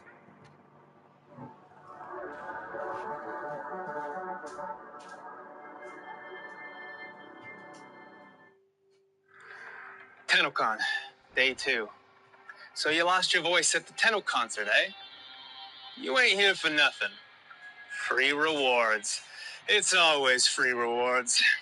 If you watch Tennocon for 30 minutes between 11 a.m. and 4:30 p.m. Eastern, you'll receive the Halvu primary weapon. Someone offered me a free weapon once. Hey kiddo, he said. Gave me the creeps. Now, Tenno Live is where things get interesting. If you watch for an additional 30 minutes, you'll get Mesa Prime, no strings attached. Those guns she carrying ain't no toys. Peacemaker. Ain't that ironic? So you need to know how to get these rewards. Logging into warframe.com/Twitch should do it. You can follow instructions better than any street cavat can. If you can do that, those Twitch drops will be sent to your inbox. Maybe you prefer Steam. If you log into your Steam account before watching, you'll get some Steam tokens. Claiming those tokens and logging into your Warframe account will redeem those rewards. Oh, it's almost time. Let's enjoy the show. See you around.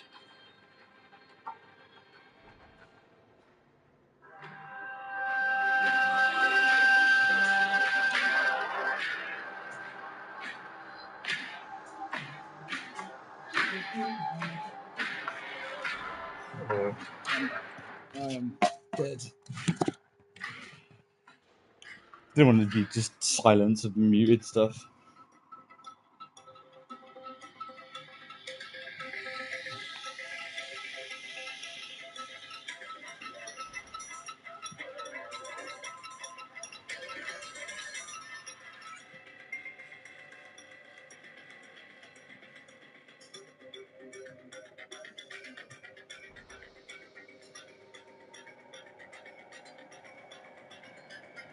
4 hours.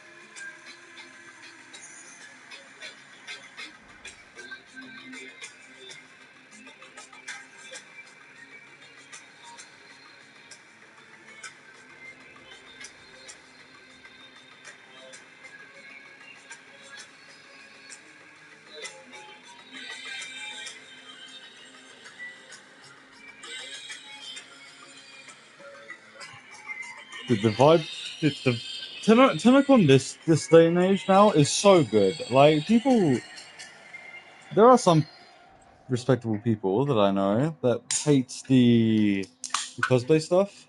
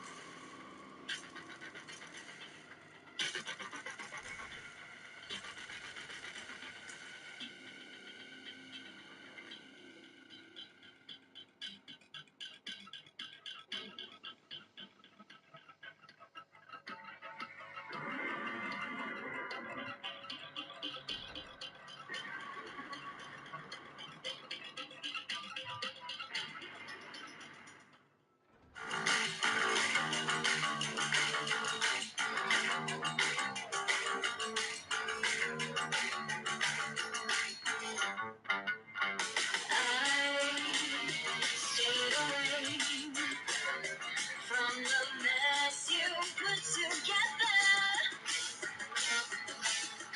Now I caught straight, and it seems I'm going under. I am Sister Marilo, ordained of soul, sworn to Lua, and bearer of the holy fire.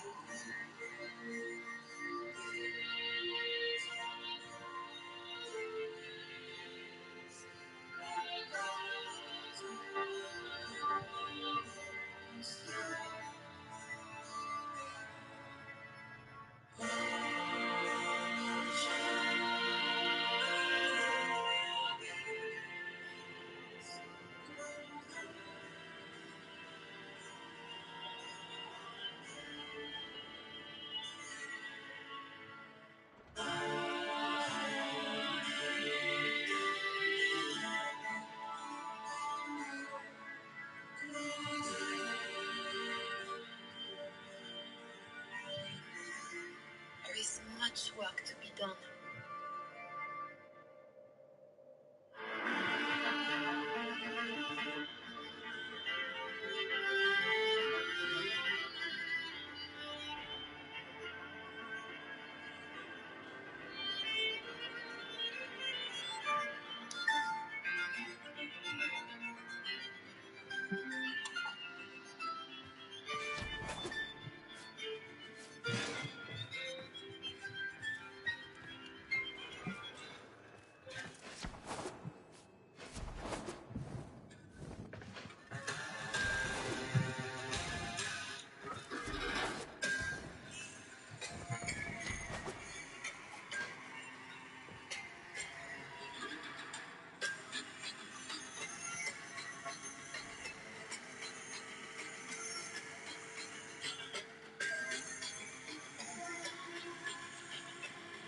I like the fact this is the one Tennocon Dev has not been in.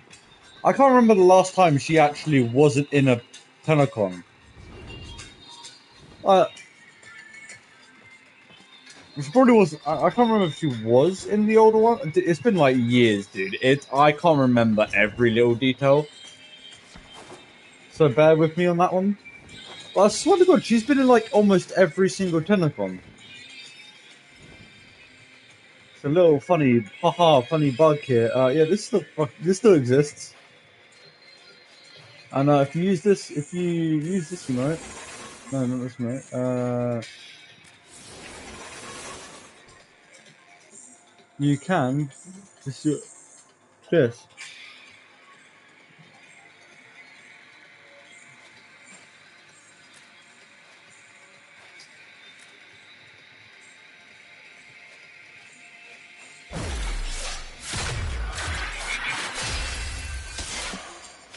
You have to admit, this is an improvement. The story is unfolding. As we get closer, we are doing it. 4 minutes until we get to see Tenno live. Well, no, Tenno narrative.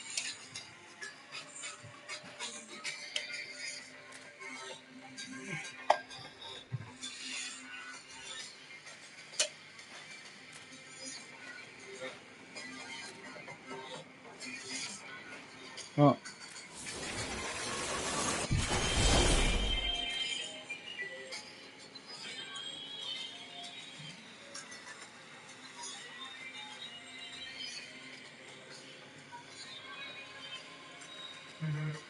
Pardon me.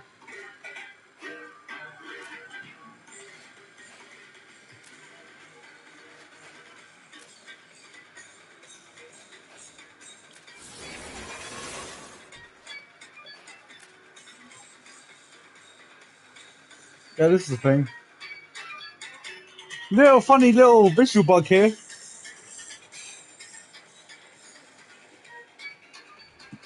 Look at the minimap, by the way.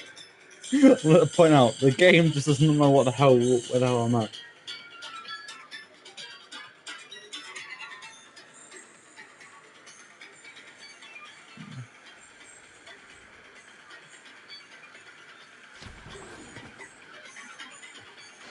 Yeah, by the way, this is my ship. I hope it looks cool. I mean, yeah, it looks alright.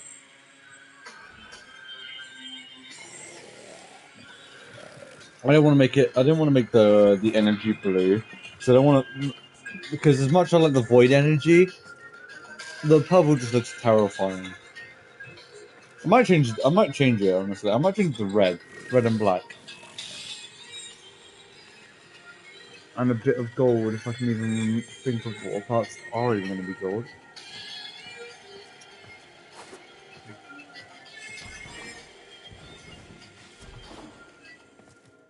They haven't done a ship yet, have they? Like, they haven't done a railjack in years. I can't remember the last railjack thing we've done. Like, not like, I mean, how do I word this?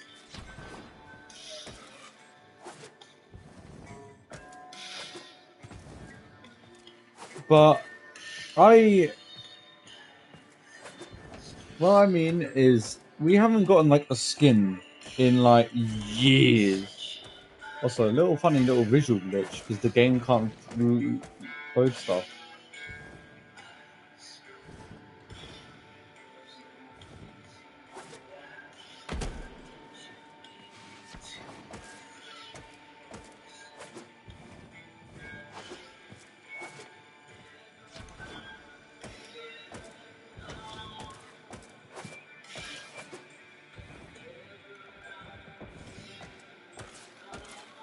Which is. So if you've been wondering if this is physical or not, nope, it's not a physical at all. It's not even a physical object. But you can, with a little bit of leniency, get on top of it. Very hard, but yeah.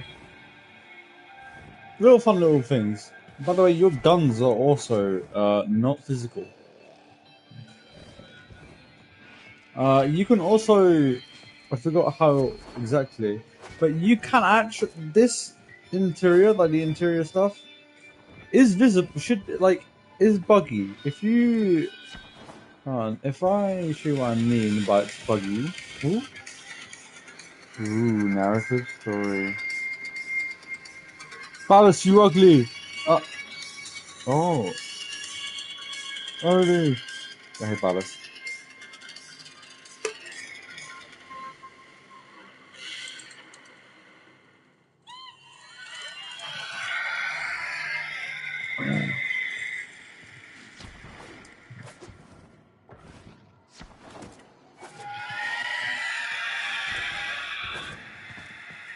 By the way, when I do get a PC stuff, I will like edit it.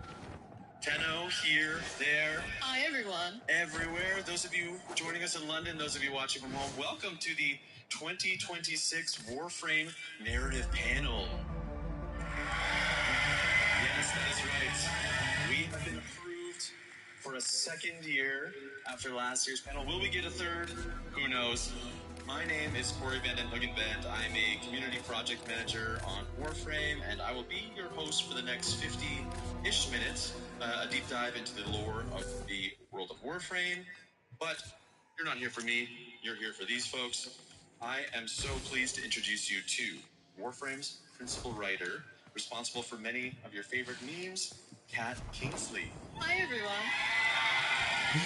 Ooh, sorry, I forgot. Our lead It's been a while. designer, the Game Dev Hero Award nominated Ryan Mole. Hello, everybody.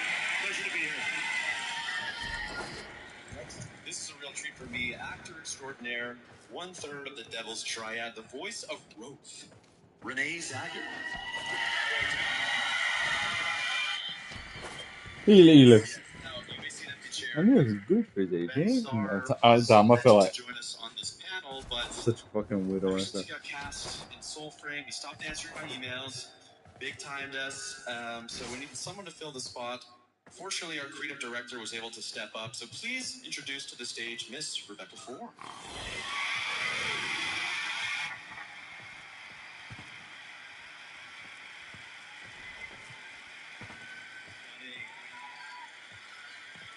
Rebecca Ford stands.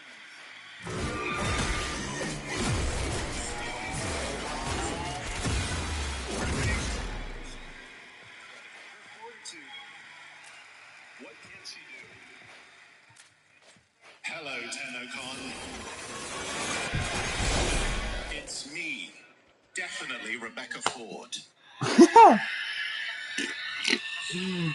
Yes. Reb, it's so wonderful to see you. Can you look at us? Can you believe this? I can't believe it. It's amazing. It's amazing to be here. And, you know, unlike Ben Starr, who's cheating on you with Soulframe, I would never do that to you. Because I truly love you. As Rebecca Ford, the creative director of Warframe, knows my questions. Really a twofold initiative. We want to do our sort of impressive deep dive into the world of Warframe, but also, much like last year, into the craft of storytelling, writing and acting, and even visual art. All I love this. so that's the plan for today. I'm going to run you through the spoiler policy. Essentially, we're covering everything up to the reveal of Jade Shadow's constellations. So I'm talking dev stream. We're talking Ryoku, Vina, Orion, Sirius, but we won't, dive into the quest because people are working through things at their own pace. We would hate to spoil something so fresh. Having said that, I would like to kick things off by taking us way back to the old piece. Last year's 10 Live was where we first showed this off, and since then, the quest has released. Ryan, you have been with Digital Extreme since the mid-2000s. You've been responsible. You've worked on Warframe since day one. You have been there cashing very old 13-year-old checks. What can you tell us about the process of cashing old checks, but finally taking players back to this old era? Yeah, well, we've certainly written a lot of checks over the years and bits of dialogue and codex, and I hope that we've come in to cache them, especially the Kim system. But there was one check, it became clear at our writer's room last year that we still had to cache, and we hadn't done it. And actually, Reb, you were leading that meeting. Do you want to tell the story? Thank you, underling Ryan. You truly have been a good servant to me over the years. But I do.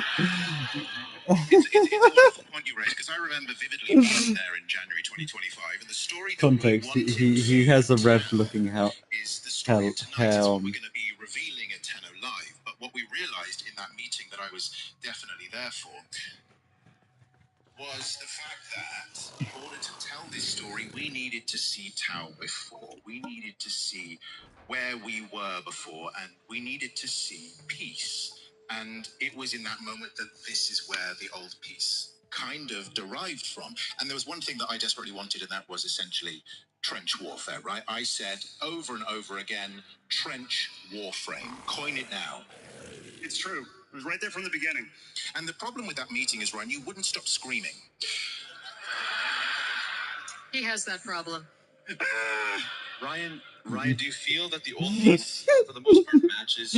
Oh, that is beautiful. Oh, you know, it's tough to say because over the years we've been developing it, and we've been, you know, in the very beginning, the old war was a notion that we would write into weapon descriptions and into little codex entries as a thing that happened. It was a mythical event in the history of Warframe. We knew bits about it, but it took all these quests and Kim system writing and all this to kind of He says this, and then the Caliban is apparently after the war, but we have a primed version of it. Who the Orcs were in the past. And so when it came to write this, it was almost like the way that the operator and the Lotus are excavating memories. We had to do the same thing for this quest to really understand what this era of Tau is going to be.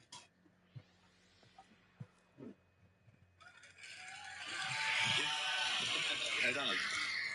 So if I remember one thing, again, very vividly, Kat, there was a conversation, the fact that, like, what was the story that we wanted to tell? It was almost like, I mean, you mentioned it in the room, it was the Christmas armistice of World War One. And I think that's the great thing about this game, is you're taking inspirations from various parts of the world and we're placing it into the game, we're transposing it into the key of Warframe, but it's always kind of identifiably that. Exactly. No, it was how do we're always trying to connect something that's so otherworldly to a very human experience, and that was something that you really wanted to draw from. You would have bet that Vincent just went, "Oh yeah, Rev, can I make fun and be you?" Leadership is always so inspiring. Thank you.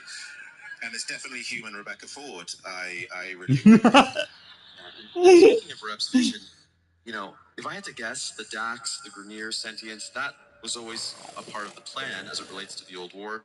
But I imagine things like the Hanhalas, the Tauron strikes, this great big anime sword, that wasn't in the 2013 lore Bible. Reb, can you talk about balancing classic concepts with new things appearing in the past? Yeah. I'm a benevolent overlord, and what I want, I get. You know? And if there's one thing you know about me, I love Ford, is this. that when I want something, I get it. So... It's true. Reb wanted a giant robot. I wanted a giant robot, so I got a giant robot. I wanted to focus on schools of ultimates, so I got ultimates. And that's how it literally came to be. I shouted at everyone and said, I want this, and I got it. It's why I couldn't stop screaming. Speaking of getting what you wanted, of course, the proto-frames weren't on anyone's mind back in 2013, and yet here is Roth, who arrived with the old piece and whose voice actor is here with us today. Renee, this was your first step into the world of Warframe. You joined at quite the moment.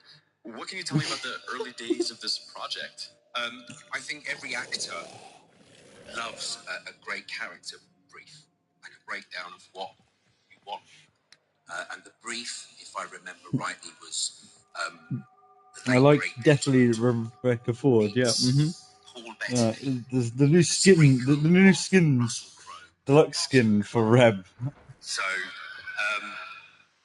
once an actor hears that, it's like, okay, I know where I'm going. A little bit of research, and then sides. I submitted my sides as any actor would for a self-tape. I waited, I called my agent, she hadn't heard. I think 3 weeks later, I got offered the part, so here I am, and I'm very happy to be here. And you two had met. You two had a meeting in London, am I correct? Renee and I met in London. Do you want to speak more to that, Renee? I do. My agent emailed me and said, Rebecca Ford, you are coming to London, UK. Would I like to meet you for coffee? And I think I originally, I was signed to do 6 4-hour recording sessions. And I think we had 2 left and we met in London. Yeah. Discussed the character, We what did. was happening. Yeah. And the rest is history. The rest is history, and we'll never know what happened at that meeting. Lots of coffee. No one should ever know I was caffeinated out of my mind. Can I ask you about retrofitting a new character into an ancient past? It was such an interesting challenge to write Roth, and it wasn't even so much writing the villain romance, because some of you know that is literally my whole genre. So when when Rebecca came to me and said Orican villain romance, I would say no more. But the tricky part was writing an Orican, because here's a character who knows more about Orican society than we do, because he lived it. And so I had to go off and create the Orican org chart, so to speak, and sit there and figure out a whole lot, because he was there, he lived it, he breathed it. And when you're writing a character like that, who also is so smarmy and so clever and so witty and wants to hold that knowledge over you, he's a very dangerous character to write, because almost as a writer, I'm like, I think he's manipulating me as the writer. But he was so very much fun. He was like the ice cream sundae of the Devil's Triad. I literally had to save him last, because I'm like, I'm gonna write too much of him if I do it first. Add another branch, Kat. No, no more branches. No, no. The localization team will kill me. If you checked out our panel last year, you'll know we showed you what was called a casting sheet for Eleanor. This year it's a little different. We didn't actually have a casting sheet for Roth. Reb, why was that the case? Well, as we know, I'm collecting actors like Infinity Stones.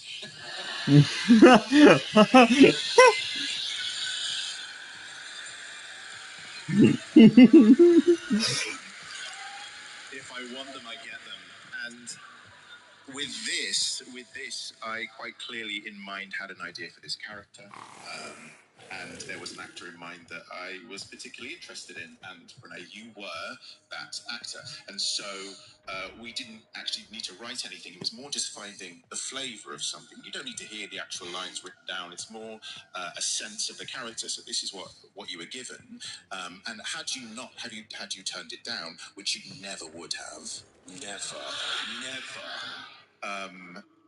Then we would have written something more particular and put out a casting brief. But really, we had you in mind from the very beginning. Thank you. Renee, I understand. I understand you recently revisited some of the material from the Devil's Triad. Was there any line or any particular part that stuck out to you? I have a line that I'd like you to read.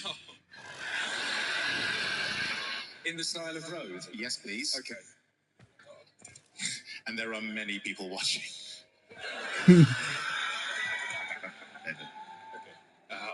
There are. Okay. So this is the bloodbath proposal.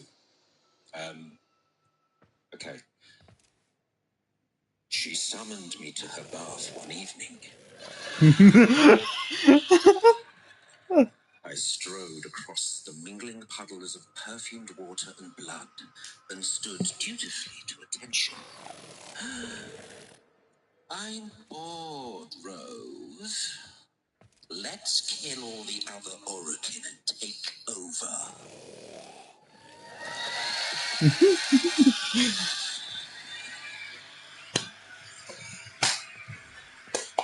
Fucking seven. That doesn't sound like fucking clapping, but I'm clapping. Yeah. Adrian Bott, who wrote all of the Descendia voice logs. Shout out to Adrian. Shout out to Adrian, who is home in London Prime or nearby. with a family conflict, and he wrote all of those dialogues because there is a effortless way that he commands the way of auric and monologuing that I just could not even hope to approach. It's just beautiful the way that he can do that.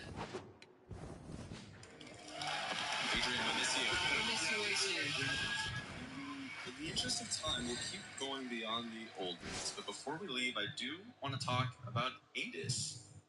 Reb, yes. Why Adis, this sweet sentient child? Where did the idea of Adis come from? We wanted them to experience what was at stake. And how better to do this than through a young fledgling friendship, and to give Tenno his first friend, and to show it in such a kind of a young state. It's so raw and real, and showing what people were fighting for, and ultimately what was there to lose. And best to tell it through character and through storytelling. And I think we really Looking at the fucking Warframe chat is so funny. you just see.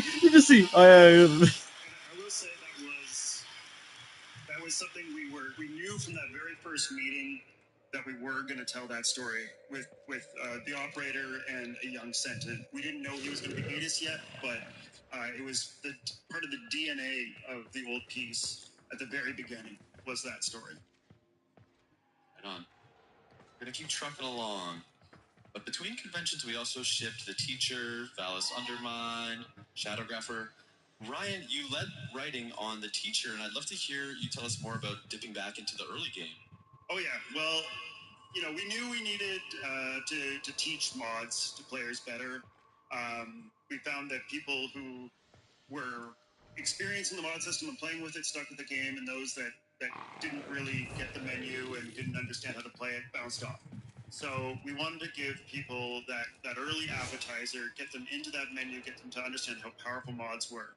But I had a secret second agenda that I really wanted to do. We have characters in the game that don't get the best introduction or weren't getting the best introduction at that point.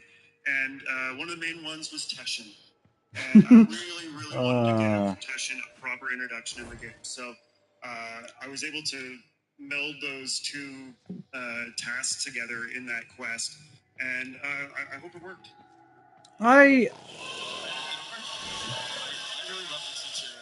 We were talking about this backstage. To me, it feels very much like episode 3 of a TV series, right? It's like a two-parter of Awakening and Vor's Prize, and then we go into episode 3. That's The Teacher. For sure. I mean, Warframe is very episodic in how we treat our quests. It's almost an anthology in certain respects, where we're getting different characters from all over the place. And really just to go back to those early days. One of the other things about that quest was that I wanted to write a quest that was specifically for the new players. I knew all of you who are here or vets would maybe want to go back and play it too, but I didn't want to have to worry about putting challenge in there for it's a 4-hour stream, and all it is literally just me looking into this who had 3 hours in the game. and exploring random shit. All of you appreciate that you're going to get fresh blood sticking around a little bit more because of that quest. Hey, it's for the content, guys. It's for the content. Now, our players understand the premise of the update for Jade Shadow's Constellations. Kat, what can you tell us about developing a direct sequel to a quest? It's somewhat rare for us. It is, and it definitely proposed a lot of interesting challenges, because talking about writing checks and then having to cash them later, there was a Warframe baby.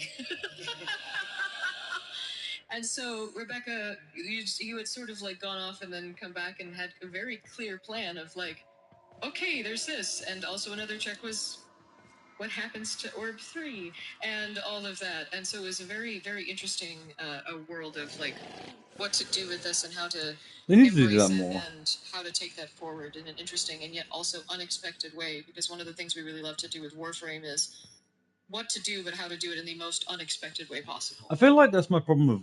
There were a couple That's my problem with Umbra. Umbra barely shows up. I wish we could see him more. Yes, we got to go back to back in the orbiter with the Stalker and Ortis. And actually, I don't know if you noticed, but Ortis sounded a little bit different this time because we had our brand new voice actor. I still don't know how I feel about him. But new to Ortis, Kevin Lim doing the voice.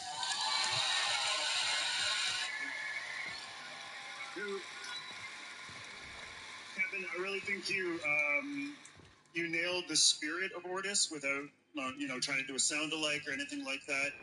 You really took the mantle that Mike Leatham, our retired Ortis, developed and ran with it, and I'm so happy with where we are. Yeah, thank you. Can we give it up for Mike Leatham? Oh yeah. I definitely want to hear more so I can get used to it, but I do like the original one better, in my opinion. He still did good. Tennocon and this one. Before we move out of the past and start contemplating the future, there's one member of the writing staff who could not be here today, and Adrian Bott, the lead writer on Warframe, insisted on sharing a short message with all of the Tenno here today and watching all over the globe. This one is for the lorehead, so grab your notebooks. Class is in session. Hi, Tenno. So I really just wanted to follow up on last year's narrative panel, where Corey asked if there was anything the players should have brushed up on prior to the big Tenno Live reveal, which of course back then was the old piece. Back then I could only make vague and half-assed references to old lore and Hunhow's comment about how we severed worlds. That was because one important background detail for the old piece is that the Sentients did in fact complete their solar rail between the origin system and Tau. That's actually something we've known about for as long as we've known about Tau at all. It was first mentioned in Max Prime Codex entry way back in 2013. And on the topic of the old piece, I also really ought to address the question of how come the operator is up and about instead of in a cradle on Lua. The second dream is a transient state, one which they were put into for therapeutic reasons, as well as to pilot warframes remotely. It's not the same thing quite as the long sleep or the long dream, which is when the Lotus put all the Tenno into their pods shortly after the Night of the Naga drums, and they stayed there. One question that comes up a lot is, did the events of the old piece actually happen? Yes, they did, although bear in mind we are seeing them as the operator remembers them. They are not eternalism shenanigans. We've actually only used eternalism twice for serious story beats. Once for the operator and Drifter's existence in the New War, and once for Sirius and Robin. Hello. And a 1 and a 2. What the hell? Which leads me neatly on to the question of what is the indifference really, and what does it want? Well, I can now reveal for the first time. I don't know. Some old britannic guy just overlaid a signal. I couldn't believe it either. But the big question everyone's going to have is, are they romanceable? Well, I have special permission to tell you. Well, hello, Tennocon. What?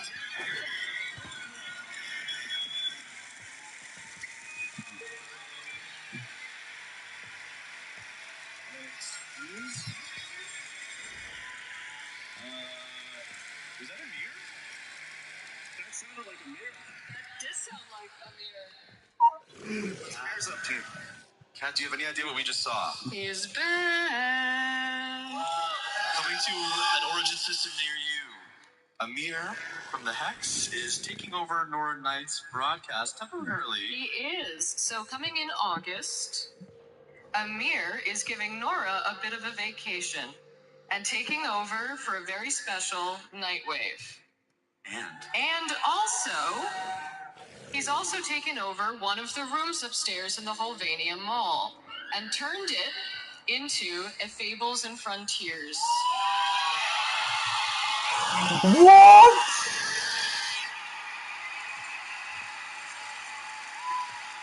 That's cool. Alright, yeah, no, that is cool. You can, for a 6-day mini text adventure in the Kim system, you can join the Hex for their little mini text adventure.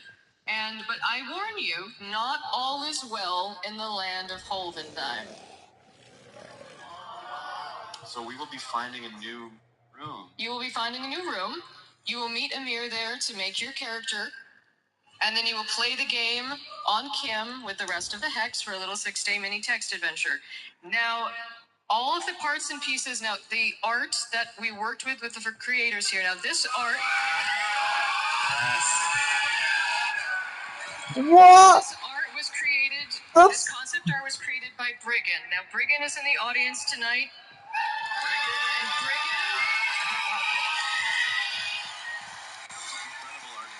Briggan is my co-author of this Fables and Frontiers text adventure. Because all I said was, yeah, Eleanor's going to be the warlock, and of course Arthur has to be the paladin. He's just going to be the basic paladin. He's Arthur. What do you mean, basic? Is something Ben Starr would say. Exactly. and Briggan was off to the races, and I barely even scratched the surface of the art that Briggan created. And so what we've created here is the parts and pieces to then give back to the community for all of you to be able to take these and play campaigns of your own and run off and be free. We're having a time lapse. We'll keep talking, but we'll show you a time lapse here. Because this is our love letter to you, the community, because you fell in love with these characters, and then I've fallen back in love with what you've created. And it's like, this wouldn't have happened. This Fables and Frontiers campaign wouldn't exist without all the love that you've given to these characters. And so we wanted to do this as almost a thank you to all of you. And like to be able to see what, and yes, Monk Arthur is real. It haunts my dreams. That is so We good. mentioned that there's some returning voice actors. Yes, and so in the Shockwave, all of the Hex are returning to make cameo appearances. If Ben Starr was here, he'd be so stoked. He would be so stoked if Ben Starr were here. He'd be thrilled. He would be thrilled.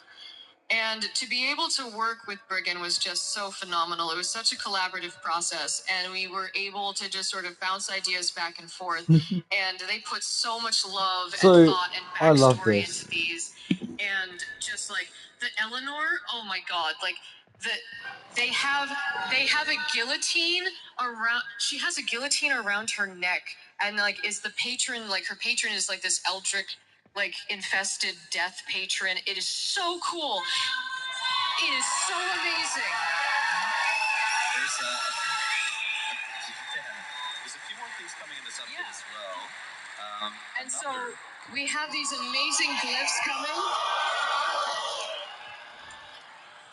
Owie is a barbarian fashioned after a bone widow. And it is so cool. It's gonna rock. It's gonna rock. And if you were watching the sound panel, you may have heard that a new online track is on its way, and that will be arriving with this update. There'll also be a little bit of Tennocon, maybe a few more Tennocon signals. You didn't hear it from me. A little bit more art. And we have some of these character sheets that I drew up with all of the amazing concept art. So these will be coming with the updates so that you guys can all take these and run off and play. And that is, have fun translating all of that, guys. I have a new respect for the art team, and I had to do that line by line in Photoshop. Yes, if you can translate that Tenobet, feel free. That is Lord Alan V. and Greg. And this is arriving in August. In August, yep. Right? So we'll see you back in Albania very soon. Very soon. I like the fact they had the hood piece in it. I'm happy that we get more Amir. This isn't possible without you guys. Exactly. The fact that the community have embraced the Hex in this way is absolutely incredible. And you have responded so brilliantly, and I think it's the vivid drawing of these characters by our amazing narrative team that means that they can be placed into different contexts. And the fact that you guys are so excited means a lot to us, that we keep getting to do this, and we keep getting to revisit these characters again and again and again. So thank you for turning up, and thank you for kind of giving us life so these characters can keep giving us life. So you're amazing. Absolutely, well said. Absolutely. Oh, I just realized trying to sync this shit up is gonna be so painful. I said it all. We'll see you in August. We are entering a segment of the show that I like to call Ask the Director. Yes. Last year, Adrian, Kat, and Ryan, they had to plead the fifth a little bit because some of my questions would be, why 1999? they would say, oh, that's really a Reb decision. She would have to answer that, but Miss Rebecca Ford is here on the stage with me today. Yep. And now I get to ask you. Ask me anything. I will ask whatever I please. So I know we said Oh no God, JS no. Constellations spoilers, but we agreed to make one exception. There was just one particular line that I want to dig into. Hunhao tells the stalker, quote, Nata can never know. She must always believe in a future. I know this line caught a few people's ears, and it certainly caught mine. Why is it that Nata can never know what happens in Jade Shadow's Constellations? Hunhao can burden it. He can deal with the burden of the knowledge that the future is fundamentally doomed in some capacity. He can shoulder that burden, but in order for Nata to keep going, he is giving her the one thing that enables her to keep going, and that is hope, the belief that there is a better world after today. And I think that is a gift and a beautiful thing that a father can give a child.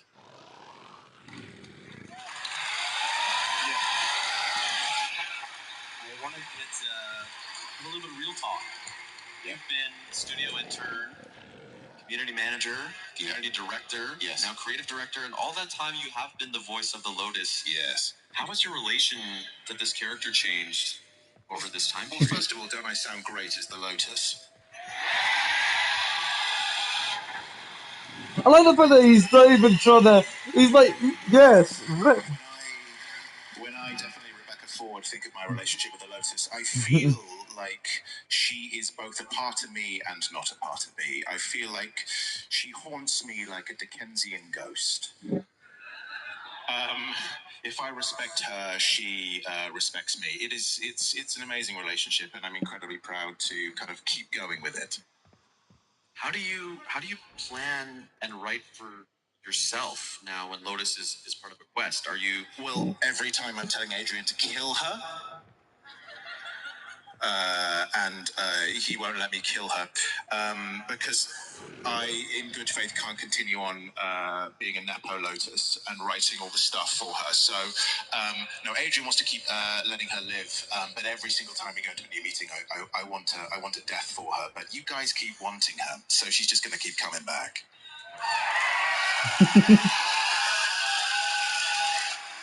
Foreshadowing? Question mark. How do you decide where her story should go? Do you feel an investment in her that is different from some of the other characters? Well, Kat and I actually had a good little chat about this recently, and we both decided that she has one. Ooh, a tease. She has one big important thing to accomplish. So I think we can tease stay tuned, Kat. Exactly. So stay tuned. This is a question for Reb, but I suppose the whole team can jump in as well. How important is story to the gameplay of each update? I'll say arguably probably the most important thing about this game is something to hang the grind on and make people keep coming back. We have this ethos, which is at least one character per update. Because this isn't just a series of systems or mechanics, it's a living, breathing world, and the story keeps you coming back. And the fact that like this game is thriving more than ever is testament to the strength of the stories, testament to the strength of the writing team, working in tandem with all of the amazing artists and designers and developers of this What company. do I feel like they're gonna kill? They're gonna kill fucking. They're gonna kill Lotus, aren't they? And if I may add, Or make Lotus terrible. well said, Rebecca. Thank you. If I might add, when we first started working on Warframe, we didn't yet know that narrative and story was going to be as big a part of what it was. If those of you who are founders, I know there's a couple out there still, and that's amazing. You'll remember the stories in the early part of the game were much more simple. They were much more humble. Our character presentation was much more simple and humble. This is why, you know, we were using our UI artist Mike Leatham as Hortus and our marketing manager Rebecca as the Lotus. We were just trying to make a simple game, but the more we made it and the more we got your responses, we realized that delving deeper and deeper into story was what was keeping people around, and that's what people were telling us they were playing the game for. So we just kept on doing more and more, and here we are in the hockey arena talking about everything that's coming. I can't believe it. It's amazing. Thank you. Rev, I have one more question for you. Do you really have a plan for the story? And if so, how far ahead are we planning? Oh, okay. So back in 2022, when I definitely Rebecca Ford took the job, I gave myself 5 years. There was a 5-year plan, and currently, if anyone's checking their calendars, we're currently at 4.5 years of that 5-year plan. Luckily, because of you, because of the amazing team that I get to work with every single day, there may be more runway to that 5-year plan. So thank you. I can tell you by what you are going to watch later on this afternoon, there are some wonderful surprises in store, and that is because of your support. So thank you so much. Let's get another 5-year plan.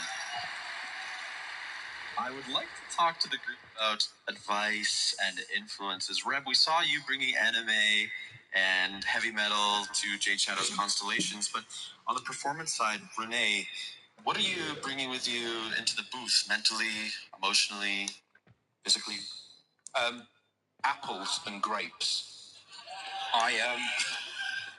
Actors love apples when they're recording. Apples have a natural acidity that cuts through throat mucus. Sorry to be so. No, please tell us more about that throat mucus. We're live. Yeah, and it can sort of aid in the production of saliva in your mouth. So Ben anyone that's there. ever had to I like his voice. has dry mouth or clicking lips, an apple can sort that out. Any type of apple? Granny Smith. Always a Granny Smith. Ironically, any Granny Smith fans are Granny Smith fans. Shout out to Granny Smith. Ironically, I could really do with the Granny Smith right now.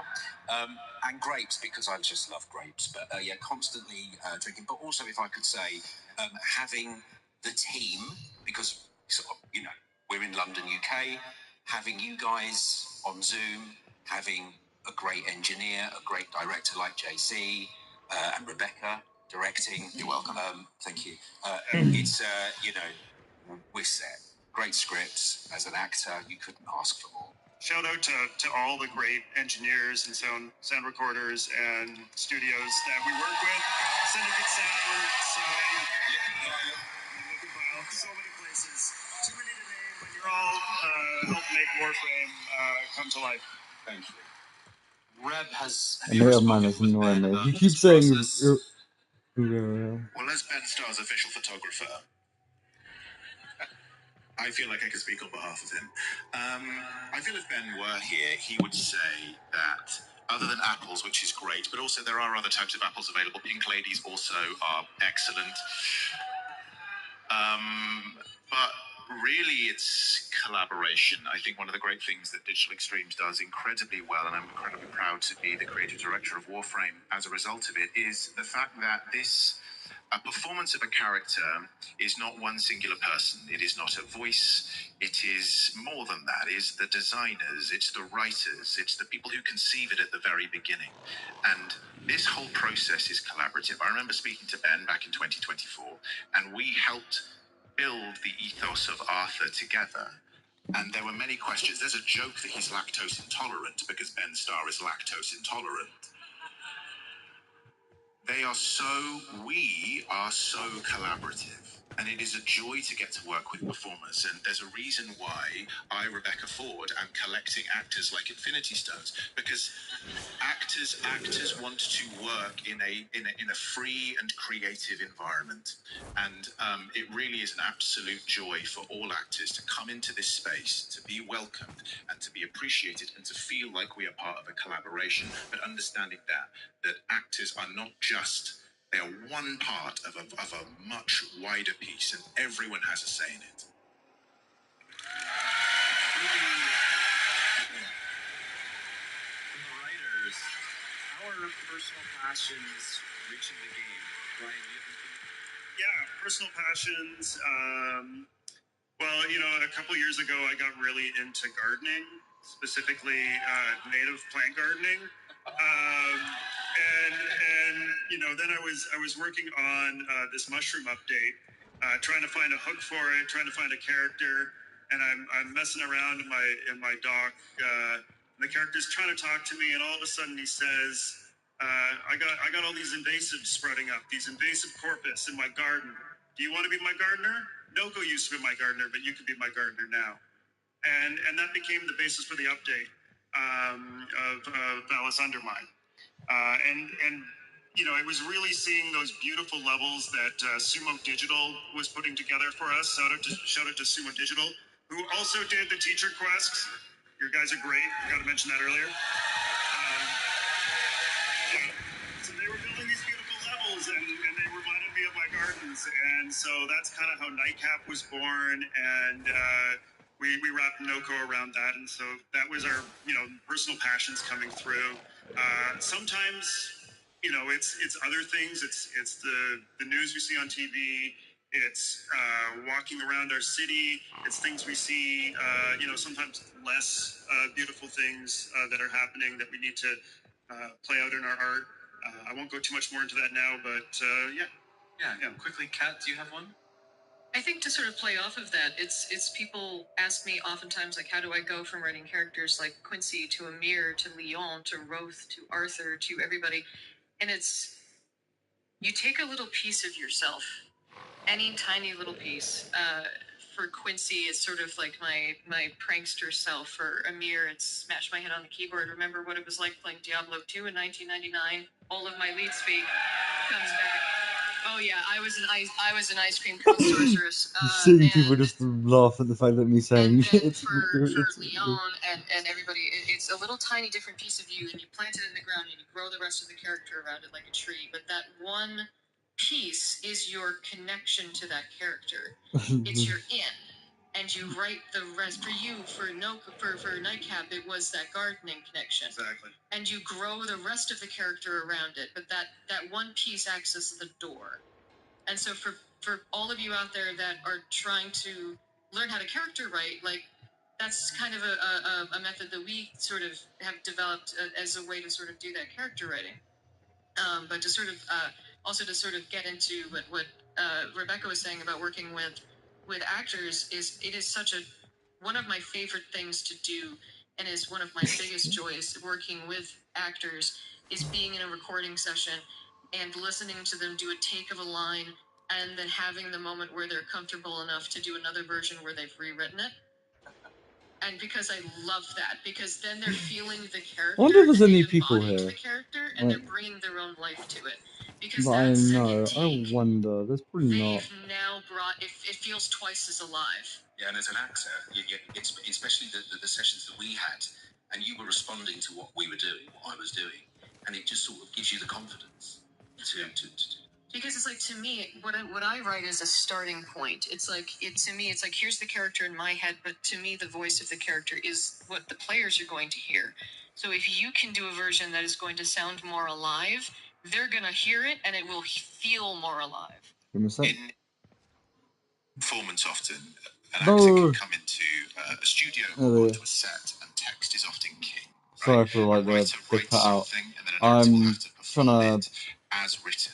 And sometimes you can sense that the actor really isn't sensing that line. They're not really vibing with it. And you can tell when you play a game or you watch a film and you see there's something quite off. It's an awkward facsimile of real life because the actor really isn't vibing with it. The amazing thing about this process and the way that Digital Extremes works is that there is the text and there is the actor, and it's the alchemy that comes between those two things. If an actor is unable to convincingly say the line, it's not that the line is bad, it's that the line isn't right for that particular actor. And it's been fascinating to see how Digital Extremes have moved and developed with their performers, really written around those characters. And certainly, like, when Rebecca Ford, conceived Arthur in the early stages, I could not have possibly have foreseen what he would become in collaborating with Kat, with Ben, and how he and the rest of the Hex developed alongside those actors. They really become written for the actor once you find the actor for them. For sure.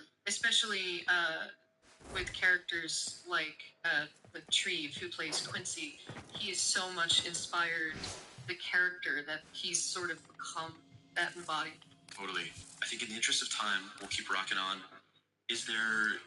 We were talking recently about microbursts of lore and how not all of the storytelling happens in the quests. Kat, was there anything that you thought was especially interesting with the last few years of Warframe? I think one of the weirdest cool pieces of information that is buried in the lore is the fact that Pergasa is Lotus's mother. Like Pergasa the ship. Pergasa the ship is Lotus's mother, but that was only like mentioned in one trailer back in 2018 for the new war, and it's like, wait, hold on. So Hunhow and the ship? Yeah. Don't think about it too much. Wait. Do the math, everybody. Yeah, I don't, and it's like, and then if you listen to Hunhow, wait, so the ship in Hunhow. Beyond our comprehension. Yeah. I'd love to see art of that, actually, if that's possible. I just want to talk about the proto frames. And it just blinked into existence. If you could send it directly to my email at Rebecca Ford. Oh, yeah. I'd love it. From a narrative point of view, what is the thought process behind the proto frames? To me, the proto frames are a different way of being able to tell the Warframe story. They are a new voice to be able to explore the narrative, and to me, that's a very, very exciting thing. Yeah, before Warframes, Warframes were kind of a blank slate that players could project their own personalities onto. But whenever we were telling stories about Warframes, we had to have another character come in and speak for them, which works. But the Proto-Frames let Warframes have a point of view, and I think that's really special because Volt is Volt, but Amir is his own character. Yeah. So that's really what we love doing with Proto-Frames. Yeah. I understand Ryoku and Vina just arrived quite recently, but can you give us any crumbs of what's next? Any world premieres? Any one more things? Well, I can say that there aren't going to be any more Proto Frames coming this year, but There will be a Warframe with a point of view. they had to give me something to do. Yes, we needed something weird for Kat to do. With a little bit of time left here, I would just like to kind of ask the panelists for some closing thoughts or closing remarks. If I could be so bold as to start, I just want to say to the audience here and online, start making things, keep making things. In the words of David Lynch, I hope you are all having a lot of fun working on your favorite projects. Yes. Next up. You got something? For me, I hope it's so clear to all of you how much I love and appreciate all of you. So last year I almost cried telling you all how I will write for you to the heat death of the universe, so I won't repeat myself. So instead this year I will say that I have met so many of you this week who have told me and shown me your amazing artwork, and I tell you how beautiful it is, and you say, oh, it's nothing. And I want you all to know that I feel the same way. I suffer from imposter syndrome like you would not believe, and I never considered myself a writer, and to this day I still don't really believe that I'm a writer. I know I'm sitting here and I walked out and I get to cross off my bucket list that I get to walk out to a stadium like a WWE wrestler. And I still will go home after this and think to myself, I'm crap, they'll figure it out next week and fire me. And I want you all to think to yourselves like, oh, well, this is probably just brain goblins then. So believe in yourselves. Keep making things. And just keep being amazing, Tenno. Please. Please.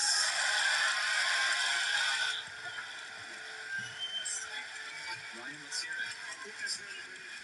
I know this has been said a few times today. We're here because privilege to make this game for you. Thank you so much. Yeah, it's just so wonderful.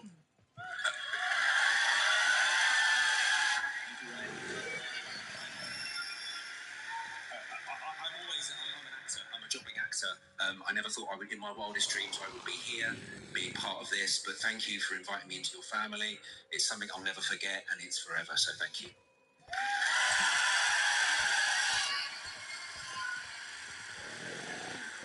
If I may speak about myself, Rebecca Ford, in the third person,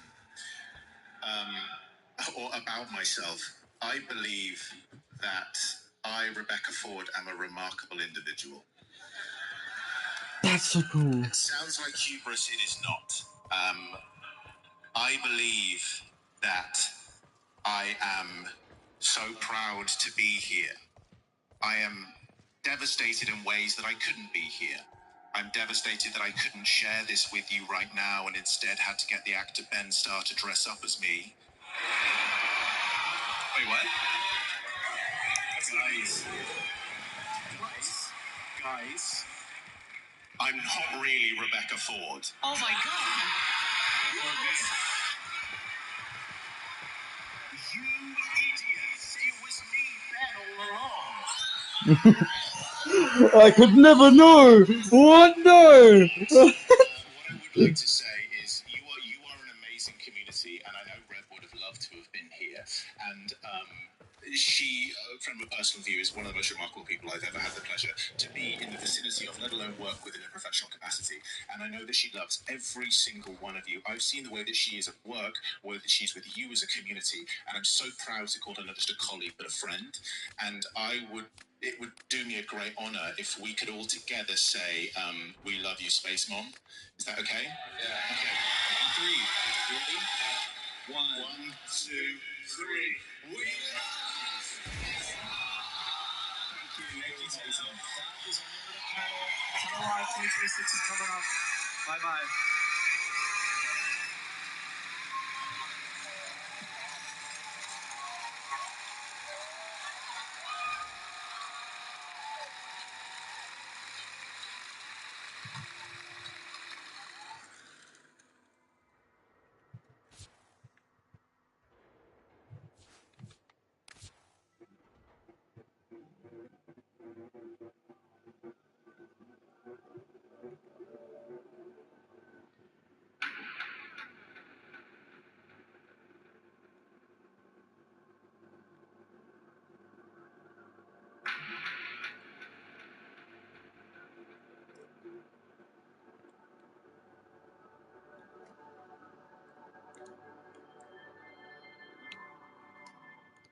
Hey, you! You want to take your summer vacation game to the next level? How about space?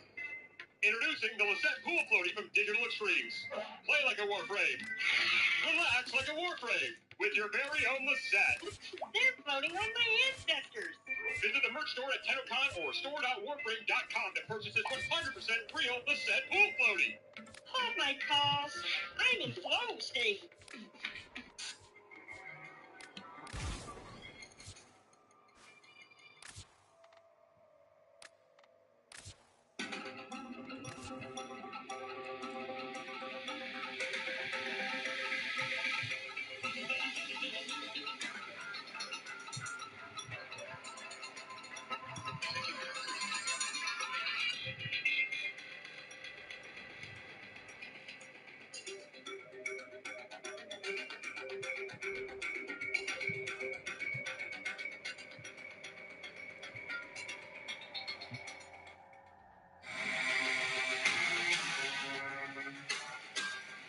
Insane. Insane. I could never have known that was been so.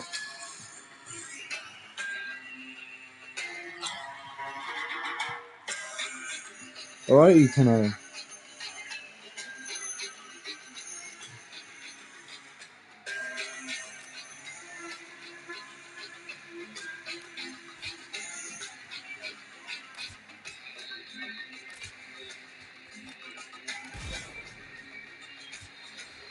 I'm 100% making this look like Hello Man.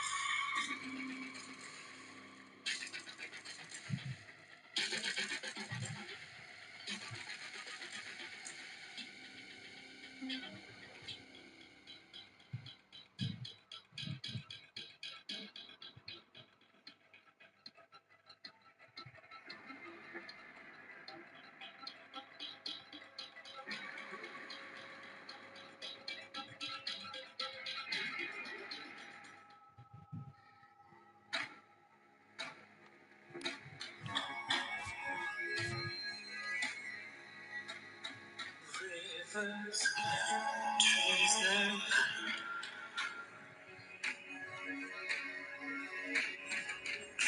that sees very soft,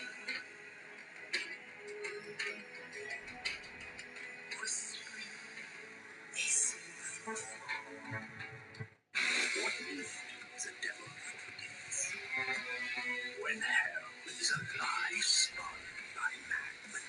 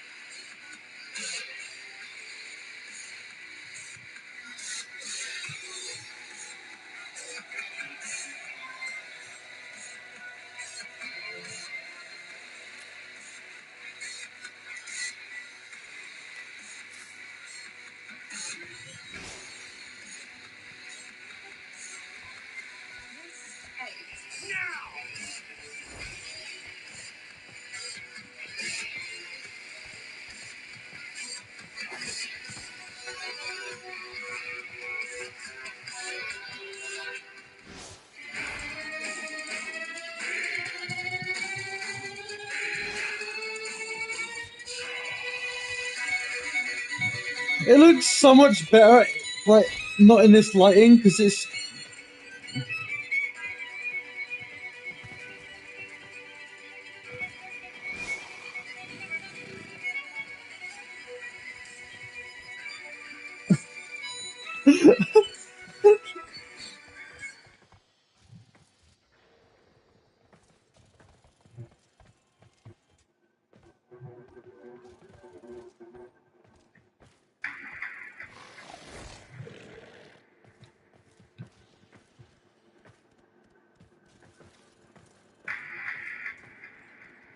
Imagine it's just the wrong place. Dude, I'd laugh my absolute ass off.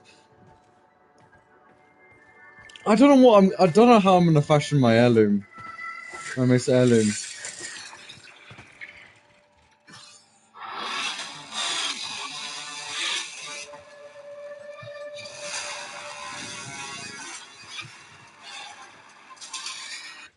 Hold on. Let me just go back to Warframe, see if the fixer's been enabled yet. Hopefully they have. They haven't. Okay. We're good. By the way, I'd like to point out, I already have. Is it up?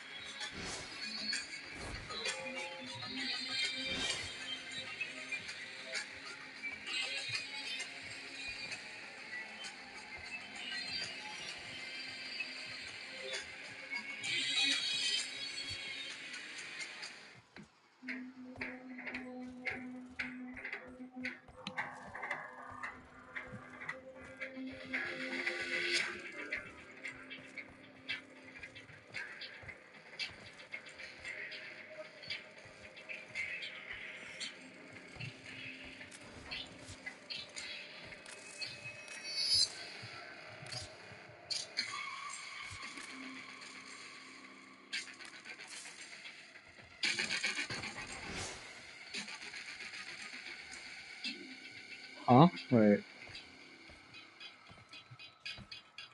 Huh? Wait. Wait.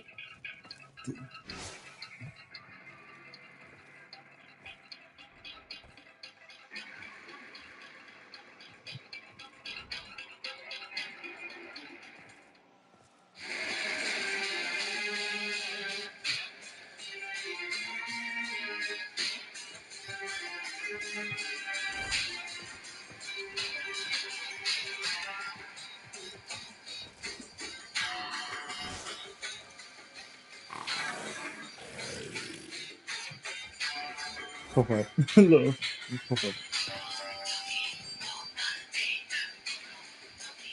Is it here or is it?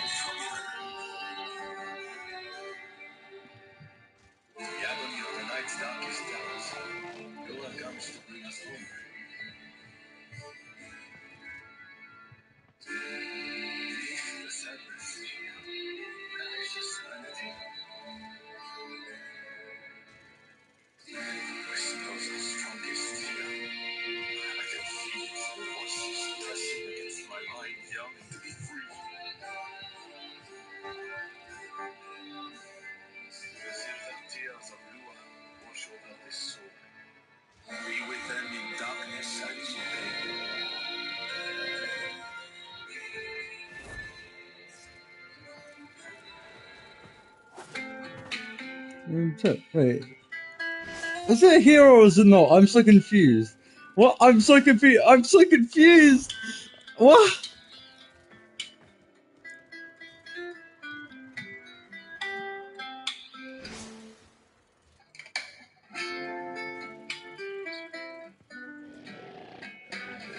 Wait, I'm gonna go to the tunnel relay for a sec. I don't know what is happening, so I'm just gonna go to the relay and check. My name's Jeff, and I'm going to take you on a little behind-the-scenes take of Noko. One of the biggest design challenges was balancing his character. Noko is playful. He has this whimsical trickster energy that makes him feel alive and unpredictable. But at the same time, he's still a warframe. As players level him up, mod him, and take him into tougher content, his abilities still need to feel incredibly powerful. So every sound had to walk that line. Lighthearted enough to sell his personality, never so silly that it took away from the gameplay. To build that identity, we want to stay as close to nature as possible. A lot of Noko's signature is actually simple Foley recordings.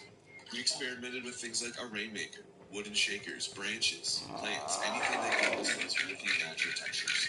This rainmaker became one of my favorite source recordings. It has this soft cascading texture that immediately reminded me of spores drifting through the air. Wooden shakers gave us that natural rhythmic movement that felt alive without sounding mechanical. And then there were all kinds of natural items like bark, branches, dried plants, leaves.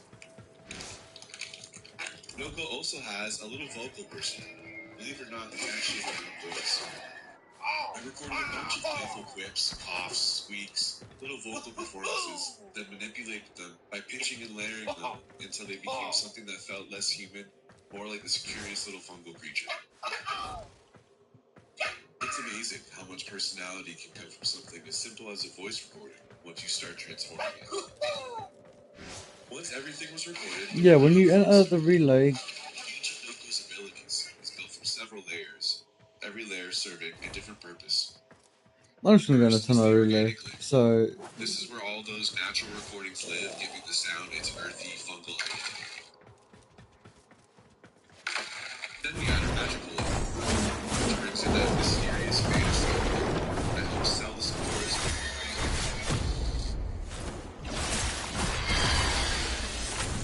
Next comes the impact layer, adding that punch and weight needed to make the abilities feel satisfying during combat.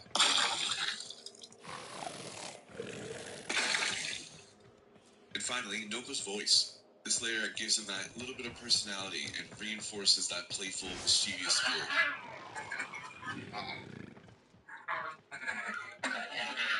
But it's only when all of these pieces come together that Noko really starts to feel alive.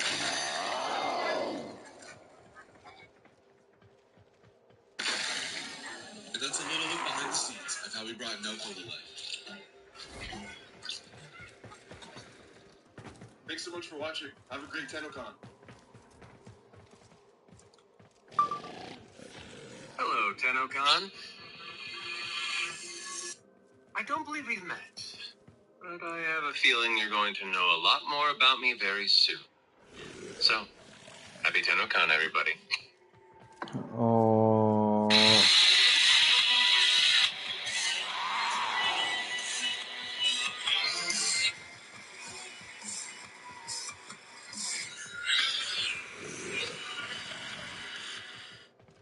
We've been doing this for 5 hours, by the way. 5-hour stream. Oh, and Soulframe is also doing a stream as well. So yeah, go watch that if you want to watch that. Go watch it on here if you want to. I'm going to watch it still on the Warframe dev stream, because...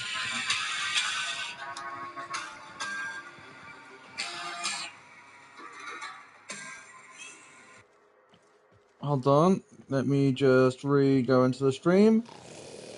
I'm actually gonna take a break for a second. Give me a sec. I'll be right back.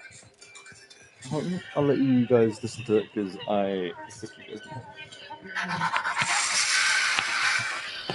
listen to the other one. Appreciate it, everybody.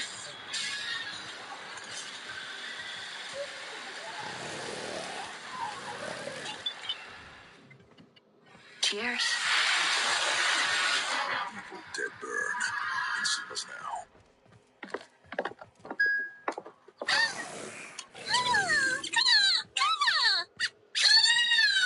Cover. Short-term car insurance from 1 hour. Download the app now.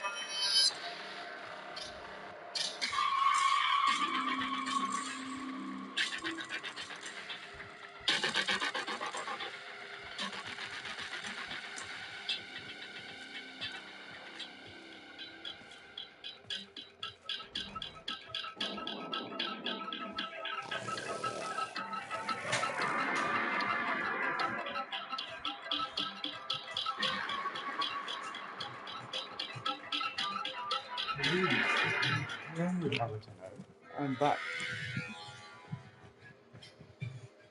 Yes, you've heard me. I am back.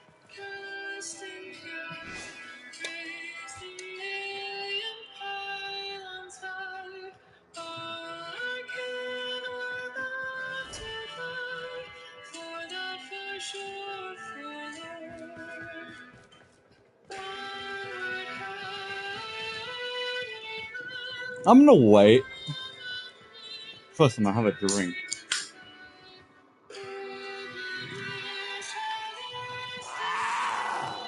There is probably something secret in this.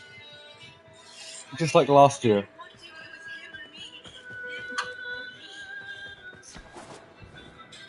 "20 minutes, ladies and gentlemen, and all will thou be fair."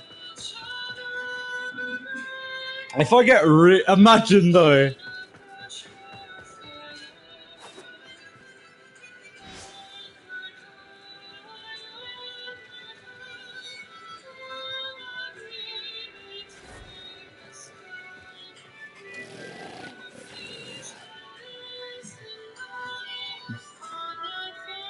Yeah, it would be funny if they just root-called everyone.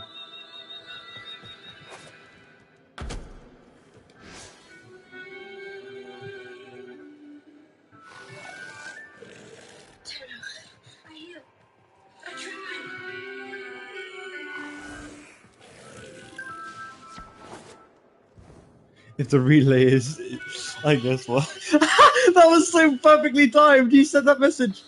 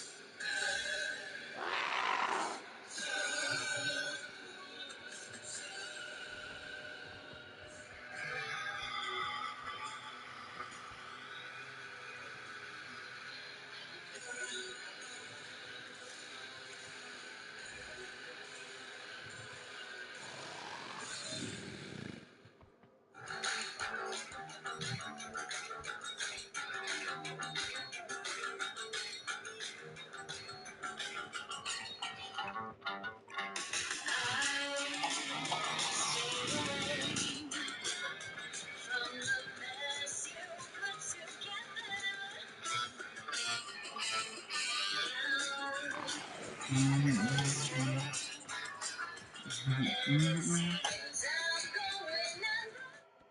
Tenno.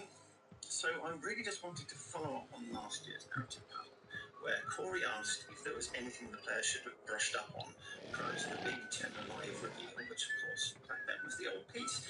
Back then, I could only make vague and half-assed references to old lore and Hunhouse comment about how we severed worlds. That was because one important background detail for the old piece is that the Sentients did, in fact, complete their solar rail between the origin system and Tau. That's actually something we've known about for as long as we've known about Tau at all. It was first mentioned in Max Prime Codex entry way back in 2013. And on the topic of the old piece, I also really ought to address the question of how come the operator is up and about instead of in a cradle on Lua. The second dream is a transient state, one which they were put into for therapeutic reasons, as well as to pilot warframes remotely. It's not the same thing quite as the long sleep or the long dream, which is when the Lotus put all the Tenno into their pods shortly after the Night of the Naga drums, and they stayed there. One question that comes up a lot is, did the events of the old piece actually happen? Yes, they did, although bear in mind we are seeing them as the operator remembers them. They are not Eternalism shenanigans. We've actually only used Eternalism twice for serious story beats. Once for the operator and Drifter's existence in the New What if Finn's, and once for what if serious. Finn's slow as hell? Hello? And a 1 and a 2 and a happy day. Which leads me to ask the question of what is the difference really, and what does it want? Well, I can now reveal for the first time. I don't know. Some old britannic guy just overlay the signal. I couldn't believe it either. But the big question everyone's going to have is, are they romanceable? Well, I have special permission to tell you. Well, hello, Tennocon. Guess who just broke the fourth wall?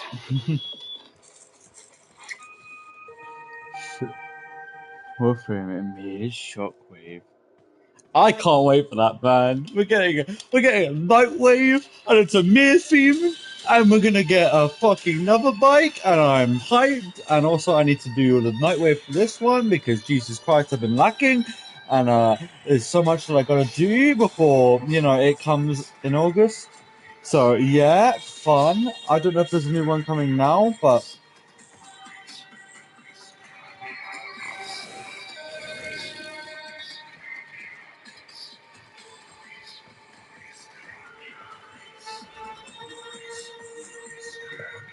Coming. Good.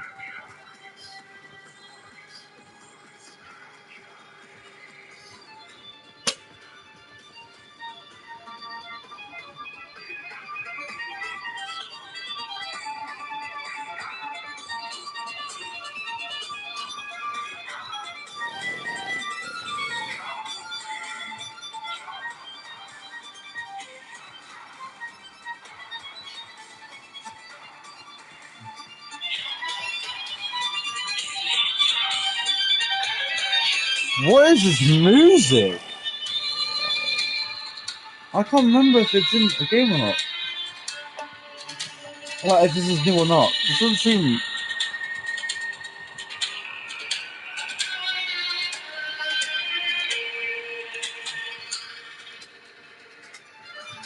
Dude, this Wisp looks really cool. I don't know if it's Wisp. What if Ben Starr's Tower? Yes.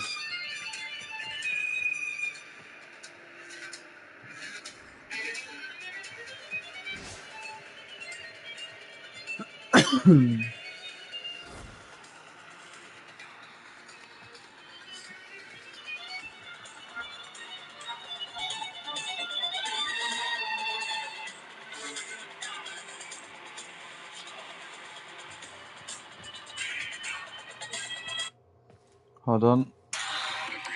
No, don't give me ads! Screw off ads! No! Sorry for the ads, by the way, beforehand. Oh, go away! I don't need you! Screw off! Oh, no! Hearing ads, I actually hate new Twitch. I hate just Twitch, and I hate anything that forces a ad down your throat. I hate it. I hate it. YouTube does it. Everyone does it. You have to pay the premium, man. It shouldn't be a thing. But yeah, sorry. My mild crush up there.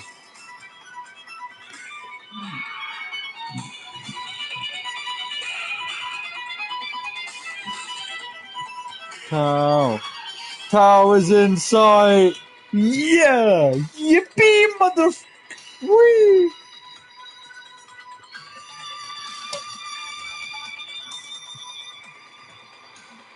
Tao is in sight indeed.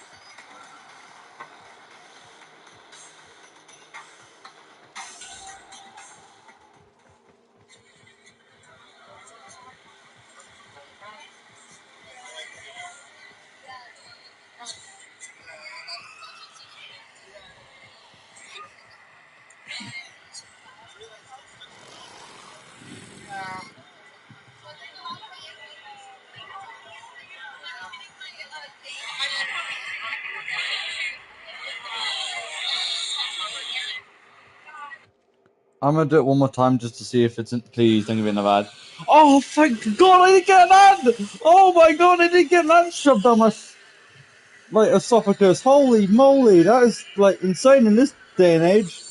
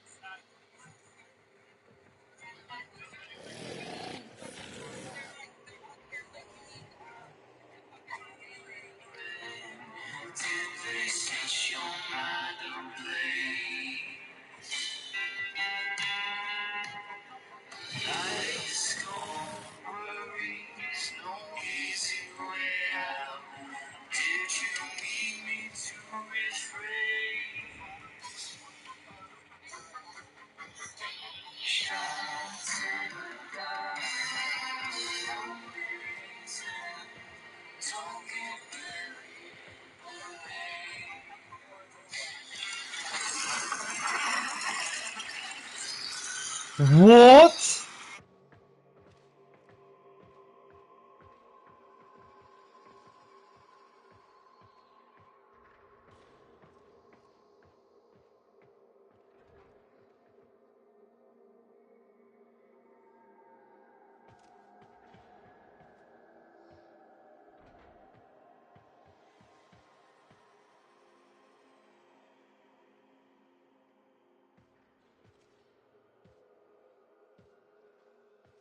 I had to like my headset died at the worst time ever. I hear that sound, boom, my headset dies. No! It is literally just this sound for the entire time, by the way. It is literally just water sounds.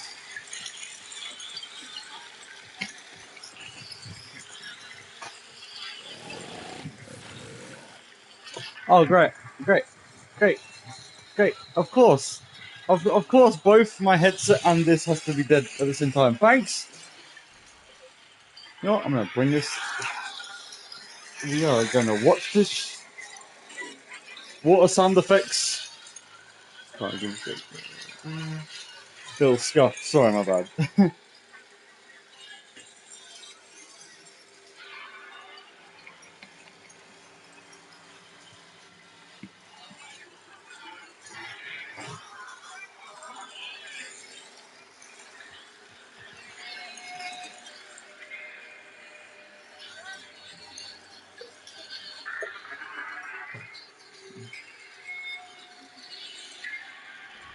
3 minutes. 3 minutes, ladies and gentlemen. Well, 3 minutes and 13 seconds until Tennocon happens.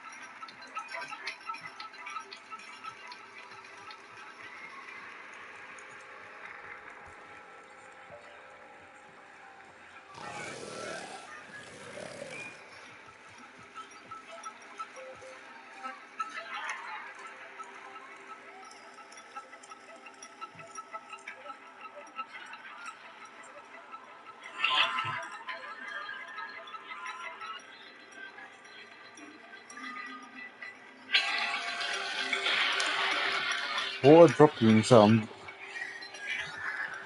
intensifies.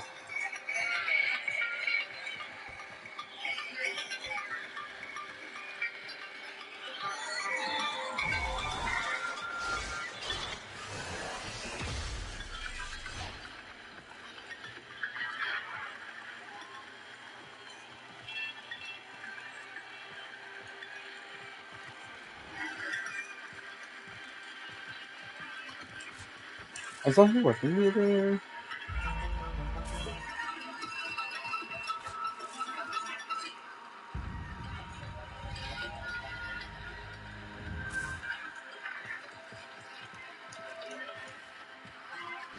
Hey, how does my drifter look? Damn, my drifter looks horrifyingly good.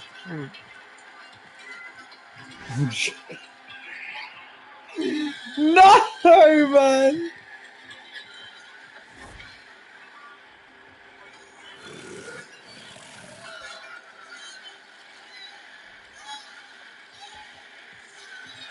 Six. Up.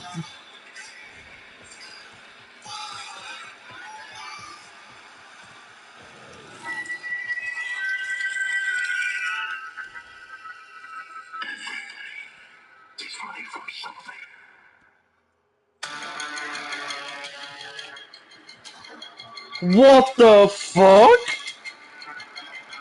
Okay. Okay, yes, the new war.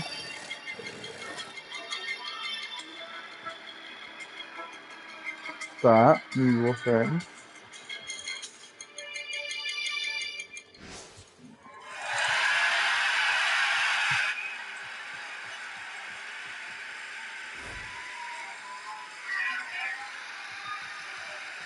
Ladies and gentlemen, Tenno and Envoy, welcome to Tenno Live!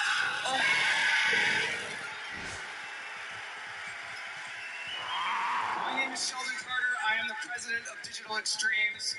And my God, what a couple of days we have had. Panels, meetups, amazing cosplay, and even a full symphony. Are you guys having a good time?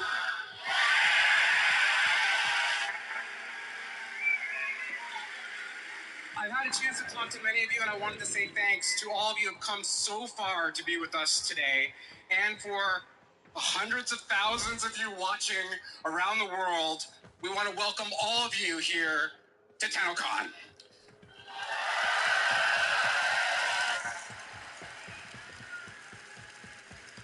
This community and the connection between Digital Extremes and this community is the reason why this all happens. Oh my god, it's 390k!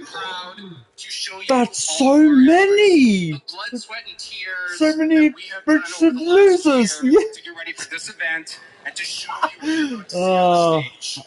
Before we do that, I want to acknowledge all of the amazing staff at Digital Extremes. They're all in here amongst you. We all want to be with you while you experience this. If I could get a big round of applause for everyone at DE. Mr. Alien is enabled. So, this TownCon has been great, but I think we all know that there's a piece of the puzzle that's missing. As some of you might know, our amazing, talented creative director, Rebecca Ford, is not here because she had a serious medical procedure yesterday. But I can tell you that the surgery was successful.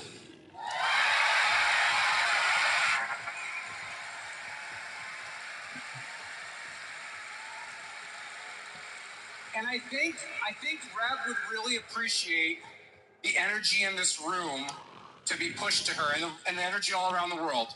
So in previous years, I've had you guys cheer and I've had you guys chant. This year, we're gonna go one more. We're gonna have you sing. Because this is DE and we like music. Now I see people squirming in the front. They're like, I gotta sing? It's a tune that you all know. It's Happy Birthday, okay? But it's with a small bit of lyrical change, okay? So I'm gonna sing it. Oh God, I'm gonna sing it to you, and then we'll put the lyrics up on the board, and then together, all of us, if you can sing, sing. If you can't sing, hum. And if you can't hum, just feel it in your heart. But I'll give you the Sheldon rendition before we go to the lyrics. So it's happy recovery to you. Happy recovery to you. I guess I don't know what it's. We love you, Rebecca. Hope you feel better soon. You guys can do that? Okay. You guys, I know you've all sang this song at the top of your lungs at least once. You have practice. So you're going to do with me. I'm going to count you in. I'm not gonna do the whole thing, sadly, because I'm just not. 1, 2, 3. Happy. All the... We love you.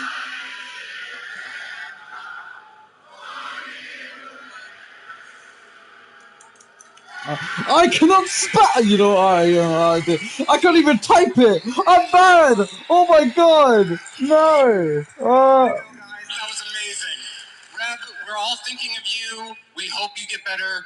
Quickly, take all the time you need. Tonight, we're going to make you proud.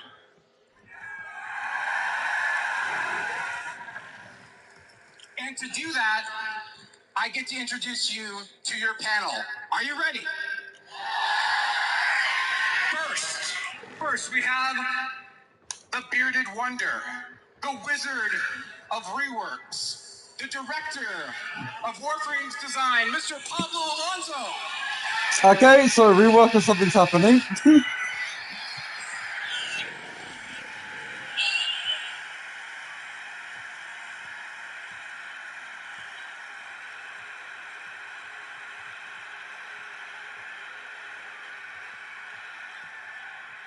Next, we have DE's tastemaker and story breaker, the creative director of Soulframe, Mr. Jeff Brooks.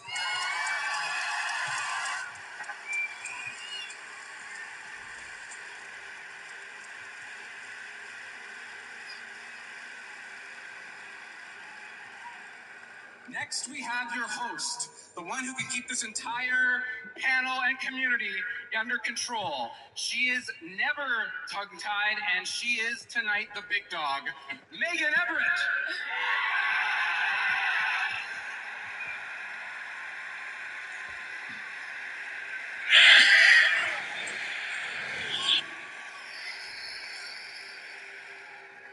And last, I have DE's fearless leader and creative visionary, the man who always changes the demo last minute, Mr. Steve Sinclair.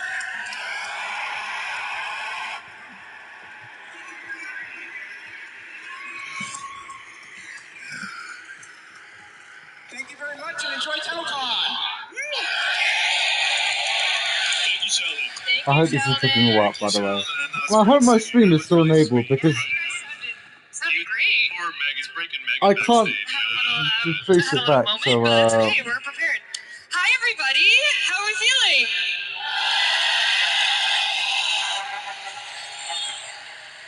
How are we feeling? Jesus Christ! Oh my God. Can you believe that? That is Okay, crazy. it's still recording. Cool. Just looking out, this is like Sorry. we're beyond fortunate and grateful that this is even happening. This is incredible. 11 years of making memories.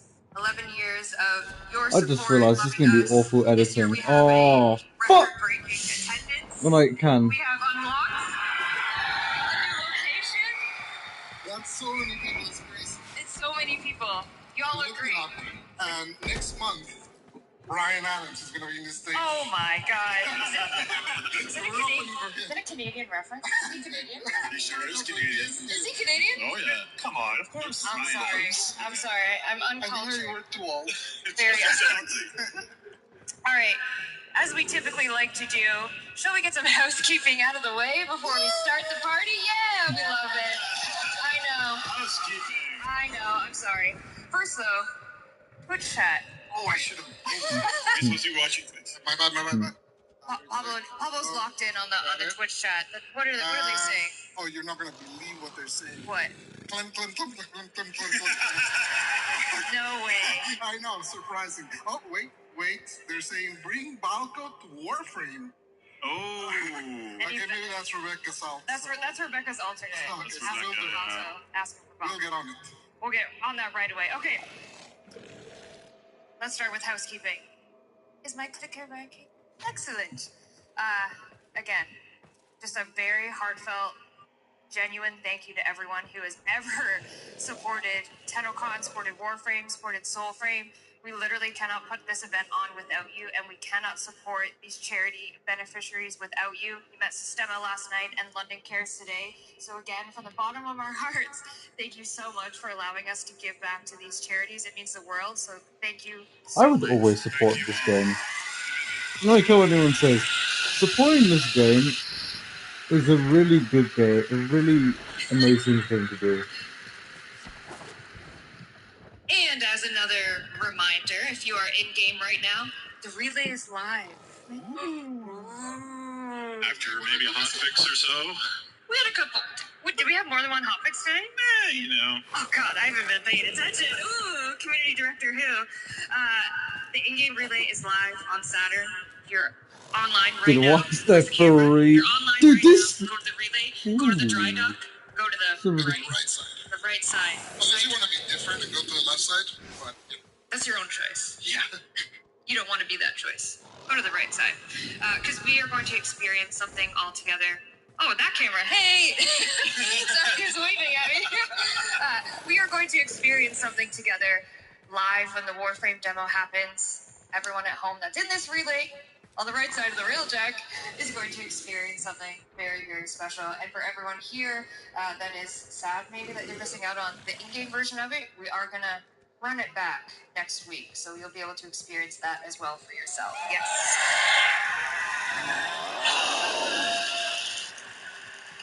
And right now, if you're watching your link, if you watch Zach's video over and over about Twitch linking, you'll be earning yourself a Mesa Prime. Obviously, everyone in the audience is getting one as well from via email. You probably already got your email. Redeem it, get it. Yes, there you go. Mesa Prime, everybody.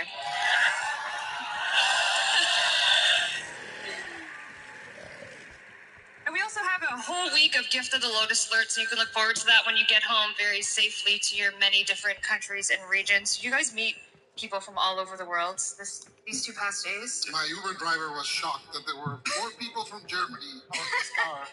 Well, I was explaining, he was like, what is this about? And I was like, it's like a gaming convention. And he's like, like GTA 6. And I was like, well. Except we actually released. Just like. Dumb! Megan. Oh, I'm going to hear Alright, from the lawyers brother. on that one. I'm joking. Okay. As we said at the beginning of the day, Stephen and I, Soulframe, you guys had your dev stream, talked about many different exciting things. A couple things. You guys are actually going to be up first during this Tenno Live experience. Talk to me a little bit about what you guys talked about on the dev stream. So I have the dev stream, and I also have. You guys are getting fish. Vegan fishing. Vegan fishing. And I think, one of our employees was in the crowd and heard from behind them, finally, it's a real game now. So there's that, I guess. We made it. But yeah, we showed a lot of stuff, and we're going to hopefully contextualize that. And hopefully not without taking too much time, because there's a very amazing and very big Warframe demo reveal today as well. Jam-packed. Very serious. Yeah. With this, well, I mean, the music's always incredible, but this one is the Warframe music. Oh my god. We'll get Sheldon back out and he'll sing to it or something. And you also said mounts? You gave some mount information? That's right. I also met a player who said, well, if you had mounts, I'll come back. I said, we got one. We are. And so I'm like, yeah, we got one. But yeah, we've been kind of showing this in cinematics and things like that, and then finally it's going to be launching this fall in co-op support and all sorts of great things. I did get a request from a player to if you could do a split where it's like I got the pin. You got a pin as well. Okay, I got it in my pocket. That's good. Where's that player? Where's that player? There in here somewhere. Yeah. There they are. Oh, here. Noted. Found See, we them. take notes here. Found them. As well, there's something happening in game. Am I correct? There is a Mendicant rider that you can now, a sub boss that you can go fight. That launches the game live today. I don't know if my clicker's working. There it is. There, yep. Yeah, Mendicant Rainbreaker. Yep.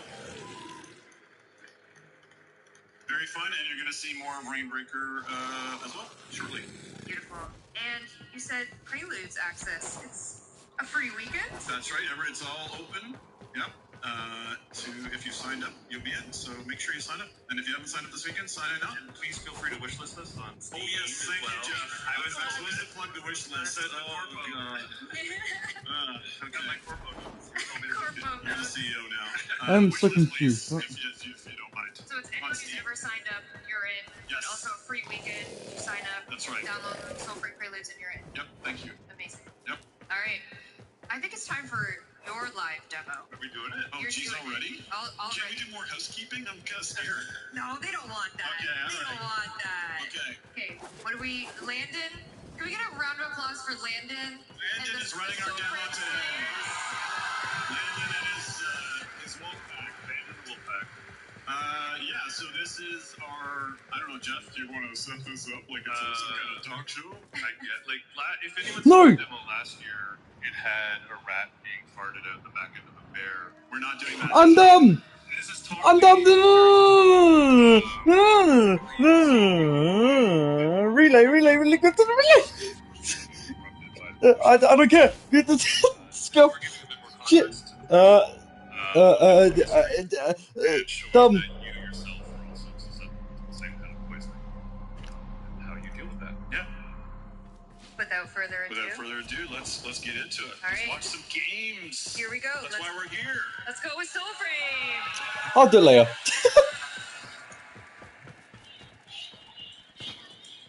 It's rerun, it's fine. A splinter in the heart sings in the tree.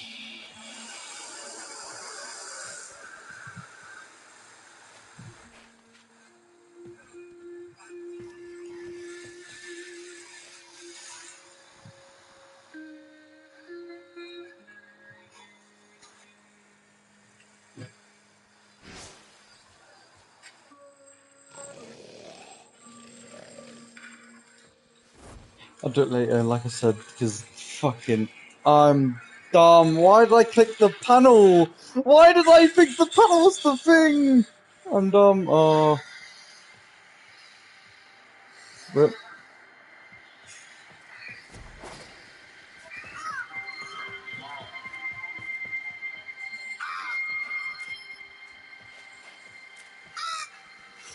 Ooh.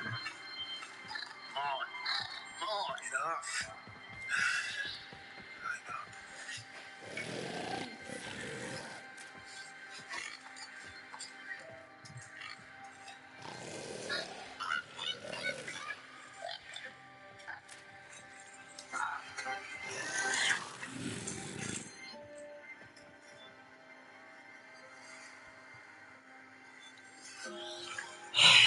Jesus fucking Christ. I am rusty, man.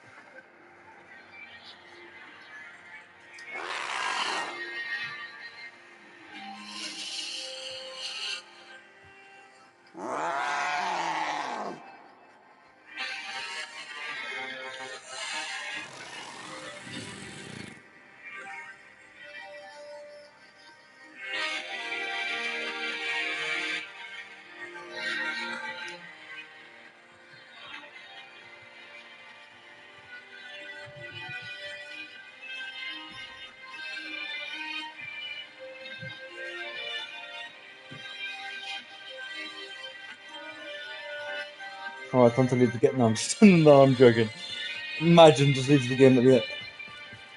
Okay.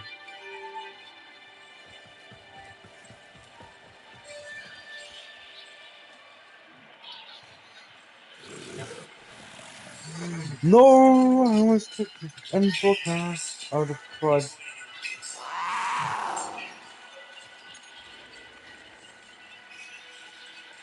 Sorry, Tenno, my bad.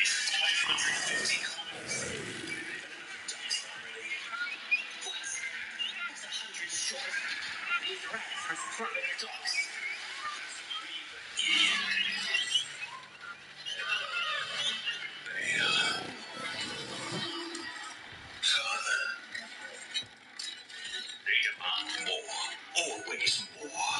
Soldiers red. I run them piss pits night and day. Furnaces scorching on elder oaks and open firs. Time's tea blows away. The star. We need stronger stock. I need to replay more Soulframe, but because it's not on console right now, I can't really do it. What the hell? Oh.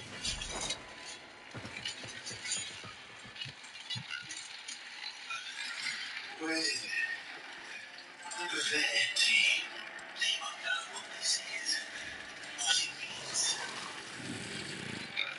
So remind them.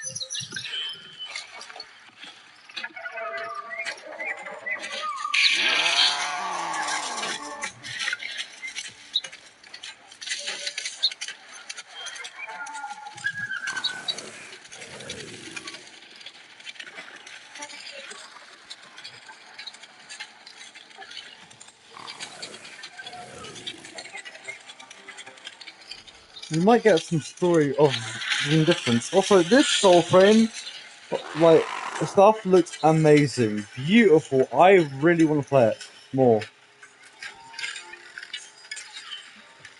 I just had all the PC stuff and other games that I'm kind of like very stressed. I was very stressed about it and just like sort of stressed about other stuff.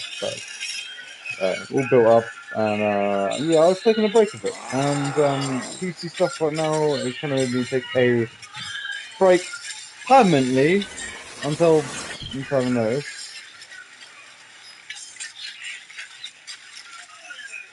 What?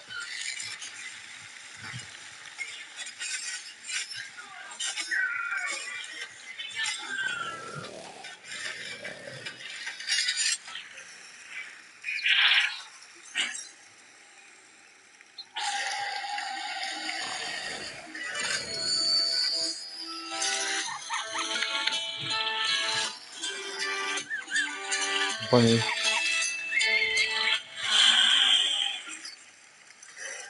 Memorial Silvery Mayfly. Heaven to your shadow heart.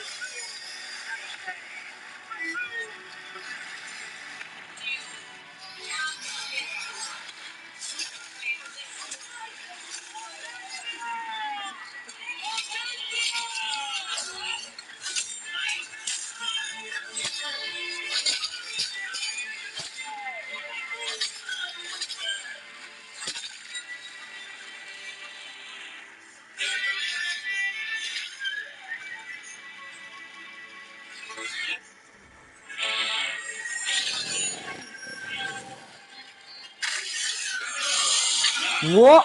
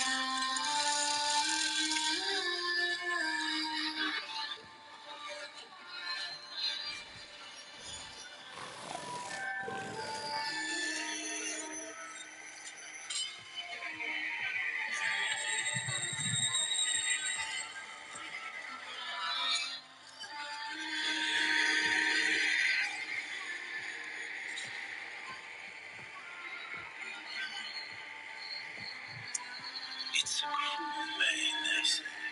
A searing spider in the ear, a seething slug in the throat. But trust me, it only hurts until you see. So sit with them.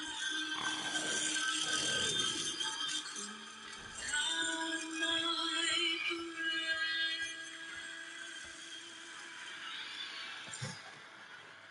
What is Ballas's voice actor's problem with killing people, stabbing them?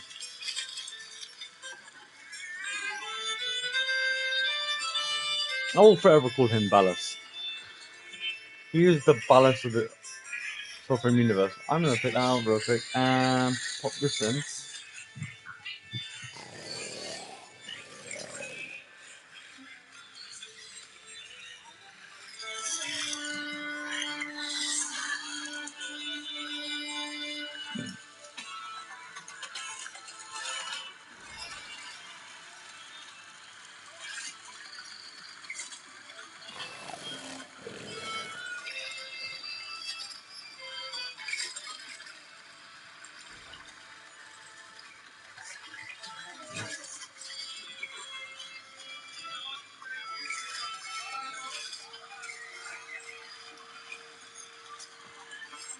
Damn, tragic.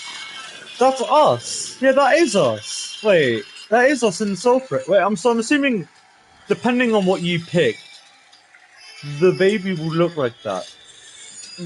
In theory, I hope that's how it works, but who knows. By the way, download Soulframe now. Sorry.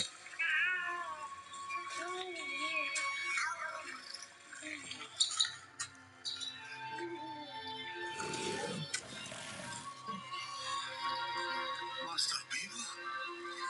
Oh, no. What's this pulled from the clear? Minnow. I see. Oh.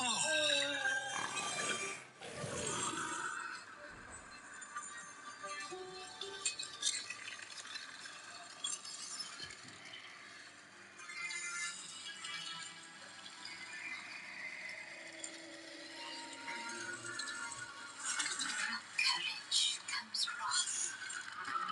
Violence bring doom. Let spirit come death in this Icarus womb.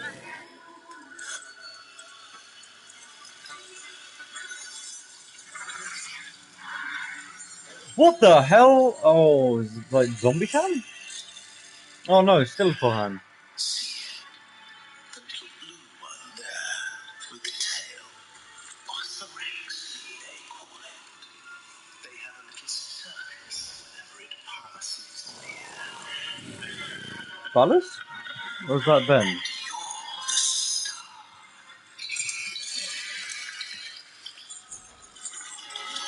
Embrace it, become it, or drown.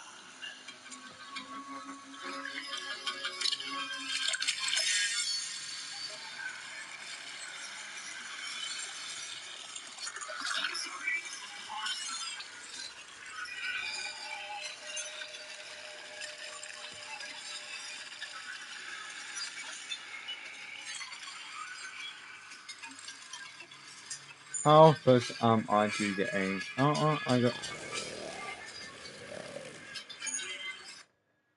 No. Ooh,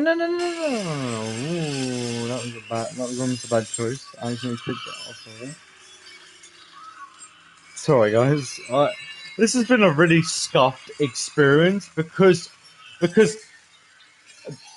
of my PC dying. Because what I would be doing is I'd have the stream right here on my PC, and then just play the game and know everything that happens. But it doesn't work.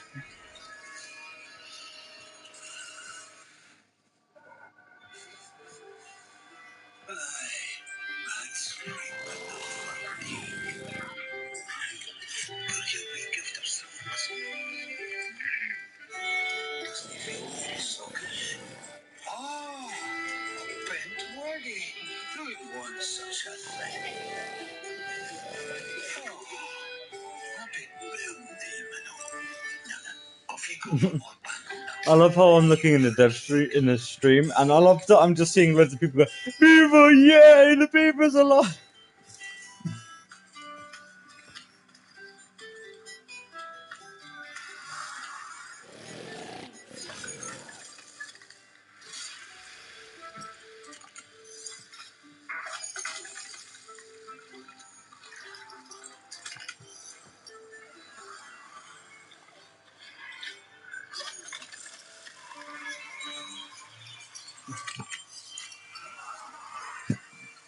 So is this how we unlock those other powers? Do we just learn them through this mission?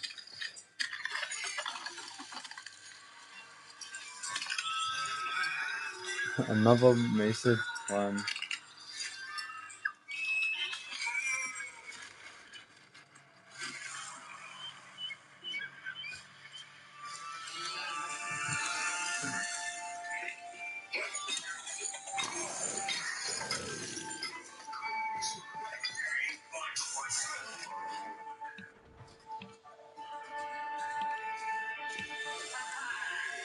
stupid things. Disseminate free.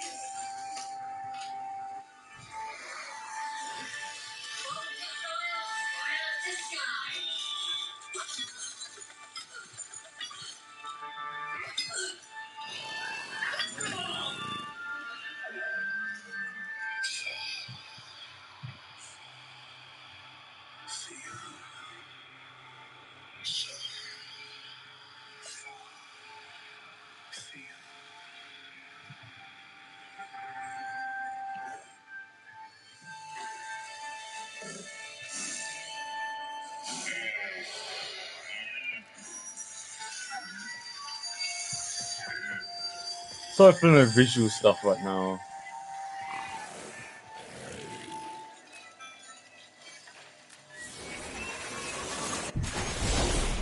I'm recording it, by the way. There's no audio, so I can show when everything shows up on here. But I might keep it, you know. The community, like, thing is pretty good.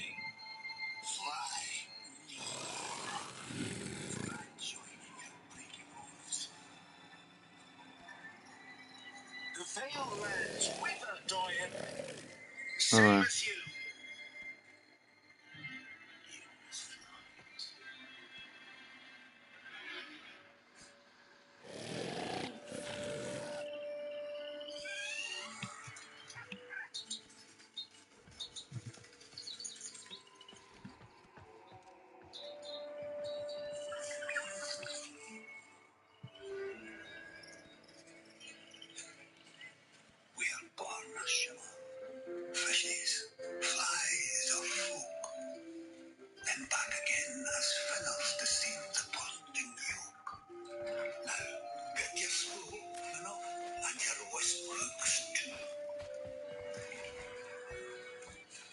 Is that Vulcan? Oh no, that's Frost. I really wish I had him, by the way. I fucking didn't buy him at the time, and I'm regretting it to this day. How the hell?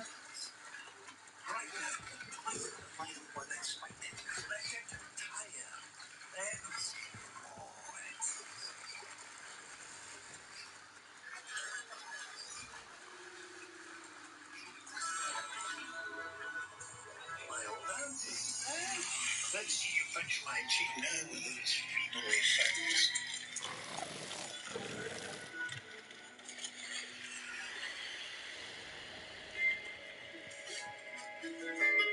Well, the other day, what came over me, I should have told you sooner. But now you know, we blue have the touch of life unnaturally. We can grasp the fleeing soul and set it back. There is a story, of course, a reason. We will read the soul of Tennocon night, but for now it is enough to say, be wary, Manon, for we pay the cost with our own soul lost. And who will want to forget all this?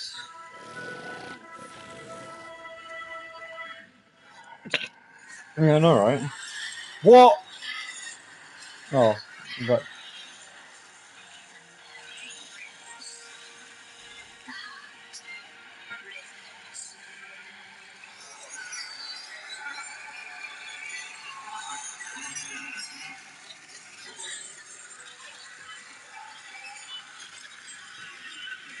My beasties desert you so because you're mine. Are you even trying to hold us back?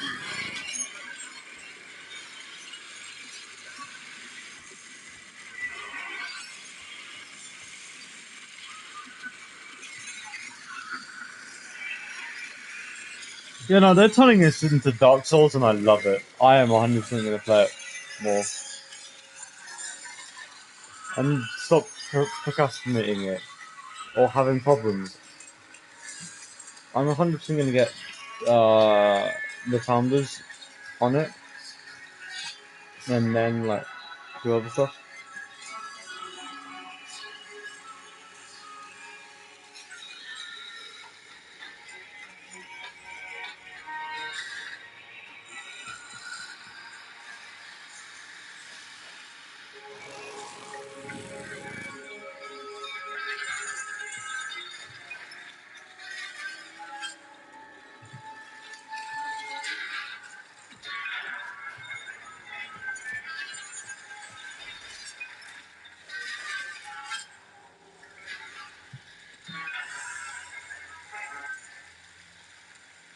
Something a vertigo with vacant heart. My loss, your hoof will be their sweet release.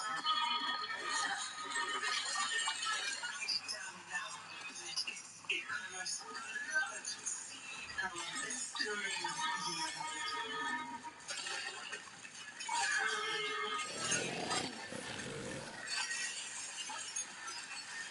No greater sugar than blood to buy. Enough for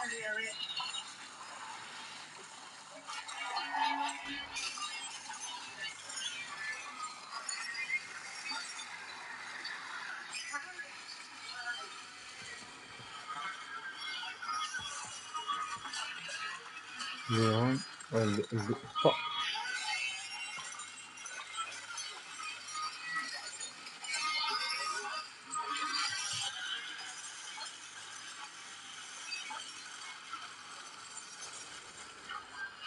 I have both of those.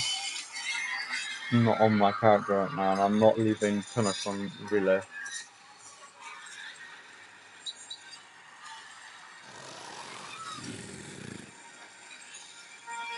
6 hours in. 6 hours and 36 minutes in. Holy shit.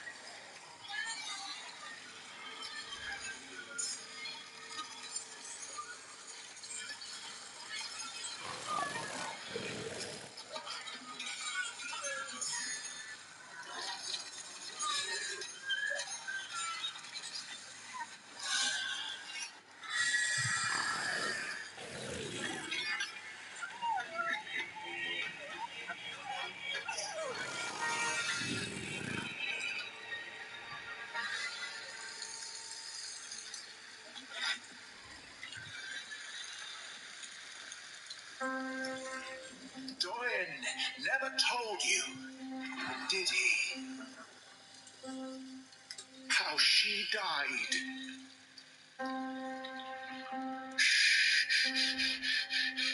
Listen. Do you hear it? Like a needle in the ear.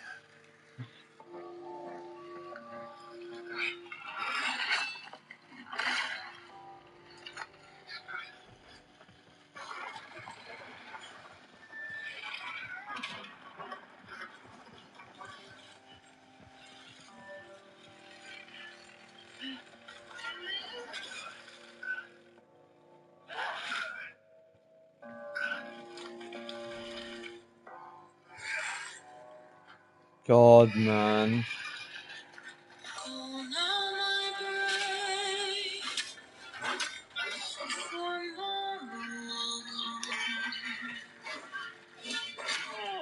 This night of moon will dawn while our banners burn, our arrows to sky. Found our way, so brave as we rise. And if this night to our path, carry me brave. Something happens here. Because the music is finished so good.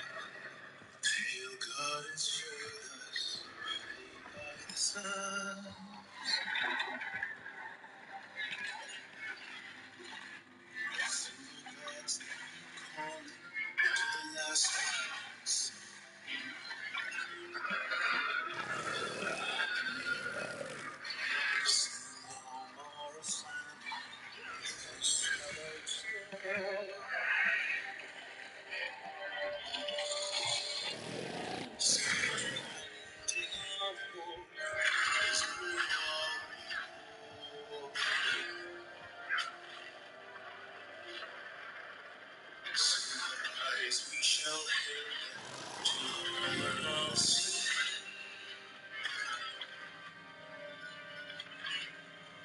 Till the rise I shall till heaven.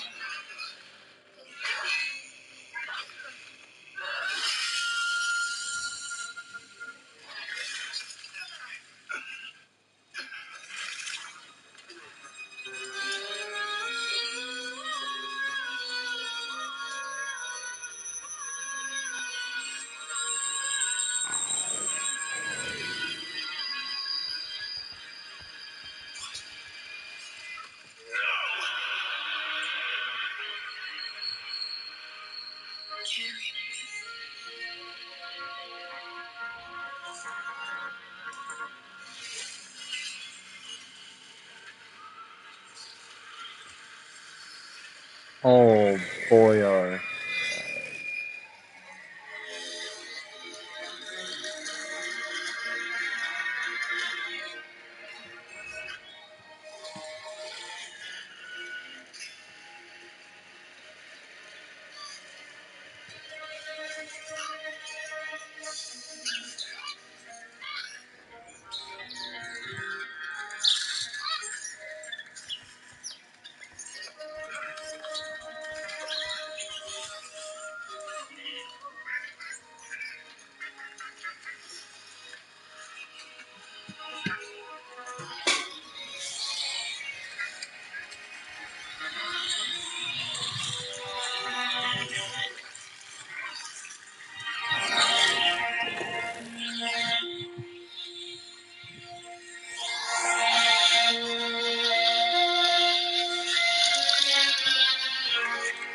What the hell?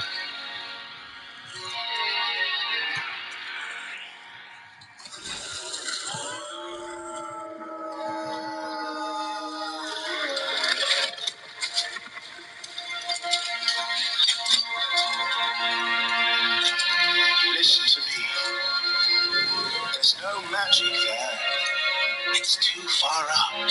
They'll be stronger. They'll burn you alive with no stones to remake you. If you're smart, you won't push them.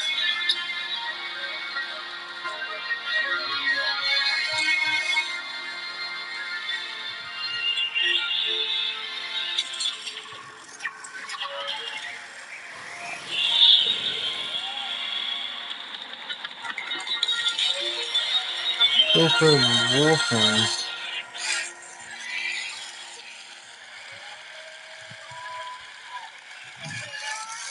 Warframe. And look at that. You're still true blue, aren't you? Am I being rescued? I'm not dressed for that. Stay out of this. Shit.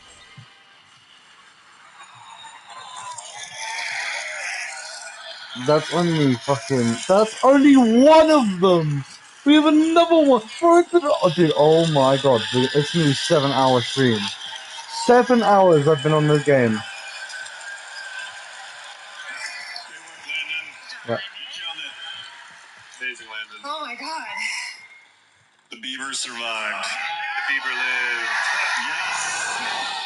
Yes. It is not a dog-sized rat. It's a beaver. He's the true hero. What did we just witness? Do you want to leave it at A that? very relentlessly paced, condensed version of half of War Songs. That's the first. That's a condensed version of the first half of the War Songs clip. Yep. I'm still confused by it, but a lot of amazing things in it, and the team just did an incredible job with a very complicated time-traveling, time-swapping boss fight as well. So, yeah, very proud of it. It was quite the task. They killed it. I hope you liked it. Cinema, by the way. And if you did, maybe you should wish list on Steam. Corpo. All right. I think we need a little bit of a breather. Oh, you're not ready for your demo yet? Emotionally shattered. Okay, sorry. I'm gonna need a minute. Should we do just a little bit of our classic giveaways? Yes. Let's do some giveaways. I believe a box is being a box is being wheeled out as we speak. It's even themed. It is even themed. Is Rebecca in there? Oh my god, please. That'd be so cool if she popped out. Woohoo! 3, 2, 1. Aww. It wasn't. No, Rebecca. All right. All right, Pablo is going to help me with this. Nice. And we do have some DE volunteer runners because obviously new location unlocked. I just can't give it to you. You're too far away. Okay, we are going to start with also online. Let's run a power plat of 100,000 platinum, please, Rue. Power plant. Power plat. Too much. Couple dollars. Wow. Well, thank you, Rue. We'll also do 100,000 platinum to someone lucky here. Shall we? Yes. All right. We're digging. Thank you. All right, Pablo's going to read it out, and we have DE runners on the side ready to come collect your information. If you're in the bowl, I believe we're going to do a come to the box office and show us you're legit, and we'll give you your gift because. So I didn't ask you this, but do I say the in-game alias or do I dox them? No docs. Okay, no dox. No docs. Sure. You sure? I'm sure. Okay. In-game alias. Onion Aid! Congratulations! Do we have an Onion Aid in the house? Onion Aid? Oh no. Where are you? I see. Oh, by the Canada Life sign? Plug. Are you like right there? Yep. There's so many people. Oh, do you see him? Confirmed? We're coming. Okay. Confirmed. Canada Life side. Excellent. Danny and Nella are on their way to confirm your validation. 100,000 platinum to that person, everybody. Holy. All right. Pablo, can you please grab that Nidus statue over there? Ooh. Who got their hands on a Nidus statue? Yes. All right. This Nidus statue is going to a lucky. There's a lot of stuff in this box. Oh, Lord. Pablo? And the winner is Angry Screech. Angry Screech. We have an angry screecher out there. We have an Okay. Yeah? Angry Screech? Goes with it. The spotlight is, oh, is that them standing up in the green shirt? Hi! All right, it's being delivered. Zach is running. And just confirmed the 100,000 platinum on Twitch. The winner is Toxic_J. Congratulations, Toxic_J. All right, our next giveaway is the 7-piece dice set, and this poster here is signed by Rebecca Ford. Those are rare this time. Oh, so rare. All right, the winner is, oh, that's a great name. Goat Gun. Goat Gun. Goat_gun. We have a goat gun in the house. A goat gun. Oh, I see the hands are pointing. They're there. They're way up there. Okay. Please come to the box office after the show, and we will get you your prize.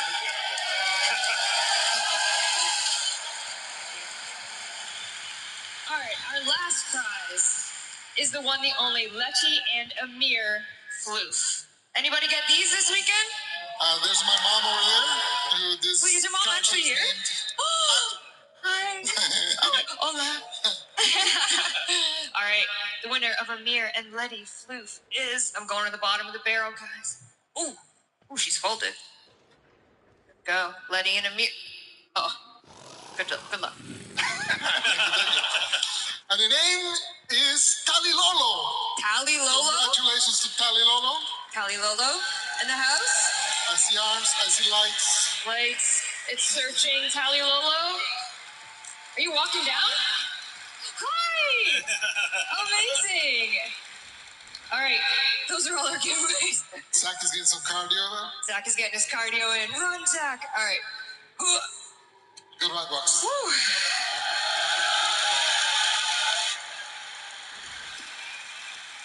Thank you, gentlemen. Thank you so much. All right, let's get back to business, shall we? Back to business. But what I mean by that is back to housekeeping. No. Come on. Just a couple things. Dog Days is coming back, everybody. Everyone's favorite summer event. I know. August 4th, get your noodles, get your soaker trons, get soaked. Is that what she says? Get soaked? Sure, get soaked. It's coming back. In addition to this one, our brand new glyphs designed by Space Waifu. Yeah. Jeff, what's your favorite one? I like the Arrow one. Yeah, like the Arrow one. The Arrow one, yeah. I like the Arrow one too. They're amazing. They are amazing. And a bunch of other rewards are coming, so just a little fun summertime activity back for you. Okay, as we know, our next heirloom went live this morning. Why don't we take a closer look, shall we?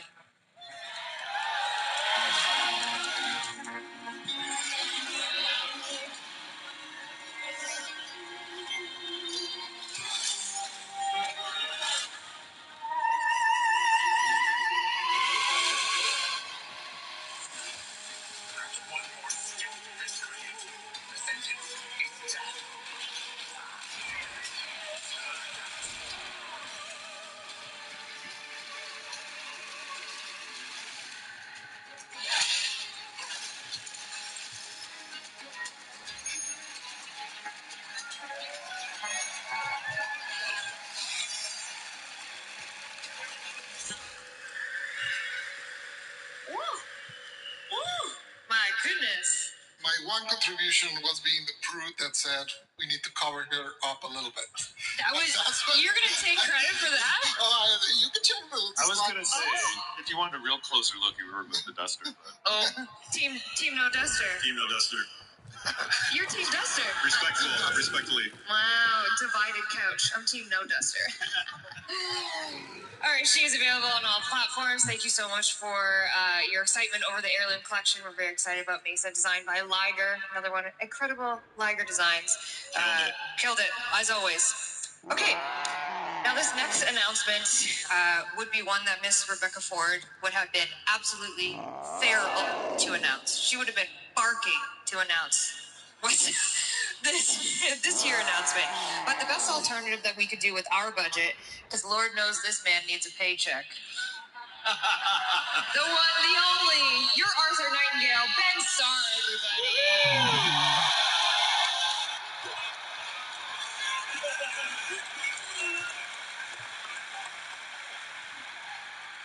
Hello. Ben.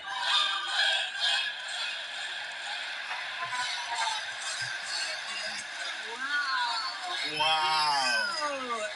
Do it again. Oh my God.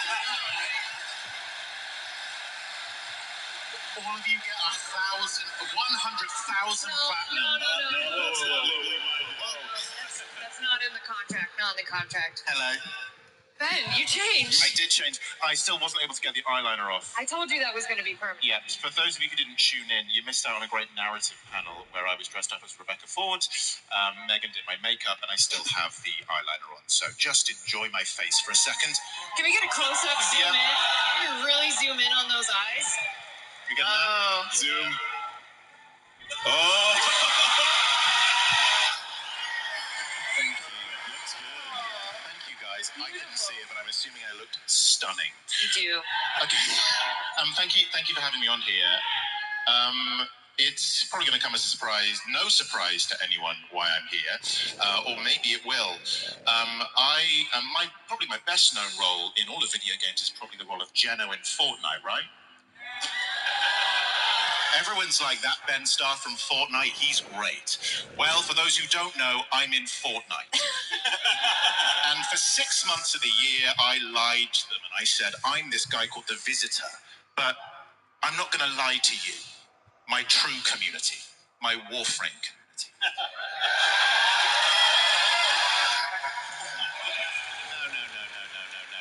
I wouldn't come here and lie to you like I gleefully lied to the Fortnite community for an extended period of time. So, here I am, paycheck in hand, finally getting that DE money. To reveal that for many, many years, DE have had a wonderful collaboration with Epic, and it only feels right that I get the opportunity to announce that Excalibur is coming to Fortnite. Excalibur was the first. When this new storm comes, he must be the last one standing. Battle awaits.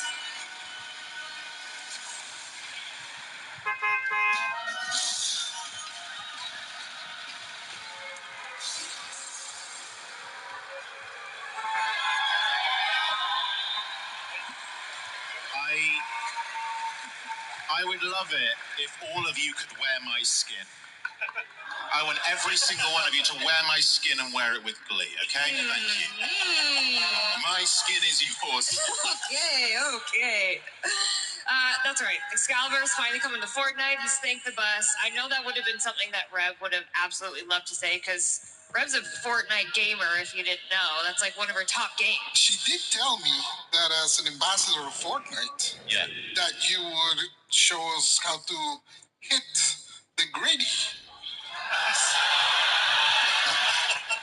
Is this accurate? Yeah. You know what? I think I need to.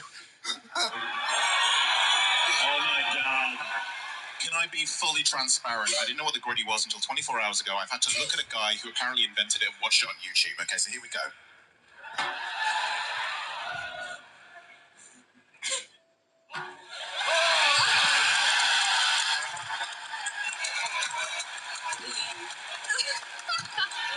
Thank you.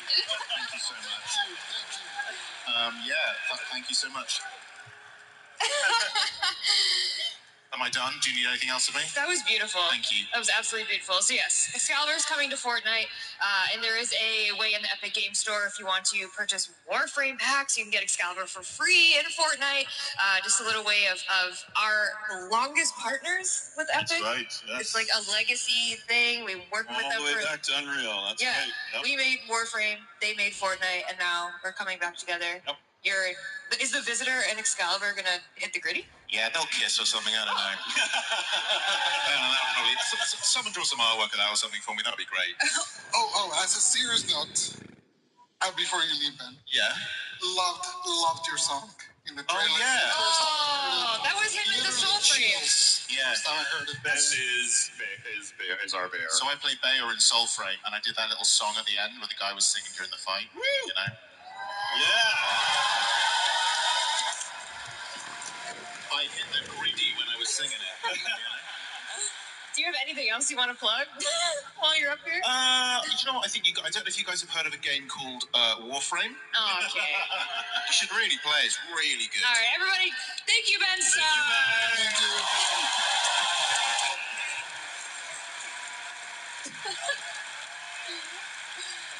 Oh, anything for a paycheck, that guy. Oh, jeez. I'm joking. All right. Our next announcement, our next reveal, is also better said from someone more high voltage. I totally made this. Well, hello, Tennocon. Guess who just broke the fourth wall?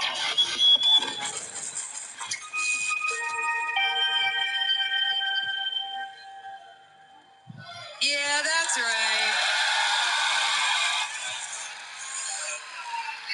For those of you that don't know, Amir has hacked the highwaves.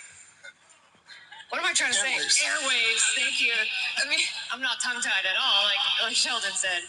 Amir has hacked the airways. He's taken over for Nora Knight, and in August, you're going to get a themed Nightwave featuring Amir. Yeah, it's been a while since we've done like a custom Nightwave. And when this idea came up, including this part. These are not official skins. I'm sorry, unless you really want them. Unless you really insist.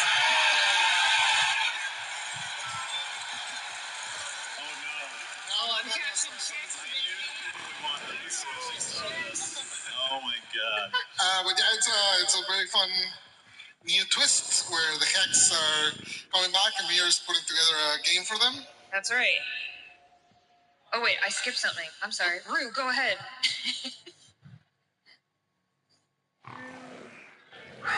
Rue, my video. Thanks, bestie. So as you know, this Helvania, it's actually going to be turned into a tabletop game upstairs in the mall.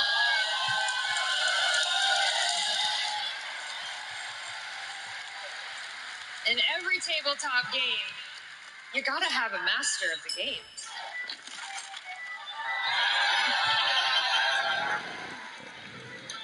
So Fables and Frontiers is finally coming to fruition, Amir's absolute dream and goal in life. And that's going to permanently stay in Helvania, so you'll be able to go up there and look at it, partake in Frontiers and Fables. These are just fun, not real skins. Not real skins, but real glyphs. Yes, that's right. And these are just fun player cards that, we imagined with the classes that they picked. And of course, the Kim is going to get expanded because you need a group chat for Fables and Frontiers.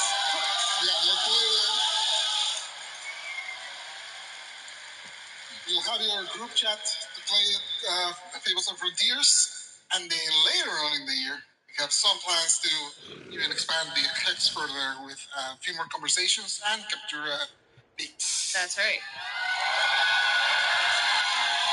Gotta get Ben back in that booth, am I right? Gotta pay. Also, since Amir's breaking the fourth wall a little bit, we're gonna get a brand new Eximus, kind of inspired by his abilities, and he'll be all over the place. New Eximus. It's gonna be shocking. It's gonna be shocking. Stop it.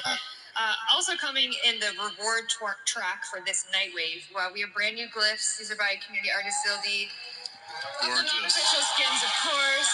Gorgeous. Absolutely amazing. Also in the reward track, one of my absolute favorite rewards of all time that we've ever done for Nightwave. The boys are back in town. New online song. The boys are back. Has any of you heard it yet? I haven't. You haven't? There's been a work in progress. Yeah. It's like their demo tape, I think. I know. The idea is sick. Matt Chalmers, are you in the crowd? Where is he? He's sleeping off his Nah, concert he's leaving. hangover. Oh, he's over there. Oh, there he is. He's jumping. Quit, Max. Sing it for us. Amazing. You did great. It Thank you. sounds great. It sounds great. But no, this So is exciting. a brand new online song. We got the boys back in the studio, and as part of the Nightwave reward track, you will earn this song, and you'll be able to listen to it, and I'm sure it'll be on streaming services at a later date. Nice. So this is all coming in August. This is It's our like the August people- Nightwave, so you can look forward to that. All right. We have a running bit on this stream, on this here Tenno Live, that we announce our unannounced fall 2026 update. You gotta announce the unannounced. It's an announced, unannounced fall 2026 update. But as you can see, that's a tongue twister, and you know I can't pronounce anything, and I get sick and tired of saying In fact, unannounced fall people- 2020 whatever update. In fact, people are saying DEF. I don't. You win.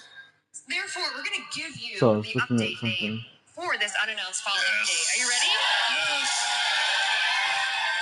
The guy from Fortnite, no way. Excalibur, I hate my life. What does it mean? What does it mean? I should have known. Tell me. No, mean. Well, this update will include Naren, of course, because it has to, which is a brand new New Frost Warframe. Warframe. She's very different from Ice the one we know. Frame! It's been over a decade since we made a Frost Warframe, so I'm very excited to give it a new twist.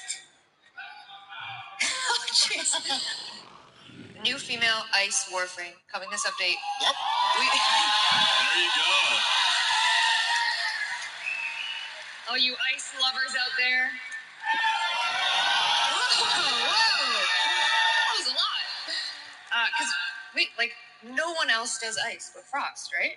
We went 13 years and said, no. A few dabbles, chroma dabbles. Okay, dabble. Don't say the word chroma. Oh my God, don't. Oh, but Don't say it. They're fine.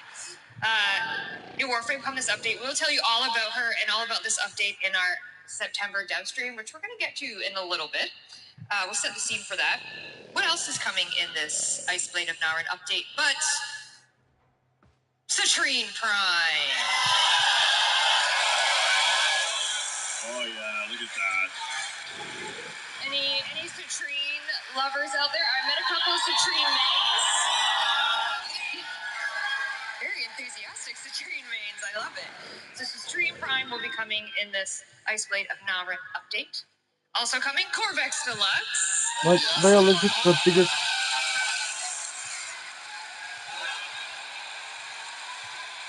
He's a gargoyle-themed Warframe Deluxe. Very cool. Very cool. From the mind of Rebecca likes gargoyles. We know this, okay? This is her thing. Also, his abilities will be gargoyleified, if you will. Also coming in the Ice Blade of Naren update, another deluxe, Banshee Deluxe. Banshee Deluxe. Oh yeah. Wow. This beautiful Banshee Deluxe concept is supposed to be by amazing. community creator and artist Mishka. So very talented. Thank you for working with us. This one's incredible. It's so gorgeous. I can't wait to see it in game, rigged, everything. So she will be coming with the Ice Blade of Naren update. But why would we do a Banshee Deluxe? What do you mean? And Could it be? Is it time? yeah, rework. Banshee rework, ladies and gentlemen. Pablo.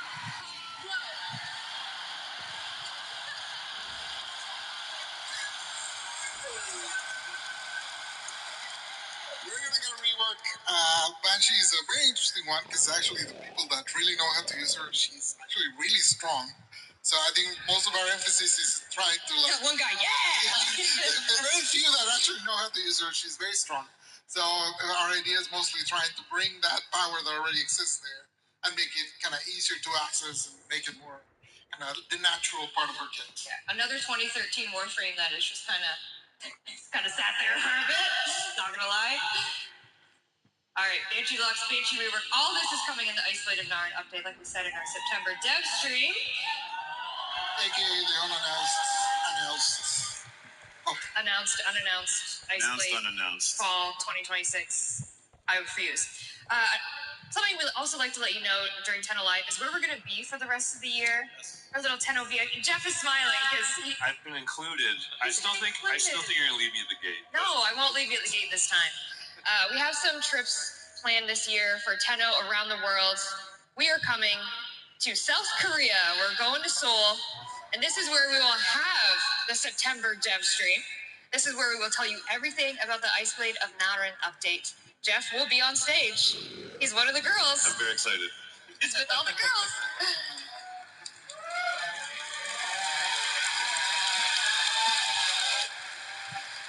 And then we're taking a trip to China, see our Chinese Tenno again, very excited. And then we're gonna go skip to the pond. I don't know, skip The other London? to the cool London. We're coming back to London. Hey. Let's be honest, okay? I know. The big one. They have cool cabs. It's way better over there. We're going to London, UK in October, and then we're going to I almost did an accent. We're going to Glasgow. I will not do it accent. I butchered it last time I did it. So this is where you'll find us kind of around the world for the later end of the year. But we love dates. We love to give people a heads up as to where we are. What if we gave them the date of Tennocon next year? Oh no. Oh, too scary. Should we give it a date for next year? Yeah? July 16th and 17th next year.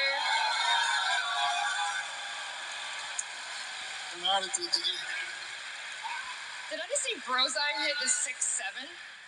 Brozime, did you just hit the 6-7? I saw that. Yeah, there it is. Yeah, of course. Save the date. We'll have obviously a lot more information about Tennocon. Maybe we'll be in this space. Maybe we'll be somewhere bigger. We actually can't get any bigger than this. This is as big as this is big. We have to go to the other one. We have to go to the cool London. All right. I'm done my housekeeping. Really? That's it. So what follows the housekeeping? I wonder. Nothing left to do now, right? Anything left to do? Well, I think it's finally time for everyone to experience the live demo. Yes. The live future of Warframe. Yes. Are we ready? We're ready. Let's go. Let's go. If you caught some of the panels earlier, we've been kind of teasing a little bit of, tune into Tenno Live, tune into Tenno Live. And one of the things that we are extremely excited about is welcoming another member to the voice actor family.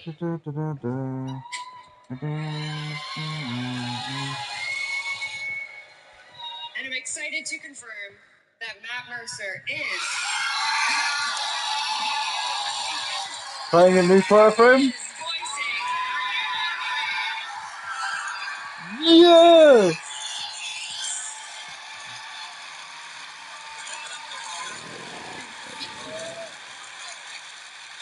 Should we give the name? Briscoe.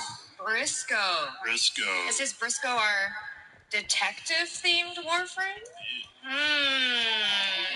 Interesting. I love the tie design. He's a very dapper guy. But of course, Warframes don't talk. But that's not a proto-frame. Very mysterious. How's this going to work? How's that going to work? Yeah, I don't know. Well, you're about to find Maybe out we should watch the demo. in our live demo.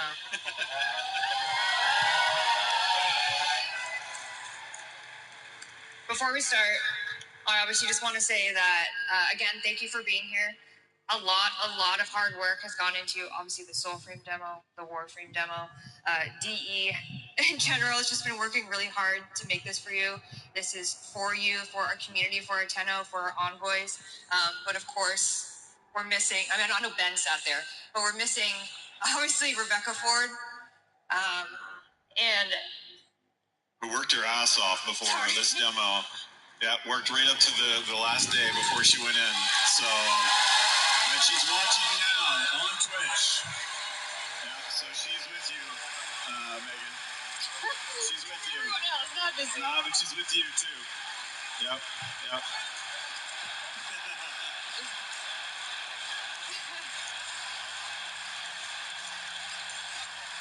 So we're gonna do this for you. We're gonna do this for Space Mom. Any words before I head over there? You're gonna kill it, Megan. Oh, thank you. You got this, Megan. You got this. All right. Space Mom did actually prepare a few words, pre-recorded words for you. So we're going to play that now, and then we're just going to get right into it. You ready? Yes. We're ready. All right. Very ready. Let's go. It is July 9th, and we just finished our final presentation before Tennocon. Megan did it live, and since I'm not there tonight, I wanted to cue up the Tennocon demo with some prepared words. Hello, everyone. It is July 9th. I just said that. We just finished our last rehearsal. I just said that too. Hello, my name is Rebecca Ford. I am part of the Warframe team. The team at Digital Extremes has worked harder than ever for this, and I am sad to not be there in the room with you. It is very hard to be kept away from the stage for Warframe. What you are about to see is a mix of a few things. I will shut up soon so you can watch Megan play the demo live. But to set the scene, you are going to see specific moments from where the Warframe story is going, including a live moment that shows what's happening at home in the relay. So if you aren't there at Tennocon, like me, hop on game, get in the relay. And if you're in the audience, don't worry, because it'll be waiting for you when you get home. Please enjoy seeing the future of Warframe, and let's all say good luck, Megan, to doing it live. Thanks. I wish it so much. So maybe I'll return it.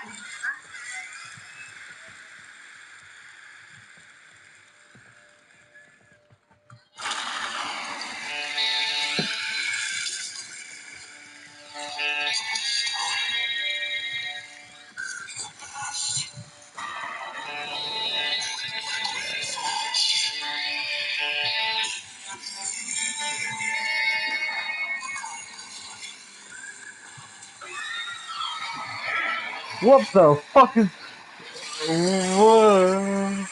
Some design. What? Playable, Lewis?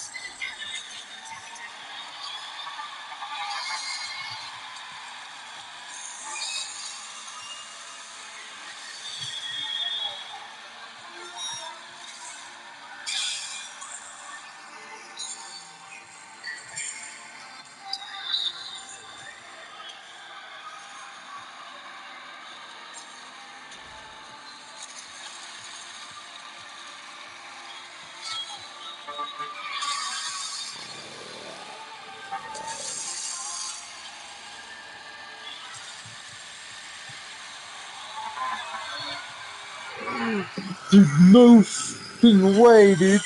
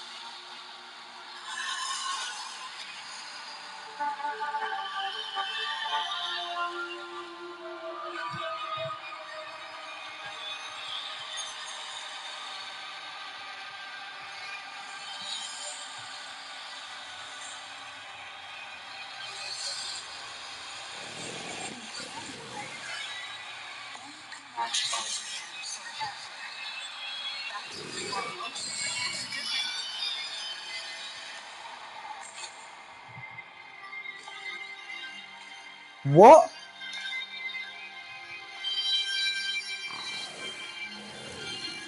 Operate.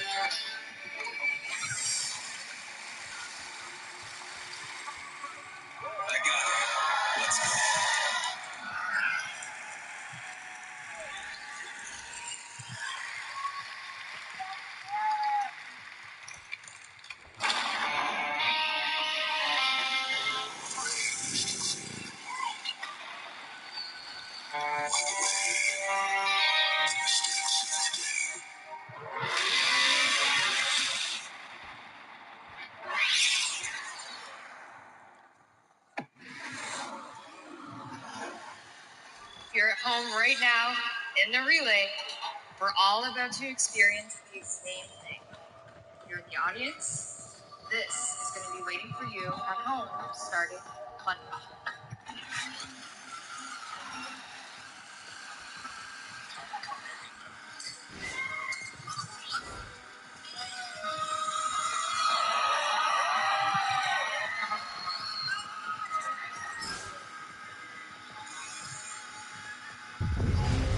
Oh!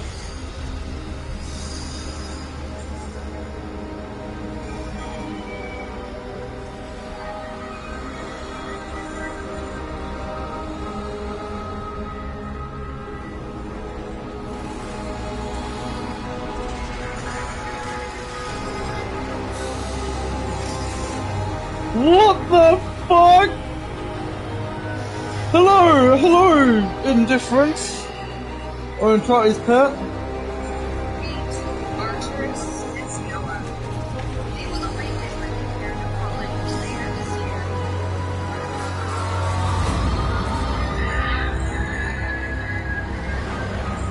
No fucking way.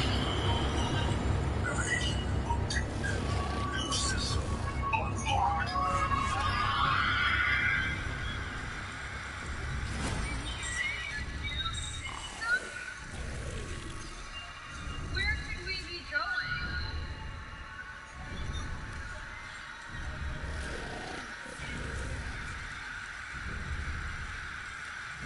Should we go? No! Software update! No, no, no!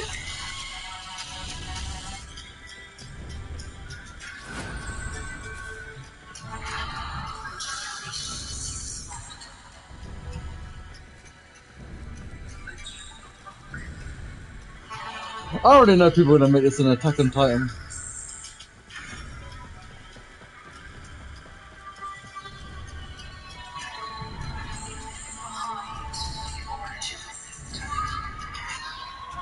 New towel? Dude, I got shivers! Dude, I actually got fucking shivers down my spine!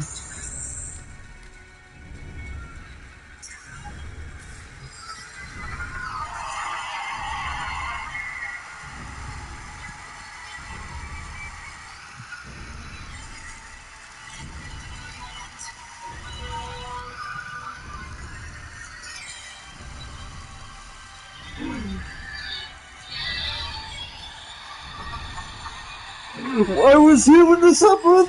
Yeah! New fucking system! Holy shit! New origin system, tail system!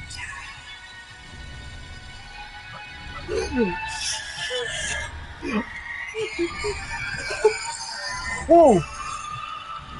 Oh, wait, what? Is this Mesa?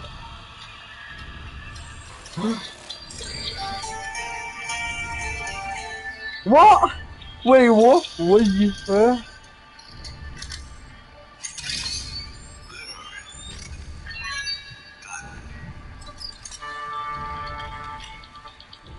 What?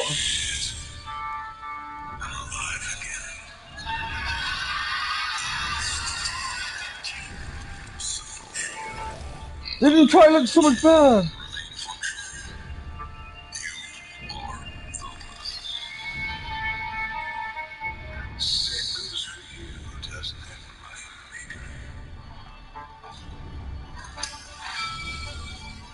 I know you want the voice of your own. Have patience. I guess I can keep my thoughts to myself. Better that way.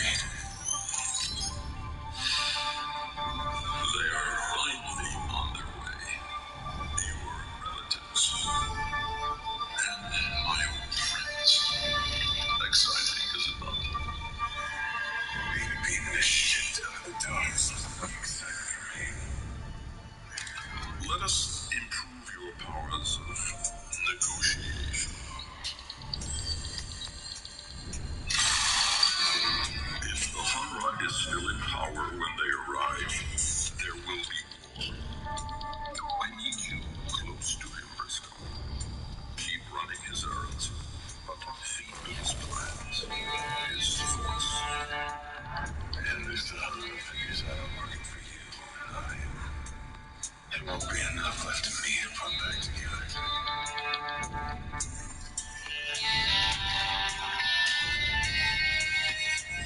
I actually have fucking chills. Dude, you come with the shit. Also, I'm gonna make this enter in a second and then fight him. So this is Briscoe, our new detective-themed warframe. Not a proto frame, but a chimera frame. Chimera.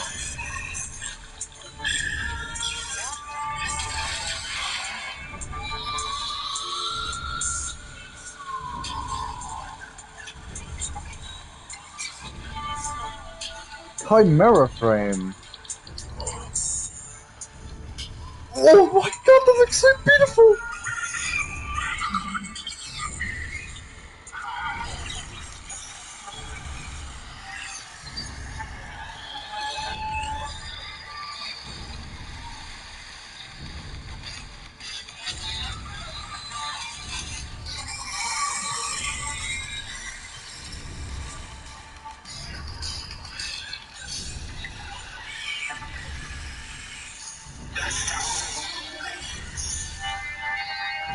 The black rain seeps into everything.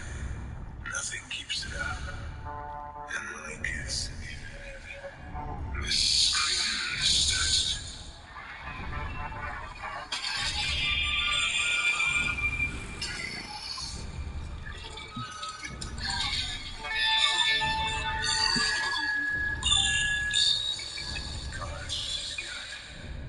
No firearm damage on the bodies.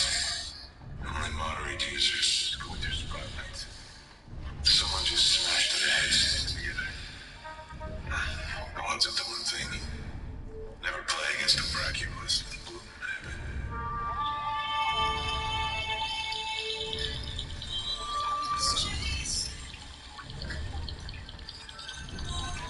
Staying alive. He doesn't care. The black rain is more than your brains again. Bloom makes it all go away.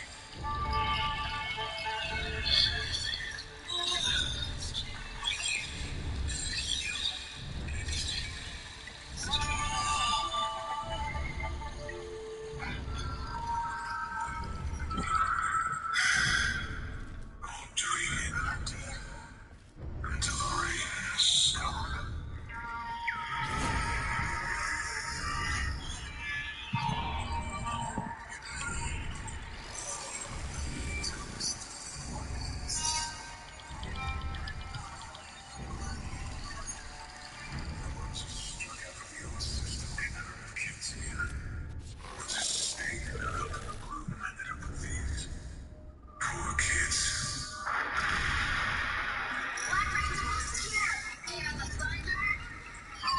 What?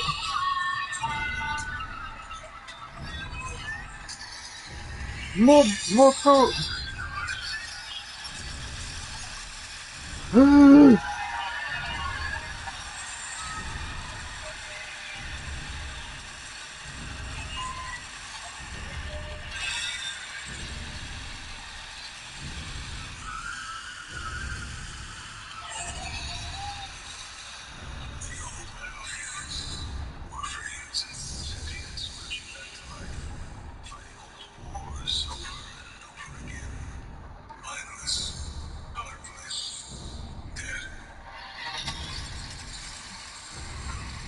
I'm sorry, I'm so happy, bro.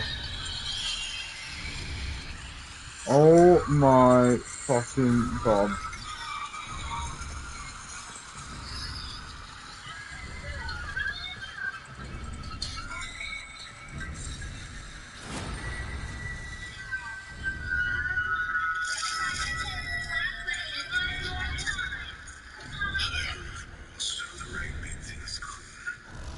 Not here in Fornax.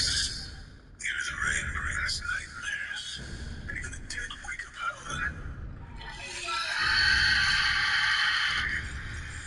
We've seen two of Briscoe's abilities. Our new warframe shipping with Tau. But more on him another time.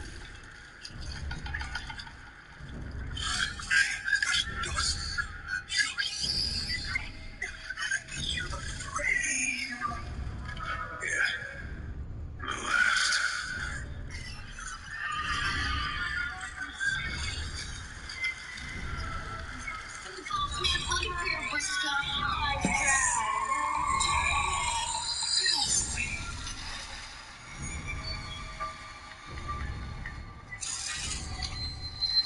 Droid flame. Fuck. Oh.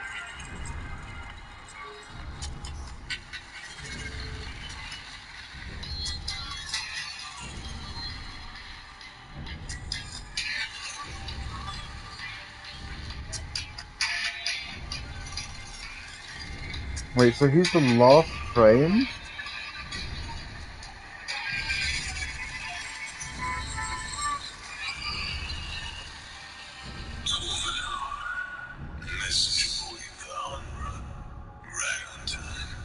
And his driver, my best buddy, Rasmus.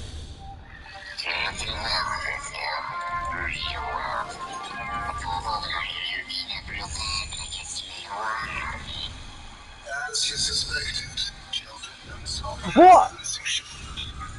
your assignment has been upgraded to Tennocon. The twins, dog supervisors, also small-time loot smugglers. Shall we get you the dogs?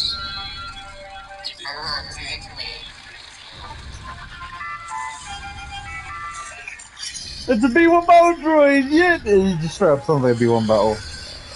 B1 droid.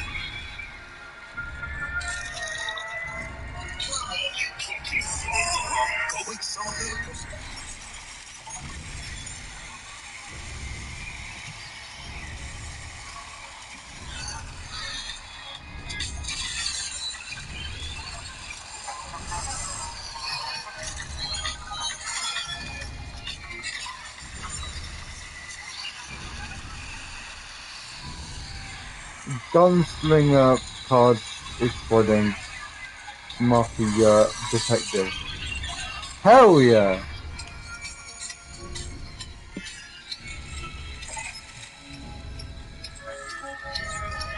And he's the last of his kind, apparently. Intel. I guess that makes them dumb enough to steal from power. Even after a warning, nobody gets warned twice.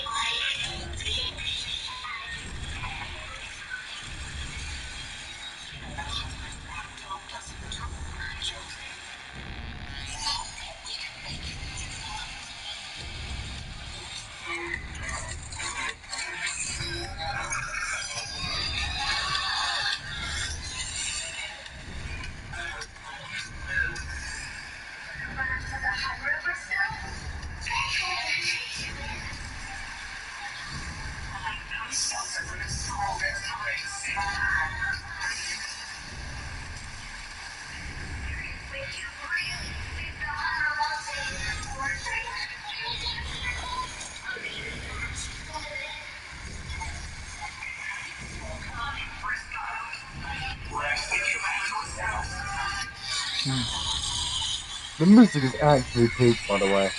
And the sound design is so good as well. Dude, I'm fucking shaking.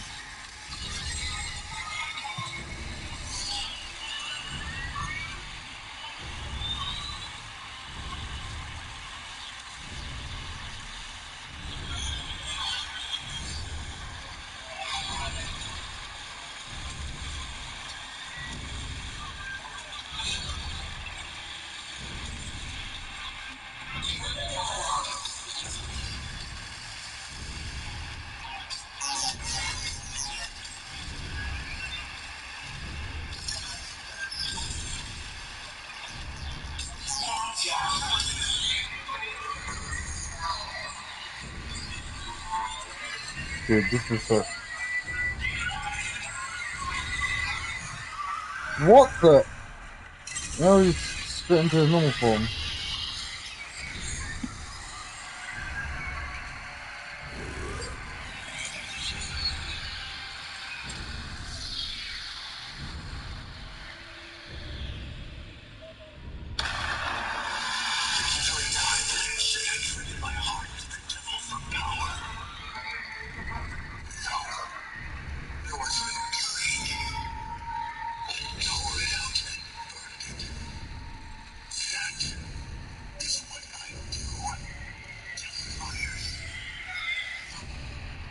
What? My employer wishes to convey his satisfaction in person. Attend the nest promptly. Transport has been provided. This is it. This is what Albrecht wanted. Place at the Hunter's table.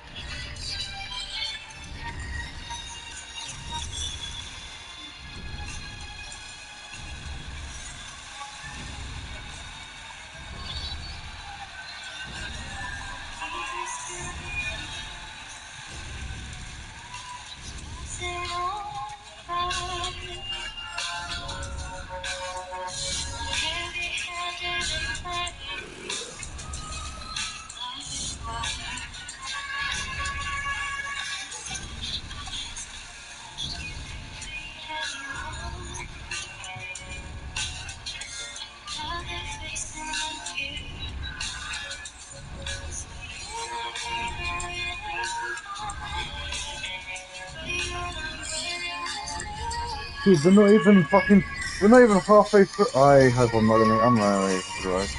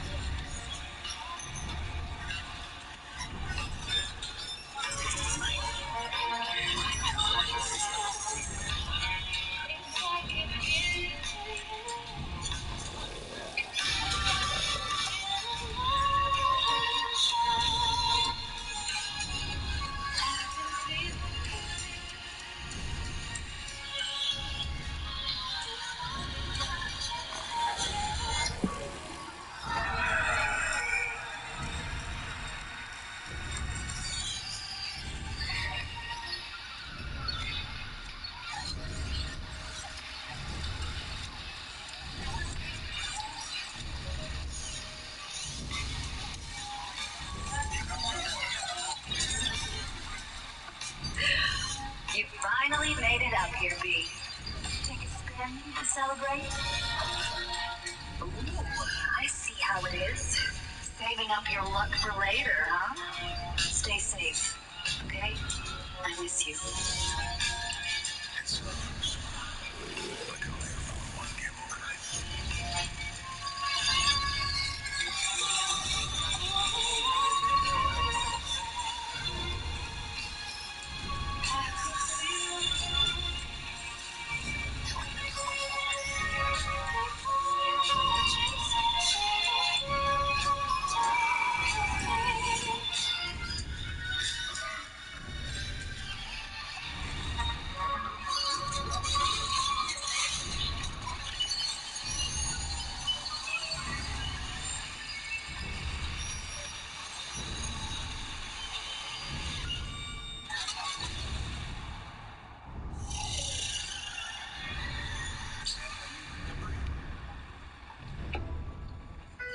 Feel the sunlight? I'm sorry, but Tenno? My light.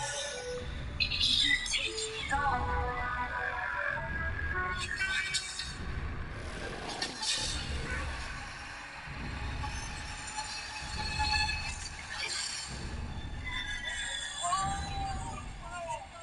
Gotta stay cool.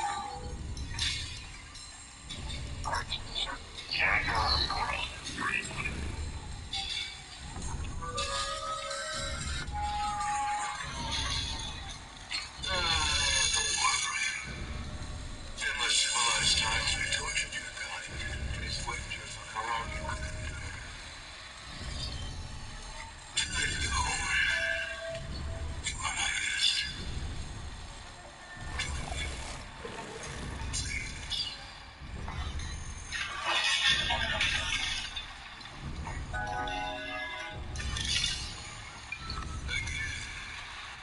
Like a jigsaw. Let's raise the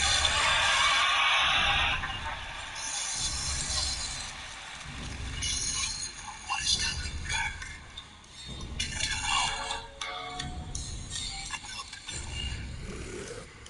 Warframe's first official card game, Portal. Let the games begin.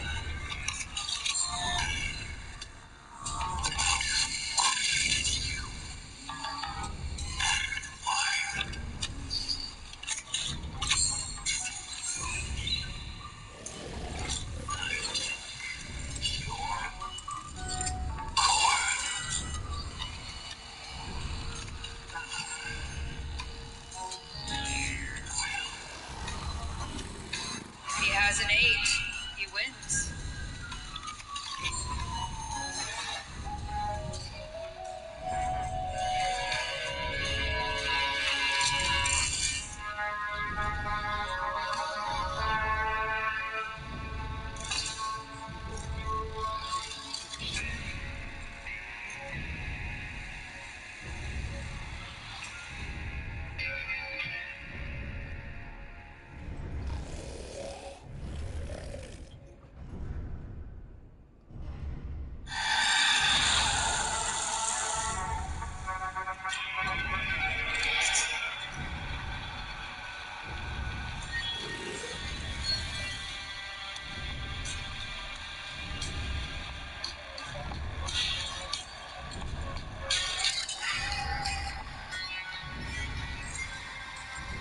What's gonna happen?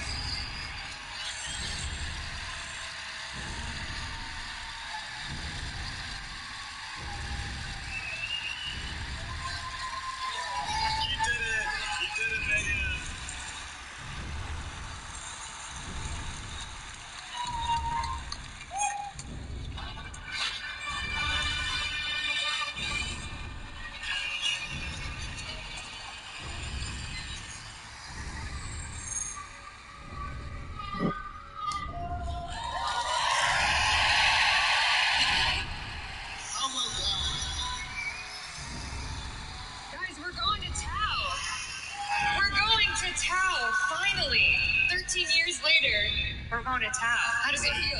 Ready. Are you ready? It's awesome. This week, Rebecca sent me a message from 2024 when we chose the name of Briscoe. And we've been thinking about how this was going to work and how this was going to be part of the story since then. And it's just amazing. The team did amazing in helping us bring this to life. And I hope you're as excited as we are.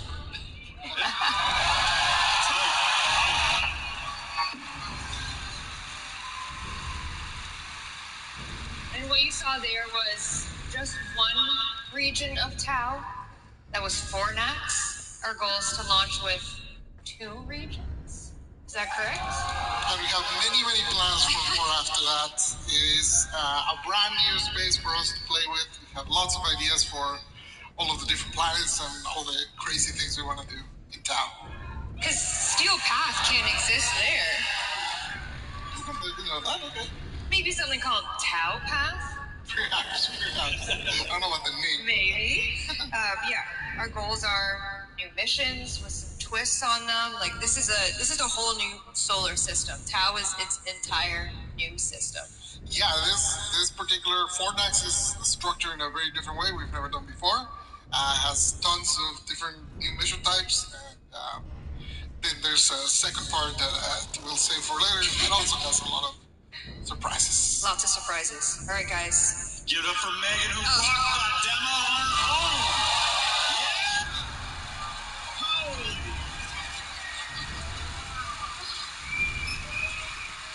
You're the top man of it all. I'm the simple bus driver over here. I just drive the bus. Simple bus We thank the bus driver. We thank the bus driver. All right, that's it for us. We're finally going to Tau 2026. Any parting words for our Tennocon envoys? Just always just unending gratitude for this. We're so grateful. We don't take it for granted. The whole team at DE, this lifts them up for the whole year. So you guys just give us so much energy, and we really appreciate it. Can't do it without you, so thank you. Thank you for making this possible. All of you.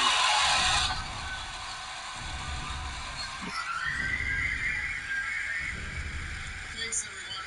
It's amazing thing to have you all here. You know, when we're working towards the demo, it's always like, it's so hard, it's so much work. But then we get here and you guys re-energize us to go back and continue building. And I want to thank you for that. And I want to thank the team for the amazing work they did. We're here presenting their work, but it takes a village to make. So thank you, everyone. Thank you, the team. And thank you, Tenno. We love you. Have a good